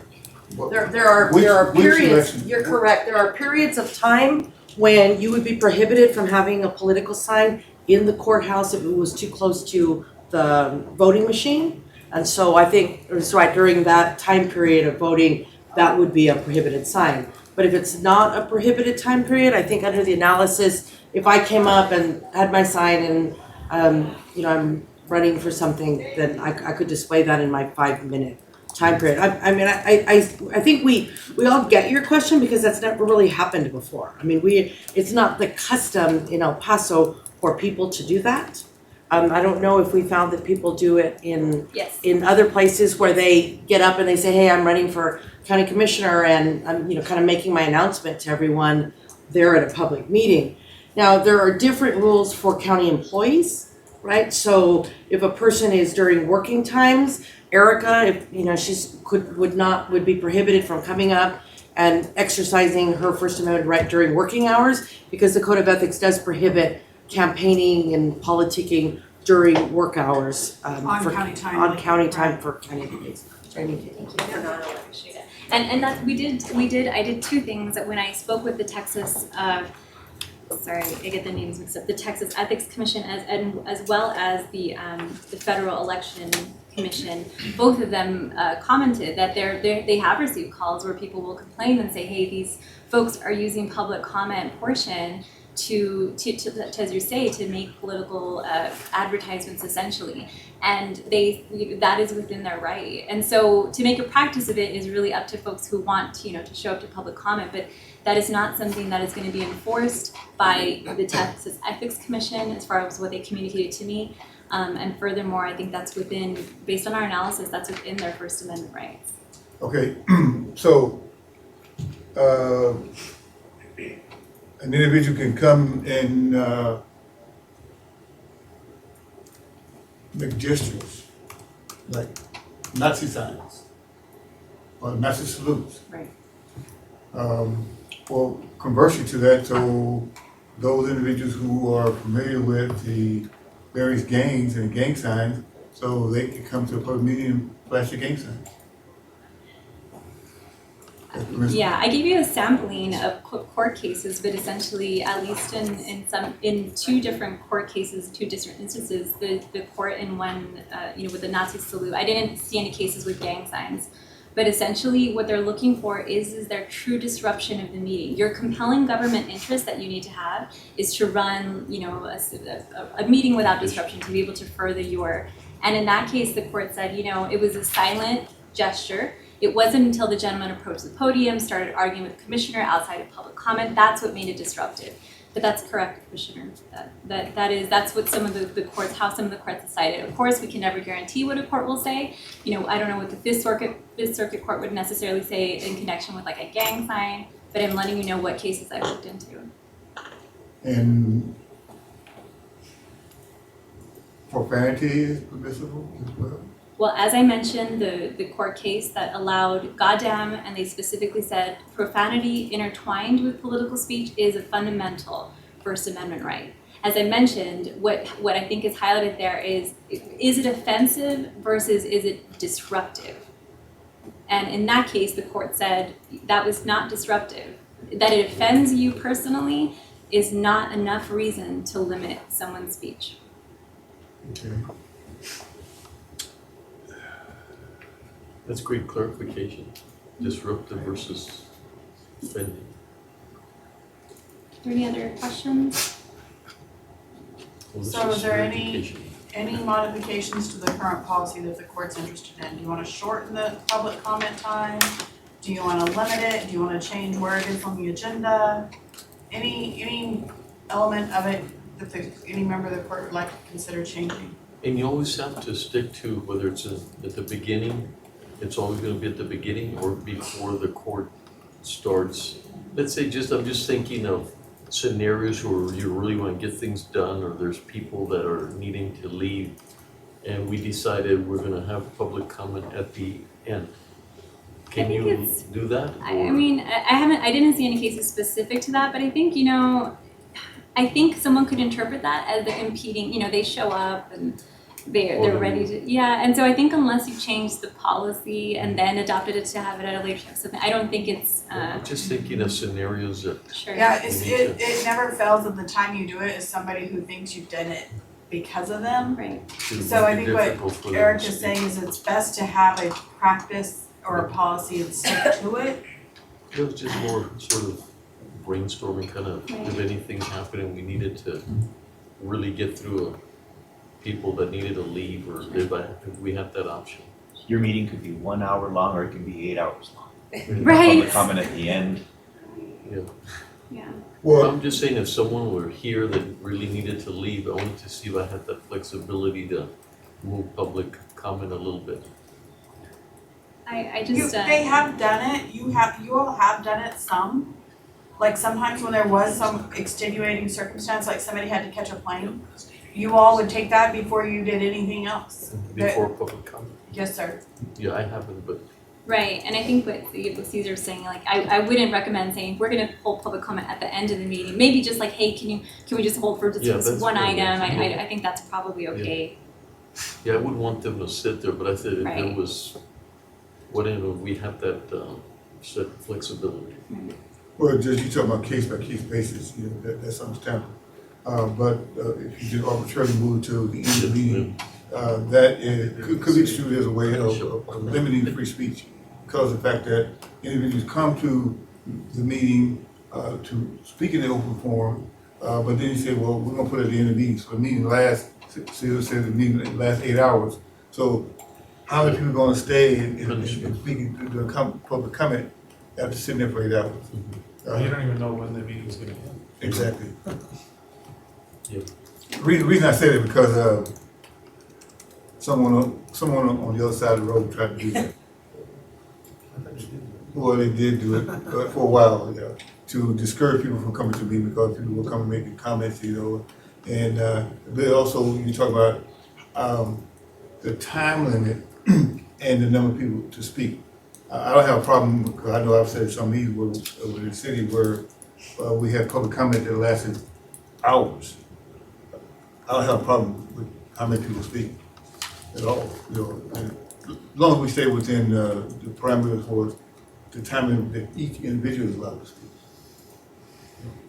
So, Okay.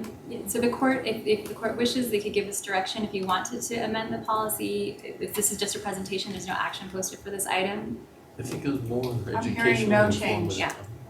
Yeah. Thank you. Thank you, Erica, great job. For item number 12, no action. Can I ask for a clarification on an item? I just want to make sure I've got it clear on item 10, on the county court law judge salaries. I may have misunderstood. I heard you say something about notifying judges or somebody about salary decreases. And I wanted to make sure that on August 16th, they approved option 2. And it included redlining the 0 to 4 years. So Anybody that had a those salary. are still redlined. Okay, that's What I didn't say, I didn't say salary decreases, but we asked during this that the judiciary notify anybody who was going to be impacted, and they agreed to do that. Okay. The policy that's attached is about what counts as service credit, where people will be placed in the tiers. Okay, I just needed that for enforcement to make sure that the salaries came through with what you approved, so I'm fine. Thank you. Okay, so that now brings us to executive session. Commissioners Court will recess into executive session to discuss item 13B pursuant to Texas Government Code Section 551.074. The Commissioners Court will reconvene to take official action.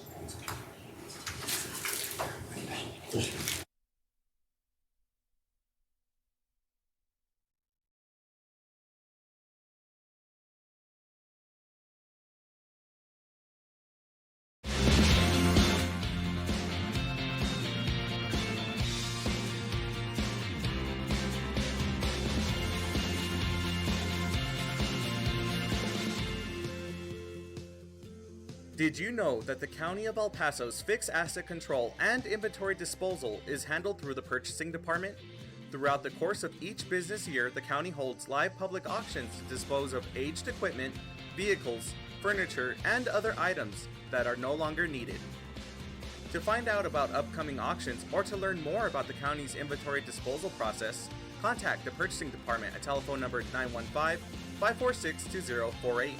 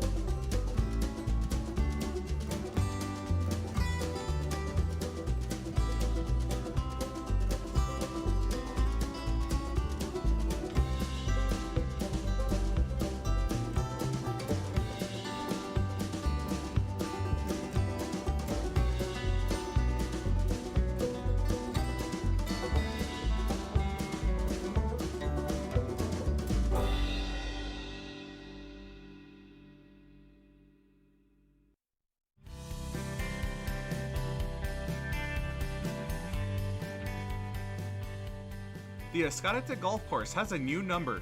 You can now call the Pro Shop for daily specials and tee time information at 915-771-2392.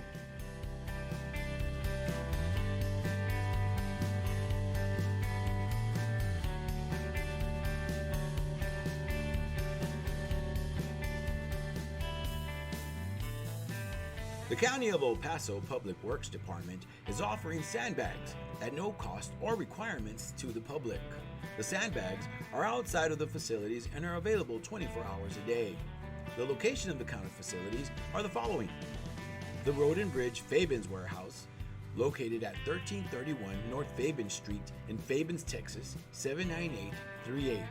The Road and Bridge Canutillo Warehouse, located at 191 Canutillo Avenue in Canutillo, Texas, 79835. And the Road and Bridge Montana Warehouse, located at 14698 Van Lane, El Paso, Texas, 79938.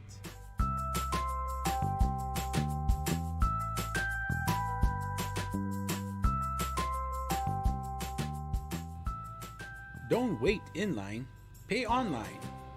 Visit the Financial Recovery Division website at http://www.epcounty.com/budget/financialrecovery.htm to make your payments online or find out more about our kiosk locations. We now accept payments on misdemeanor, felony, and justice of the peace cases.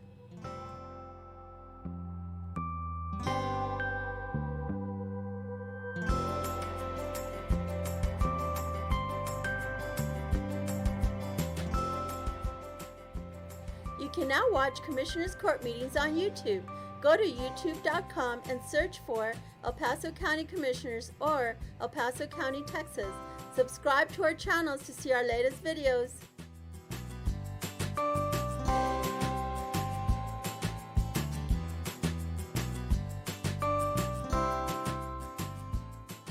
Did you know the County of El Paso's Purchasing Department is responsible for ensuring that all items and services needed by various county departments are purchased in the manner required by the state of Texas?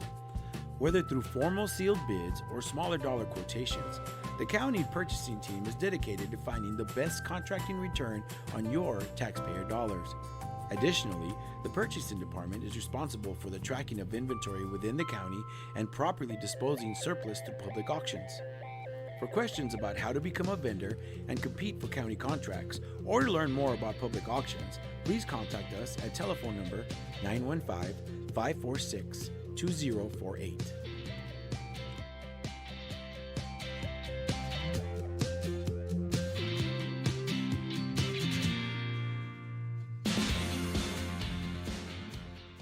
The 346 District Court Judge Angie Juarez Barril started the El Paso Veterans Treatment Court program in 2012 for veterans and active service members that have been arrested and charged with a felony or misdemeanor criminal offense. To be considered for the specialty court, the statutory criteria includes be a veteran or current member of the United States Armed Forces, including a member of the Reserves, National Guard, or State Guard, and suffer from a brain injury, mental illness, or mental disorder, including PTSD, or be a victim of military sexual trauma, all occurring or resulting from military service. Call Sylvia Serna, Veterans Program Director at 915-546-2119, or email her at sserna@epcounty.com for any information.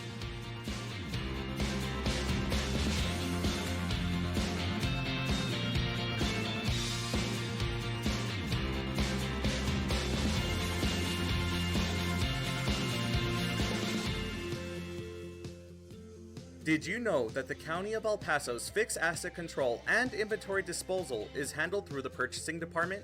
Throughout the course of each business year, the county holds live public auctions to dispose of aged equipment, vehicles, furniture, and other items that are no longer needed. To find out about upcoming auctions or to learn more about the county's inventory disposal process, contact the Purchasing Department at telephone number 915-546-2048.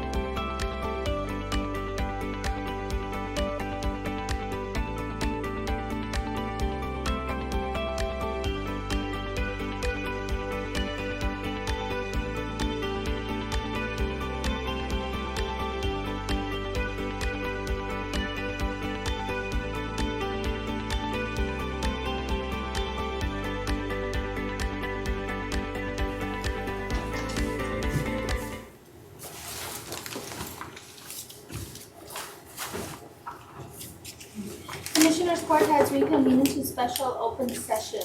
Item 14, discuss and take appropriate action regarding the employment agreement and compensation for Chief Administrator Betsy C. Keller. No action? No action. Item number 14, no action. Item number 15, discuss and take appropriate action to appoint candidates to the Emergency Services District Number 1 Board of Commissioners. I make a motion to appoint Dr. Anaya. Second. Commissioner Perez? Aye. Commissioner Leon? Aye. Commissioner Stout is absent. Commissioner Robinson? Aye. Judge Samaniego? Aye. Motion carries. And this completes all the items on today's agenda. Just real quick to clarify, that appointment is for the unexpired term through December 31st, 2020. And that was Amanda Anaya, correct? Correct. Okay. Okay, this completes today's meeting at 3 p.m. Okay, meeting adjourned.